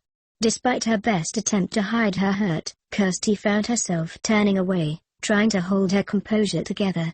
Well, of course she was. She's everything that I'm not. She's a model. She's tall, you forget, I saw her on television. She's a scrawny bone rack. She's glamorous. Who can tell underneath all that makeup? Even her eyebrows are painted on. She's got that beautiful white skin. So do dead people, and I'm short and small and ugly. And my skin goes dark if I even look at the sun. Kirstie. You are petite, and lithe, and wonderfully tanned, and very cute and pretty in a bewitching sort of way. Everything about you is natural. No makeup to ruin those big brown eyes, no silly coiffure, no stockings or high heels or any other pseudo-feminine phoniness. Every time I look at you I can't believe my good fortune. Why are you crying?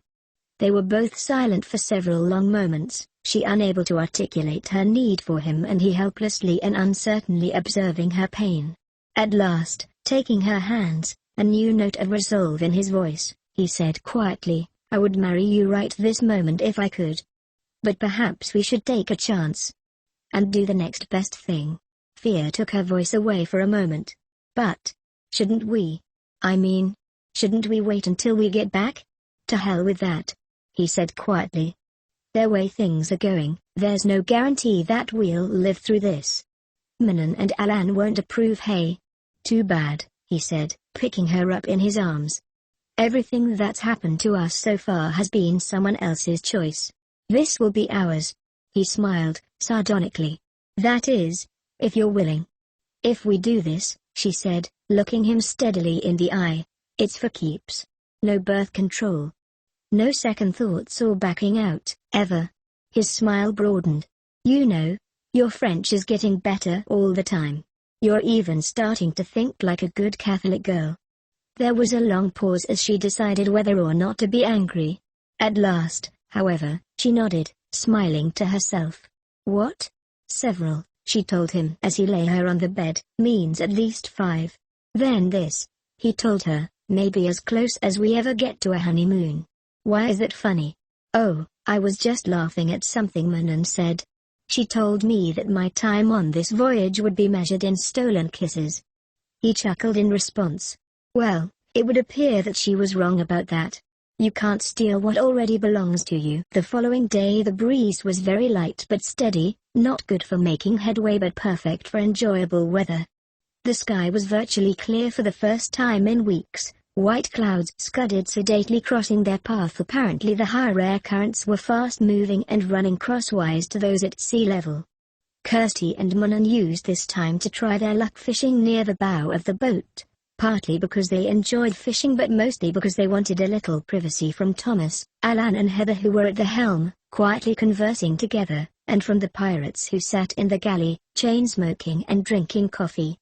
Kirstie was prepared for a confrontation, especially when Manon said in a forcedly conversational tone, "So, neither of you could wait. Howard seems to be spending a lot of time in your quarters these nights." Kirstie rejoined with equal superficial offhandedness. "I certainly haven't heard the two of you doing much talking." Baiting her hook, then letting out several yards of line, her features a mask, Manon said, "So, what is this? A case of monkey see, monkey do? Howard and I spend some time alone together. So you have to sleep with my brother?" "This has nothing to do with you," Kirstie rejoined, trying to keep her voice level, "even if he is your brother. We were both ready." End of story. There were several long moments of uncomfortable silence. "Aren't you going to ask?" Manon said at last. "It's really none of my business," Kirstie told her. "Even if he is a criminal." Manon sighed. "I don't know what is wrong with me. It shouldn't bother me that you're sleeping with Thomas but it does. And my saying anything is the pot calling the kettle black. But what is going on between Howard and me wasn't planned. He grumbles and complains about crossed purposes and conflicts of interest, and I don't know. Neither of us seems to have a plan or a choice in the matter." "There are always choices," Kirstie muttered irritably. Manon nodded after a moment. "Then call mine a choice of instinct." Kirstie rolled her eyes. "How typically French of you to think so. How typically Anglais of you to think otherwise." Manon rejoined. Kirstie let out more line, began jigging. "So, are you going to go running off with Howard once this is over?" "That is none of your business," Manon replied irritably. "Have you given any thought as to what you're going to go if he runs out on you and leaves you pregnant?" Manon went white at that. "I know you're not using any sort of birth control," Kirstie persisted. "Neither of us brought any. Heather is on the pill, so neither of us could exactly borrow from her. Don't you dare lecture me," Kirstie brightened. "It's not as though I am not aware of these things. And, no, he has promised nothing. I am well aware that I may never see him again once this is over." Kirstie gaped in sudden comprehension. "You want his child, don't you? Even if you can't keep him?" Manon nodded, slowly. "Yes. I want his child. I want whatever I can get from him. I love him, and my own feelings are making an idiot of me." Kirstie nudged shoulders with her. Well, why didn't you just say so? I did. You did not. I had to prise it from you. It was like pulling nose hair. Munan laughed through her tears. Oh, I suppose that is why my eyes are running. Both girls let out a shriek as one of the unattended poles suddenly bent and a lion began screaming. When the others came to investigate, they found the two girls laughing excitedly and hauling in one of the biggest fish any of them had ever seen. Kirstie found herself able to smile with unaffected pleasure at the expression on Hans' face when she plunked the enormous fish steak down in front of him, even after Dieter had exploded in one of his pointless fits of rage and gone storming out onto the deck. Look at you! He had yelled at his brother, slavering over a stupid piece of dead fish. When we've got to start thinking about the end of this operation. We only have a matter of days, you idiot. You're treating these people like they were your friends. Completely unaffected by Dieter's wrath, Hans had shrugged. The only thing we've really got to do right now is wait. You can get yourself worked up all you like. Besides, it's not just a stupid piece of dead fish. Kirstie and Munan cooked it really good. Look, see? They went to a lot of trouble. And now I'm going to enjoy it. Kirstie was long past the point of asking Hans to explain his brother's behavior. But Hans surprised her by saying, after Dieter had left, he has something really bad planned, you know? And he's worried about getting around me so he can do it. What do you mean by really bad? Kirstie asked him, a cold finger of fear touching her heart. MNF, Hans muttered, washing down his meal with a gulp of water. Well, bad with him means hurting people. So I guess really bad means. I guess it means killing people, he finished reluctantly. Kirstie felt giddy with shock. What? You mean, he intends to kill us? All of us? Relax, Hans told her with a dismissing gesture, not pausing from his meal. I won't let him do it. Neither will Howard. That Jacques and Rousseau, though. They don't talk, but I think they're in line with my brother, you know. Do something and then dare someone to do something about it once it's done. That's how guys like that always manage to get in such deep trouble. They get involved in something small, then do something big, like kill someone, and then they're all in for it. That's how the worst of the bunch takes control. He does something really bad, something the others would never do, and it kind of makes them fall into line. So, what makes you different? Kirstie asked him. Hans gave her a knowing look. Ever notice that bullies travel in packs if they can, and have a leader that makes all the decisions for them, and that they always pick on people smaller and weaker than them? Kirstie nodded. Well, Jacques is the leader, only Howard doesn't let him be the big man. And him and me don't let them pick on anyone. Any you mayn't have noticed, but neither of us are pack animals. Thing is, and maybe I shouldn't be telling you this, but I'm going to anyway. When we started out, Dieter kept talking about how he was going to kill Howard once this was over. Dieter doesn't talk like that unless he means it. What, he's killed before? Kirstie squeaked. Hans shrugged. Maybe. Don't know for sure, but he'd do it if he could. I know, because I've stopped him from trying a few times. Anyway, when Dieter told me he was going to kill Howard, I just laughed at him. Told him Howard is 10 times more dangerous than he is. Besides, I told him, if he killed Howard, then I'd kill him. I would, too, because if he'd go after Howard, then I'd be next. Kirstie shook her head, faintly. Hans, why are you even mixed up in this? You're a decent fellow. I can tell, just from talking to you. Hans smiled, ruefully. It's a long story. I got talked into it. By Howard. I didn't want anything to do with this whole thing, until I found out my brother was involved. That's what decided me. Kirstie shook her head. Now you've lost me. Hans nodded. That's okay, because I can't tell you why that decided me. At least, not yet.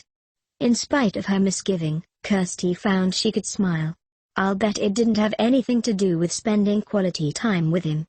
Are you ready for dessert? Or would you like a second helping? Despite Hans' reassurances, Kirstie found herself fraught with misgiving. She was in no doubt that if Dieter and his companions were of a mind to kill, there would be no stopping any or all of them from carrying out such an action. Vigilance was all very well and good, But one simply could not be vigilant all of the time. It was not possible. We shall have to save ourselves, then, she reasoned. No one else is here to help us do it. And the odds are even, 5 against 5. If we could somehow manage to get our hands on even just a few of their guns, then we could beat them. I'll have to talk it over with Manon and Heather first, though. I'm sure Thomas and Alan can handle themselves, but I doubt that any of us women has ever held a gun, let alone fired one. I certainly haven't. Then, an ugly thought occurred to her. Could I bring myself to kill one of them? Could I bring myself to shoot Howard, or Hans? Even Dieter, if it came right down to it? Could any of us do it? But then, she began to examine the larger picture. They put us in this danger against our will. They do not have the right to take over the boat and possibly kill us. We do have every right to defend ourselves. All right then. If that means killing the worst of them, then it's a case of them having done it to themselves.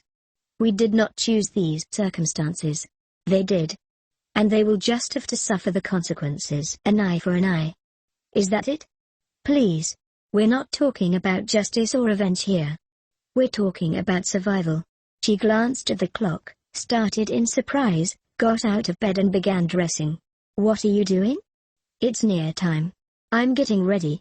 You should have given me more warning. He hissed in anger as he too got out of bed and began dressing. I couldn't. She rejoined. I wasn't the one setting the timetable. No? Then who was? She was saving giving answer as Manon's voice faintly hissed, Kirstie. Heather. At once, Thomas and Kirstie, Alan and Heather, went to Manon's cabin. Howard stood, dressed in white t-shirt and boxer shorts, looking remarkably relaxed for a man that had a gun pointed at his chest. Good. Now give me the gun, Alan said. Manon complied. All right, Manon said, now help me tie him up. Alan, who now stood a little apart with Heather, smiled. I don't think so. The others turned to him in surprise. Alan, Manon said as an unnatural stillness came over her brother. What are you doing? I'm going to do what I should have done a year ago, he said, pointing the gun at Howard's chest. I'm going to take over and finish this job myself. Howard raised an eyebrow in unsurprise. So it was you. I suppose you're going to kill the others now, too. Alan, what are you doing? You can't do this. Manon pleaded, interposing herself between Howard and the gun. As in a nightmare, things suddenly happened with sickening rapidity. Howard flung her aside, the gun went off, Alan and Howard were on the floor, struggling. Kirstie began screaming when she saw the blood on Manon, the gun went off again, Thomas grabbed Heather and threw her against the wall, and then Hans came bursting through the door, blood streaming from a cut on his face. Shoot them, you idiot. Kirstie gaped, for the order had not come from Dieter. It had come from Alan. Hans, however, didn't comply. Didn't you hear me? Hurry up and shoot them. I heard you, Hans said. Now, put down the gun or I'll blow your head off. Kirstie stared about her, trying to make sense of it all. Alan had betrayed them. Alan? She shook her head, trying to think. At the same time she kept her hand pressed to Manon's wound, trying to stanch the blood seeping from her side until it was a red stain. All at once, Heather's behavior of the day before became comprehensible. The two of you. Yourself and Heather. You were in on this, right from the beginning. Howard took the gun from Alan and went to examine Manon. I told you, Hans said to Alan, no one gets hurt. See this? He gestured to his cut. You tipped off Dieter and Jacques and Rousseau. They tried to kill me. What did you do with them, Hans? Howard muttered, wincing in empathy at Manon's pain. Put 'em in line, Hans replied with a faint smile. Did you take their guns? Hans' smile broadened. Tossed them overboard for good measure. Alan. Heather. Thomas stared at the pair as though he were looking at total strangers. How could you do this? What have you got yourselves mixed up in? Alan ignored him, spoke instead to Howard. You seem to be forgetting who's in charge here. I haven't forgotten, Howard said as he tended to Manon's wound. Kirstie had gone to get the first aid and had just returned. And I recall telling you at the beginning that there was to be no bloodshed. That's why I brought Hans along. Alan shrugged. I'm still going to kill them, once our patron shows up to collect the birds. You may not have agreed to it, but that means nothing to me. And, don't forget, he will have a good many men with him, and they will have automatic weapons. If I ask him to, he might just kill you, too. Why don't you tell your brother and sister why you plan to kill them? Howard said. You aren't that much of a coward, are you? Alan got to his feet, helped Heather to hers, and shrugged. There's nothing much to tell. I'm sick of the way they manage the Bruillard family estates. Thomas was made executor, so I've never had any say. Now, I intend to take over, and restore the Bruillard legacy. What legacy? Thomas demanded. Our family estate was once a feudal fief. Now, it is a benign and profitable resort that anyone can enjoy. You've squandered its potential from the beginning, Alan said. From the beginning we've had offers in the hundreds of millions of francs from companies that want to establish resort hotels and a modern tourist industry. Thomas shook his head in disbelief. Alan, between the three of us, even were the estate to be divided, we have more money and assets than we could spend in 10 lifetimes. You're saying that's not enough? You're saying that you would destroy our island and the people on it for profit we don't need? You're saying you'd kill your own family to satisfy your own greed? Alan shook his head, sneering. You are such a naive fool. You are men in both. You've spent so much time in that little cottage that your dreams have become as small as you are. From the beginning I was glad to have the use of the family mansion, for it reminded me of who and what we truly are. The tattoos, Kirstie muttered in comprehension. They were a ruse, right from the start. Weren't they? You used them to get Thomas and Manon running off on some wild goose chase so that you could kill them and claim the entire inheritance for yourself. And the old woman. You sent her, didn't you? You sent her to look high and wide for someone who looked just like the little girl that died. And who had the same birthday. You used me just to get at Thomas. Something in Alan's look stopped her. You're close, but you're still wide of the mark, he told her. My associate was looking only for someone that resembled the little girl as she might have appeared as a young woman. It was only after the fact that she discovered the similarity in name, and later that you shared the exact same birth date. But you still don't know the means by which Thomas was played. You see, my associate took several pictures of you a number of years ago, and I left one particular one out for Thomas to see. Yours was the one he noticed, straight away, though I doubt very much if he realized why it so held his attention. I quickly hid the original away. Oh, there were a lot of pictures, Alan told her. Lots of pretty young girls that were Thomas' type. But as I expected, out of all of them, you were the one he settled on, and so you were the one that got used as the bait. He laughed, suddenly. And then, things started going almost too well to be believed. Not only did Heather and I have you believing in magic, but then a volcano at sea. Can you believe it? Then a volcano just happened to swim along, and if the three of you weren't entirely convinced before, you were then. Are your illness and your delirious babbling? That was the icing on the cake. Who was the old woman? Kirstie asked suddenly. The one that sold me the ticket. That was no accident, was it? Of course not. Heather put in with smug insouciance. She was me. In rather clever disguise, I might add. I took the photos, too. You know? The ones of you and the other girls? Once Thomas had fallen for the bait, Alan made this. She tapped her shoulder, but not before leaving enough time so that Thomas would have quite forgotten, or at the least been uncertain about where he'd seen it before. But, how did you manage to fix the contest? Kirstie asked. I mean, how could you possibly have fixed things so that you could just come to me and hand me the winning ticket? Heather's smile was not kind. You should have taken a closer look at your winning ticket. It was a sham, and was in no way connected with the real contest, which ran nationwide. We contacted you, told you that you'd won, gave you false contact information, and, need I say it? Led you by the nose, right to us. But the cruise ship. Kirstie protested. You can't possibly have managed that. No one pushed me overboard. The whole time, I never saw a soul. She faltered and stopped, frowning in concentration. Yes, Heather nodded, you should have seen someone. Shouldn't you've? However, We arranged things so that your fellow passengers were quietly spirited to another part of the ship. Then, things were arranged so that you had only the one way to go, only one outside door to open. And when you did, of course, you were sucked right out of the ship. That was our tour de force, Alan put in. A stroke of absolute brilliance, if I do say so myself. You see, the captain and some of the officers on that ship were friends of ours. The tattoos, Kirstie muttered in comprehension. They were a ruse, right from the start. Weren't they?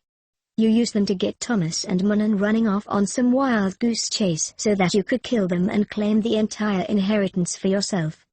And the old woman. You sent her, didn't you? You sent her to look high and wide for someone who looked just like the little girl that died. And who had the same birthday. You used me just to get at Thomas. Something in Alan's look stopped her. You're close, but you're still wide of the mark, he told her. My associate was looking only for someone that resembled the little girl as she might have appeared as a young woman. It was only after the fact that she discovered the similarity in name, and later that you shared the exact same birth date. But you still don't know the means by which Thomas was played. You see, my associate took several pictures of you a number of years ago, and I left one particular one out for Thomas to see. Yours was the one he noticed, straight away, though I doubt very much if he realized why it so held his attention. I quickly hid the original away. Oh, there were a lot of pictures, Alan told her. Lots of pretty young girls that were Thomas' type. But as I expected, out of all of them, you were the one he settled on, and so you were the one that got used as the bait. He laughed, suddenly. And then, things started going almost too well to be believed. Not only did Heather and I have you believing in magic, but then a volcano at sea. Can you believe it? Then a volcano just happened to swim along, and if the three of you weren't entirely convinced before, you were then. Are your illness and your delirious babbling? That was the icing on the cake. Who was the old woman? Kirstie asked suddenly. The one that sold me the ticket. That was no accident, was it? Of course not. Heather put in with smug insouciance. She was me. In rather clever disguise, I might add. I took the photos, too. You know? The ones of you and the other girls? Once Thomas had fallen for the bait, Alan made this. She tapped her shoulder, but not before leaving enough time so that Thomas would have quite forgotten, or at the least been uncertain about where he'd seen it before. But how did you manage to fix the contest? Kirstie asked. I mean, how could you possibly have fixed things so that you could just come to me and hand me the winning ticket? Heather's smile was not kind. You should have taken a closer look at your winning ticket. It was a sham, and was in no way connected with the real contest, which ran nationwide. We contacted you, told you that you'd won, gave you false contact information, and, need I say it? Led you by the nose, right to us. But the cruise ship. Kirstie protested. You can't possibly have managed that. No one pushed me overboard. The whole time, I never saw a soul. She faltered and stopped, frowning in concentration. Yes, Heather nodded, you should have seen someone. Shouldn't you've? However, we arranged things so that your fellow passengers were quietly spirited to another part of the ship. Then, things were arranged so that you had only the one way to go, only one outside door to open. And when you did, of course, you were sucked right out of the ship. That was our tour de force, Alan put in. A stroke of absolute brilliance, if I do say so myself. You see, the captain and some of the officers on that ship were friends of ours. However, as in all such matters, especially any matter as complex as this, there are certain risks. You were supposed to find a life preserver that had been left leaning against the door. It must has rolled away and got lost somewhere when the ship heeled over. That was not planned, nor was the sudden change of course to avoid running over a small fishing vessel, which in turn caused the ship to heel over, losing the life preserver. When you were in the water, you were in far greater danger than we had planned on. But, as things turned out, you managed to hang on. And, according to plan, you drifted exactly where you were intended to drift, at exactly the time you were supposed to drift there, when Thomas and Manon were taking their evening stroll. Kirstie shook her head, faintly. That doesn't seem possible. Thomas, however, nodded. No, it is more than possible. That area where you fell into the water lies directly on top of a strong current that passes by the beach in front of the cabin. As long as the ship held to a course near to the inside edge of the current, he raised an eyebrow in realization. That is how the ship came to be where it almost ran over a small craft. Alan shrugged. You can never predict fishing vessels. By rights, the weather should have forced them to seek shelter. As it is, you are correct. The cruise ship was well out of the shipping lane, which is why it almost ran them over. Kirstie glared at him. What if Thomas and Manon hadn't decided to take a stroll that evening? Then, we wouldn't be having this conversation, Alan told her. Kirstie digested this in silent anger. Then, suddenly she asked, why did you try to kill Howard? Alan shrugged. Don't like him. Never did. And that gave you reason enough to kill him? Alan's only interest is power, Howard interrupted. From the beginning he has resented and felt threatened by my being in charge instead of him. Thomas should by now have some idea of what it's like to be in my shoes. What will happen to us now? Thomas asked him. I asked you before to trust me. I am asking for that trust again. Hans and I will protect you from your brother. And your patron? Alan is right in one regard. Our patron has many well-armed men. Thomas raised an eyebrow. And you think that you can control them? Howard's look became grim. I have more control over what our patron does than Alan thinks. Alan smiled at this. You may go on thinking that, if you wish. All of you, for that matter. However, you may not know this, Howard, but I have known our patron for several years. This voyage was planned long before you entered the picture. What's more, you were my choice, not his. Howard made no comment, didn't respond, except to raise an eyebrow. To Manon, he said quietly, the wound is clean. The bullet just punched a hole through the fat and muscle of your side. I'm going to give you a shot of Demerol now and put you to bed. It will make me sleep, Manon warned, prompting him to smile. I'd much rather have you dreaming about little angels than becoming one yourself. Kirstie, will you stay with her, please? Kirstie looked abjectly to Thomas. I'm so sorry. What have I done? Watch over Manon, Howard said quietly. You have done nothing you shouldn't have. Come now. This is not the time for regrets. Besides, it may turn out that you've done more good than you realize. When the others had left, and Manon was undressed and put to bed, Kirstie muttered, what exactly did he mean by that? Shut up and come lay down beside me. Manon slurred through the painkiller. Amen. Strange stuff. Doesn't kill pain at all. She giggled. But, who cares? You are stoned. Amen. Very. Kirstie found herself wishing fervently that she was within earshot of the others. This is driving me crazy. It's the waiting and the not knowing I can't stand. Amen. You Anglais. Kirstie smiled. You Francais. HMMMMM. At least I am not naked and dead on a rocky beach somewhere. Kirstie huffed, still thinking about the tattoos. Well, whatever else Alan is, he is still a good artist. Manon started laughing, groaned in pain, then chuckled again. What? Oh, I was just thinking. It would have been funny if he'd shot me right in the tattoo. That isn't funny. You're just saying that because you're stoned out of your mind. Amen. May eyes, ooh. It would have been interesting, though, to see which of us he would have shot. Which of who? The bird, or me? Manon, they're one and the same image. I know. Then he would have got two birds with one stone. That's enough. Kirstie muttered. Go to sleep.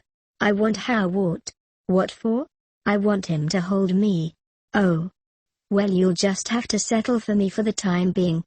Manon smiled, sleepily. Do not underestimate Thomas, mon petit. Kirstie hoped Manon would say more, but she had fallen fast asleep. Kirstie came awake with a jerk. Manon was still dead to the world, but everything else was silence, motionlessness. We've stopped. Manon remained insensate, so Kirstie extricated herself. The two of them sweat sticky from sleep and plastered to each other. Looking down at the sleeping Manon, she muttered, we could both use a shower right now. However, for now, I've just got to find out what's going on. Kirstie stepped out into the passage, found it empty. The cabins all had that pallor of quiet that spoke of desertion. And from what she could see of the galley, it too was empty. What on earth? It feels as though there's no one else on board the ship. For a brief instant an image crossed her mind, that of looking in on Manon and finding her gone as well. As soon as she reached the galley, however, she detected the unmistakable disturbance of the presence of people. There was no sound, but she could nonetheless tell they were there, topside. "Thomas!" she called out, not because she wanted him at the moment but because she felt it necessary to warn the others that she was coming. "We are here," he answered. "Is Manon awake?" "No, she's still asleep." "Oh. Well, perhaps you should come up here and have a look at this." Made wary by the strange note in his voice, she began climbing the stairs at the back of the galley towards the rear wheel deck. Looking above she could see that the skies were blue and calm, that sedate white clouds drifted slowly by, piled high and billowing, so that they looked present, real, impending and massive as the towers of some great castle. She could see the backs of a few of the others, Thomas, Hans, Howard, and Rousseau. They were standing stock still, staring at something. Seeing no threat, she came up the rest of the way and gaped in astonishment. Green cliffs leapt tier after tier into the clear blue dome of the sky. High up, wheeling in dizzying circles, there were birds, tens of thousands of them. There were terns and ernies and gulls, myriad tropical varieties of birds of all shapes and sizes, albatrosses and finches and cranes. Thomas put his arm around her. "Many of these birds should not be here," he said quietly. "Even this island should not be here. Despite its size it is on no map. There are several varieties of birds that we cannot identify. Perhaps they have never been seen before." Kirstie frowned. "I sincerely doubt that, Thomas. This place is probably protected. I know of a couple of places in Essex where there are rare plants. The conservationists that work there have to sign a non-disclosure agreement stating that they will tell no one of the location of the plants. And even if you wanted to see them, those areas are kept fenced off to keep the general public from trampling them." Thomas raised an eyebrow as she said this. "She's quite right," Howard said in appreciative surprise. "There are protectorates established all over the world, in the most unlikely of places, from Greenland to Antarctica, from every ocean and every major lake and sea to every island and continent." "You knew of this," Thomas said. "Oh, yes," Howard said, his gaze fixed upon the chiaroscuro of life in the sky. "It's my job to know of this." At this, Alan turned to them and smiled, a smile that made Kirstie's insides feel curdled. "Howard," he told them, "is a sort of anti-conservationist. He locates rare and hidden flora and fauna so that certain private interests can move in and take them." Kirstie stared uncomprehendingly. "Take them? Why? Whatever for?" Alan shrugged. "It depends. Some go to collectors. Most of it goes to the black market, but that could wipe them out." Kirstie blurted. Alan laughed at this. "Of course it can wipe them out. That's the point of this whole exercise. There's a lot of money to be made in the extinction business." Kirstie stared at him, horrified. "That's monstrous." She turned to Howard in shock and disbelief. "Is it true? Is that really who and what you are?" Still with his gaze fixed on the spectacle of life in the sky, Howard said cryptically, "That's what our patron is all about. I, however, have other goals, other interests." Kirstie shook her head in disgust. "If only Manon knew this about you." Howard seemed unconcerned about this. "However, oh, she will know. Very soon, she will know everything. I hope she kills you for doing this," Kirstie said darkly. "If I'd known all this, and if it had been me that had laid hands on your gun, I wouldn't have hesitated to shoot you myself." Howard smiled distantly to himself. "Well, then, perhaps it's a good thing for all of us that you missed out on such an opportunity. It would have made rather a mess of things." He laughed, suddenly. "And me. Besides, in the long run, I don't think Manon would have thanked you for it." As they sailed around the island looking for a beachhead and a place to weigh anchor, Kirstie stared at the pristine beauty surrounding her with sadness and the after-effects of shock. How anyone could conceive of marring this place in any way was alien to her very being. The sea around them was an impossible pale turquoise, the water so pristine and clear that she could see schools of colorful fish patterning and flashing about. The seabed below a collage of white crushed shells, brownish yellow kelp and dark and bright green sea foliage that waved in the shifting currents. Dark purple, pink, orange and multicolored varieties of starfish, purple beds of mussels and bone and ecru-colored barnacles, white, red, green and pink sea anemones, sea cucumbers, sea slugs, tube worms and corals. The green cliffs and steep hills were literally covered in dense foliage, so much so that, along with the impossible terrain, she found herself hoping against hope that the island's natural inaccessibility would fend off the invaders. Thomas, it's so beautiful. But I feel somehow that it's too beautiful for us to be here. That our being here will bring nothing but evil and harm. Thomas smiled, wistfully. Kind of like Adam and Eve revisiting the Garden of Eden, eh? Look but do not touch, knowing that mankind is not a fit guardian and keeper for such a place? Kirstie screwed up her face and poked him in the side. You've got your stories mixed up. Adam and Eve were part of the Garden of Eden, not the guardians and keepers of it. That was someone else's job. He chuckled. See? Did I not tell you that you would make a good French Catholic girl? She made a small noise of feigned frustration. Don't you dare expect me to get down on my knees and kiss some old geezer's ring. That's no way to talk. Not if you want to get into heaven someday.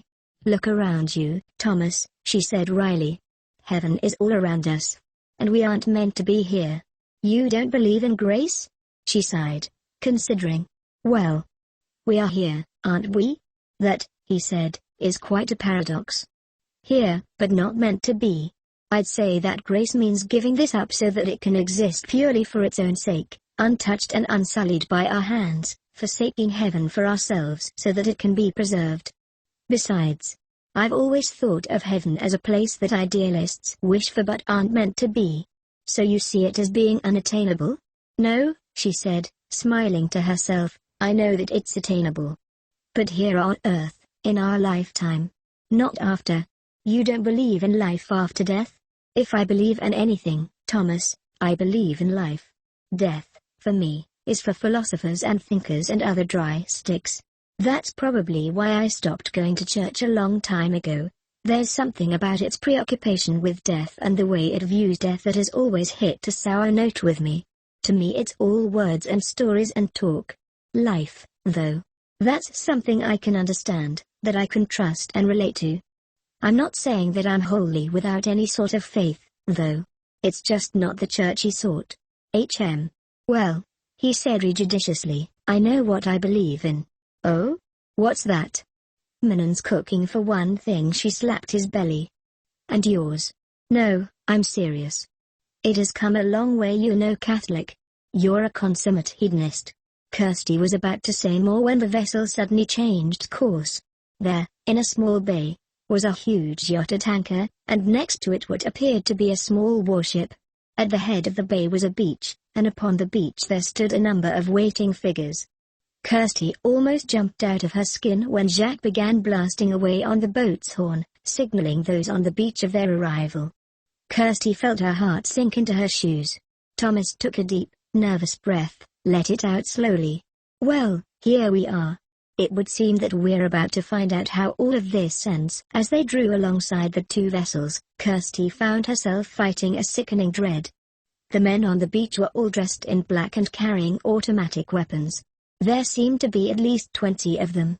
She realized at once that there was absolutely no chance for them to escape their fate. If these men meant to kill them, it would happen. She shuddered, realizing that a clean death might not be the worst of it. What if these men intended to abuse their victims first? With thoughts of torture and rape flitting like bats' wings in the background of her thoughts, she made her way to Minan's cabin. When she opened the door, Minan looked up at her, dark circles under her eyes. At the sight of her distress, Kirstie's heart quailed. Are you in pain again? Minan's reply was a hoarse whisper. Yes. Please. Tell how what? I need something. Kirstie was about to leave when Minan said, Why are you looking like that? Something is amiss, isn't it? You're not. There's something you're not telling me. We've arrived. Kirstie told her quietly. There are a lot of men with guns. Manon went very still. It doesn't look good for us, does it? Kirstie thought of trying to make light of it, but as quickly reconsidered, realizing that if they were shortly to come to a bad end, that they had better be as prepared as may be. I have a bad feeling, Kirstie told her. Those men. They look as though they mean to do more than just kill us. Manon swallowed. Both girls were numb with fear. Do we have any poison? Kirstie asked, as though her voice had a will of its own and she was merely a spectator. Manon thought a moment, then shook her head. Kirstie nodded. All right. I'll see about getting you some more Demerol. The Demerol. Manon muttered. There may be enough for the both of us. Their eyes locked. Will it be quick, do you think? Manon inclined her head in Latin fashion. Quick enough. But you must do it. Give it to me, first, so that you know how much is needed to cause death. So that there is no mistake. Feeling a disconnected sense of unreality and inevitability at the prospect of what she was about to do, Kirstie nodded to herself, then left her to go in search of the Demerol, which was kept in the refrigerator. Her feelings seemed to have become suspended. It was as though she was propelled solely by the necessity of purpose. Even her sense of relief at discovering the galley empty was hollow, uncaring and vacant. It was more a relief from physical pressure than an emotional one. She went directly to the first aid, took out a pair of syringes, went to the refrigerator, opened it and found the Demerol. There were 4 phials. Perhaps that would be enough. She took the 4, closed up the first aid, got to her feet and closed the refrigerator door, and don't you think that's a rather extreme measure? She should have jumped out of her skin, startled by Howart's sudden and silent presence. Instead, she felt only a momentary twinge of surprise, soon replaced by a dull sense of resignation as he relieved her of all but one syringe and phial. The rest he replaced. They planned to kill us anyway, Kirstie muttered as he got a shot ready for Manon. That's right, he said with maddening nonchalance. Alan and Heather have it all planned out, as does the old man, our patron. Come, let's see to Manon, shall we? We have to get her out of here. She can't walk. I am well aware of that, he rejoined, allowing a little ire into his voice. You actually think I'd let her walk in the condition she's in? You are a pirate, she said as they entered Manon's cabin. Ah, but as I told you before, I'm a civilized sort of pirate. Manon gave Kirstie a bleary-eyed look, and somehow managed to smile. I send you for drugs, and what do you bring me? Barnacle Bill the sailor, Howard said, sitting down on the edge of the bed and rolling up her sleeve, and a bucket of rum. Were we overreacting, then? Kirstie asked him.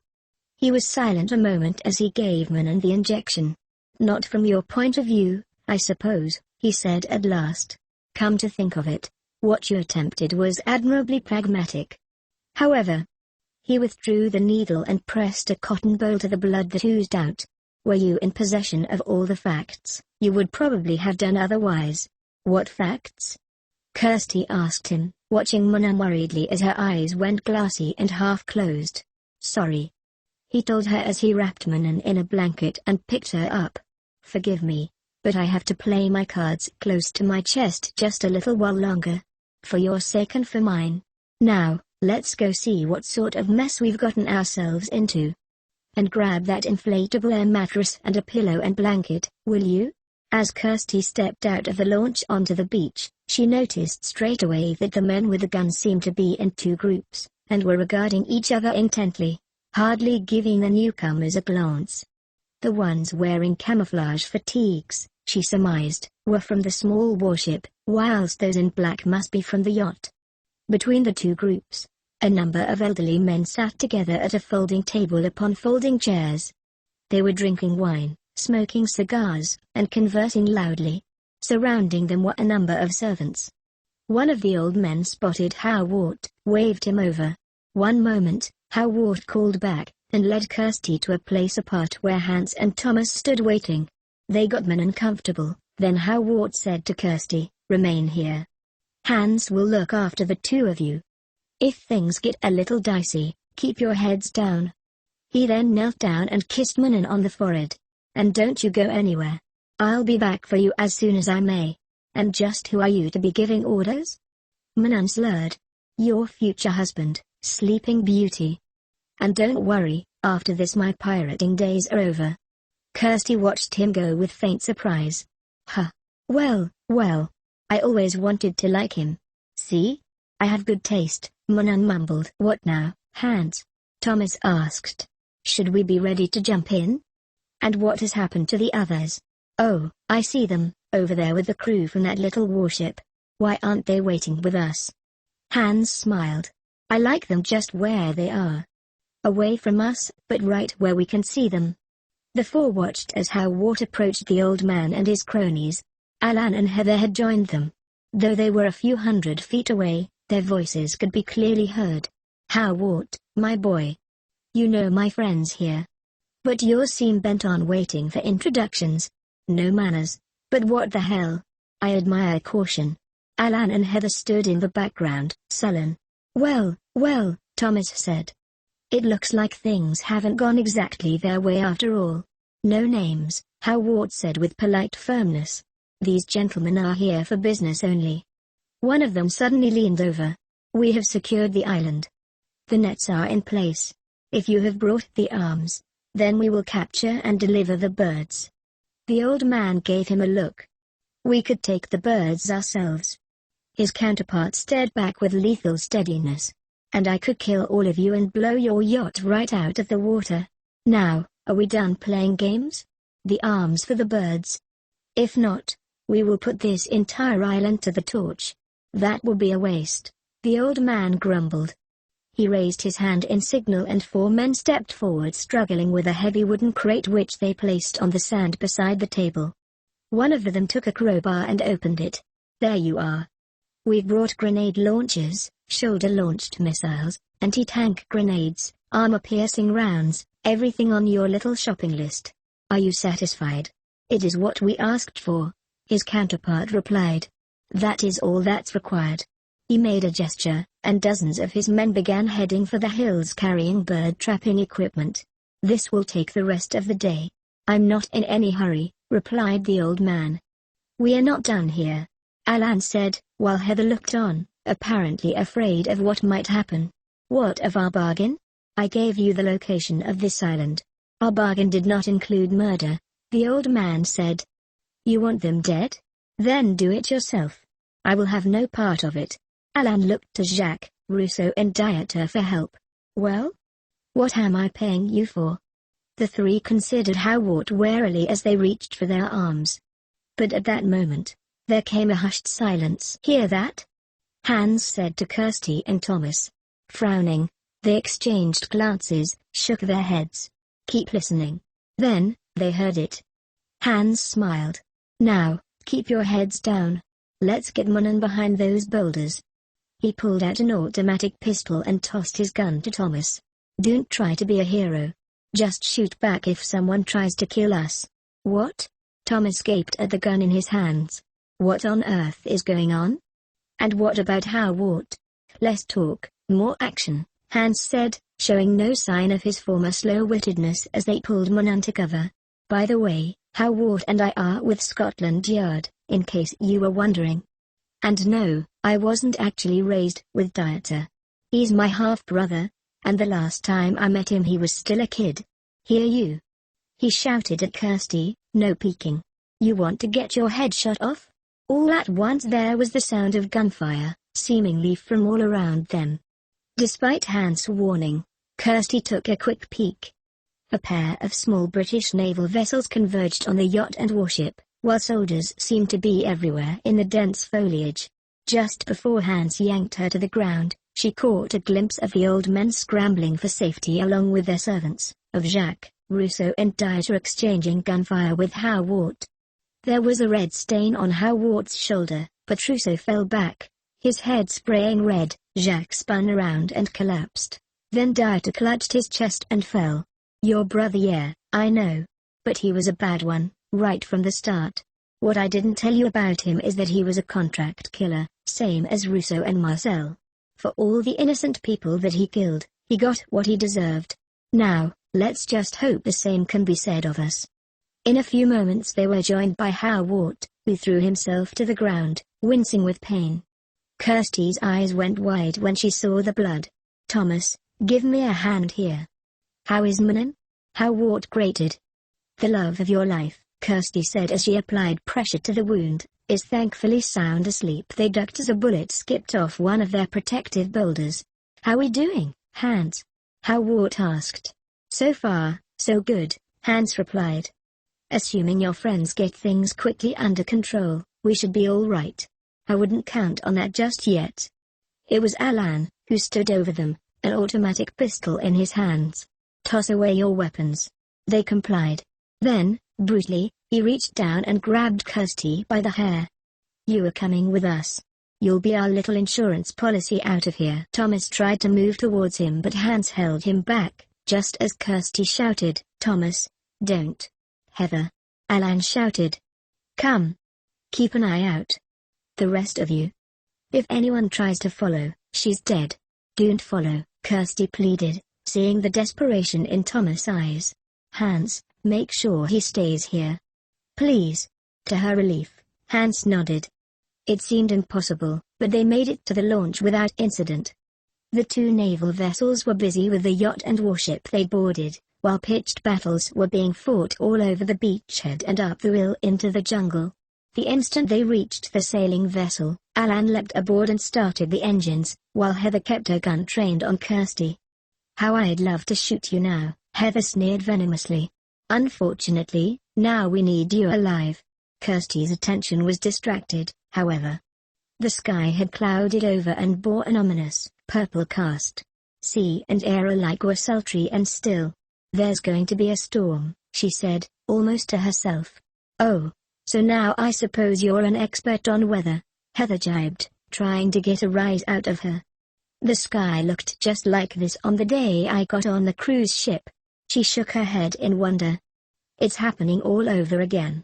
Only this time it's different. This time I know what's going on." "Fat lot of good that'll do you," Heather said. "You're no better off for knowing." Kirstie shook her head, considering Heather as though seeing her for the first time. "That may be. But at least I have the satisfaction of knowing that your plans are spoiled, that you're on the run and bound to be caught. Even if you kill me, at least now I'll have the satisfaction of knowing that you'll never get away with it." Alan smiled, contemptuously. "Don't be too sure. We're already out of sight of those British naval vessels and they're too preoccupied to come after us. And I have many friends, all over the world." "Where do you think you're going?" "To take a shower," Kirstie said from the stairs, "so that I can wash the stink off. You will come back here."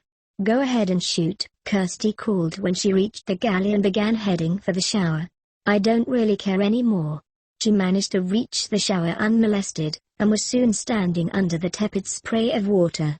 But just when she thought she would be left alone, there was a crash as Alan kicked the door in. He grabbed her by the hair, naked as she was, and dragged her all the way back onto the deck of the ship. Kirstie stood there, trying to cover herself as best she could, feeling traumatized, sick and battered. She closed her eyes when Alan pressed the gun to her head. "Alan." Kirstie opened her eyes to see that the other's attention was on the impending weather. Already the wind was coming up and then the storm hit. Without thinking, Kirstie found herself vaulting for the side of the boat, heard a shot as she dove overboard, probed her senses even as she plunged into the water, wondering if she had been hit. She held her breath until her lungs burned and she began to see stars, then she began her struggling ascent to the surface just in time to catch a breath before a massive wave bore her up. At its summit she saw the boat some distance off. Despite the briefness of that glimpse, she could tell that they were in serious trouble. Down she plunged into a trough, and back up again as the next groundswell bore her up, and this time she looked to the island. It looked to be a mile off. And here she was, naked, with nothing to cling to for dear life. "Well, here I am again," she thought. "I guess this is where it ends." And it ends just like it began. Well, not quite. At least this time I went overboard of my own accord. She began swimming then, careful not to inhale burning salt water into her lungs, mindful of conserving her energy, long past hope or caring, but doggedly keeping on if only because she was still alive. Time and again she looked up to try and judge if she was making any progress, and at times it seemed that she was making none. All about her were moving hills, the howling wind, the rain that was coming down in stinging, slanting torrents. But she wasn't done yet. She had reserves of strength left, and the tropical Pacific seemed less inclined to suck the life from her body than the cruel North Atlantic. Hours seemed to pass, and still the storm howled and raged, and still she felt as though she might make it. It was late afternoon and her body felt leaden with fatigue, but the spark of life at the core of her essential being seemed inextinguishable. She glanced up once more and the shore lay only a matter of a few 100 feet away. And then she saw the breakers pounding upon the unyielding rock of the shoreline, and knew that the end had come. There was no Thomas this time to come to her rescue. No dwellings of any sort where someone might chance to see how she met her end. No man to run to for help. It is finished.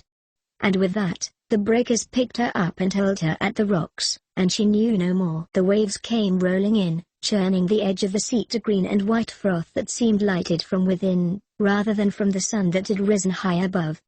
On a small rock promontory, around which the waves dashed and roared, lay a lifeless nude form stretched out on her side. Standing over her like a sentinel, exactly as depicted in Manon's tattoo, was a rare tropical bird. Bits of wreckage were scattered everywhere along the beach. Wooden cabinet doors, bits of broken spar and mast, sealed containers, a piece of the ship's wheel. All this the others saw as they made their way along the beach. Kirstie. Oh my God. Manon, who was walking bent over, clutching her side, fell to her knees and began weeping uncontrollably. Thomas lurched unsteadily forward, his mouth an inarticulate rictus, before making an incoherent noise and slumping to the ground. Then, he and his sister fumbled for each other like two people lost in the dark, until they were in each other's arms, trying to console one another. Thomas, we can't leave her body there, Howard said gently. I'll get her, Hans offered. No. Thomas sobbed, trying to get himself under control. And then more quietly, no. Thank you, Hans. I will get her. I will get her. Gasping back tears, fighting for composure, he said, I need to say goodbye to her. I need. There's all the things we were going to do together. A lifetime of things. Shall we come with you? Manon asked him. Or do you want to be alone with her? Alone? He muttered. No, not alone. I don't think I could bear it. He helped Manon to her feet, and the four began the last steps of the journey towards where Kirstie lay. As they approached, the exotic tropical bird took to the wing, vaulting skyward as though its job were done. Kirstie lay with her back to them, head pillowed on one arm as though she were merely asleep. There was not a mark on her, as though the sea had spared her the indignity of breaking her body along with that of the ship. Her short brown hair, salt-tousled and stiff, fluttered in the light breeze as it would even had she been alive and breathing. Thomas walked up to her body and knelt down like a penitent, head bowed in grief. There are so many things I wanted to say to you. So many things I wanted to tell you. Perhaps if I'd been more forthright from the beginning, none of this would have happened, and you'd still be alive, and we'd be on our way home. Getting married, having children, raising a family. Thomas, please. He gestured at the others. Not now. Thomas, if you don't give me something to cover myself with right now, I'm going to hit you. Kirstie? My God. Are you alive? No, Thomas, I'm dead, she muttered weakly. Now, please give me something to wear. I'm bloody freezing. Their wedding was one of the biggest, most elaborate affairs the island had ever seen, and was talked about for many years after. Manon married Howard, of course, and moved away to his home in Scotland, far away from any reminders of Alan and Heather and their treachery. Thomas and Kirstie remained in the cottage by the sea, and continued to live a simple, happy life. Alan and Heather did not die at sea, but were rescued by a British naval vessel, only to be arrested. When they were finally released from prison they went their separate ways. Kirstie heard many years later that Heather had removed herself to somewhere in North America, but that could have been just a rumor. For his part, Alan remained to the end of his days in the Brewillard mansion, ending his days as a brooding, bitter recluse. There was a time when Kirstie received a worrying telegram from Manon, saying that she was pregnant. With triplets. The two couples waited with bated breath until one day, Kirstie received a telegram, which she read to Thomas. It's from Howard. He says, good news. Triplets born. They and Manon in excellent health. No black sheep. All little towheads. All girls.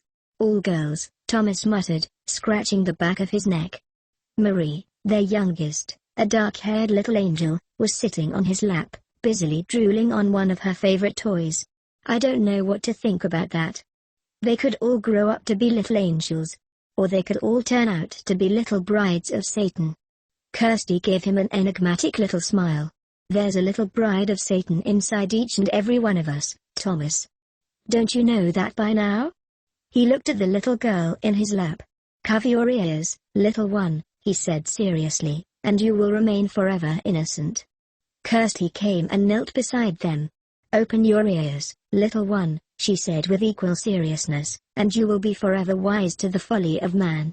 Thomas smiled, leaned over and kissed his wife. Have I told you lately how lucky I am? Yes, Kirstie answered demurely, taking their daughter from him. But once the children are all in bed asleep, you can tell me again just as long as you like. The end.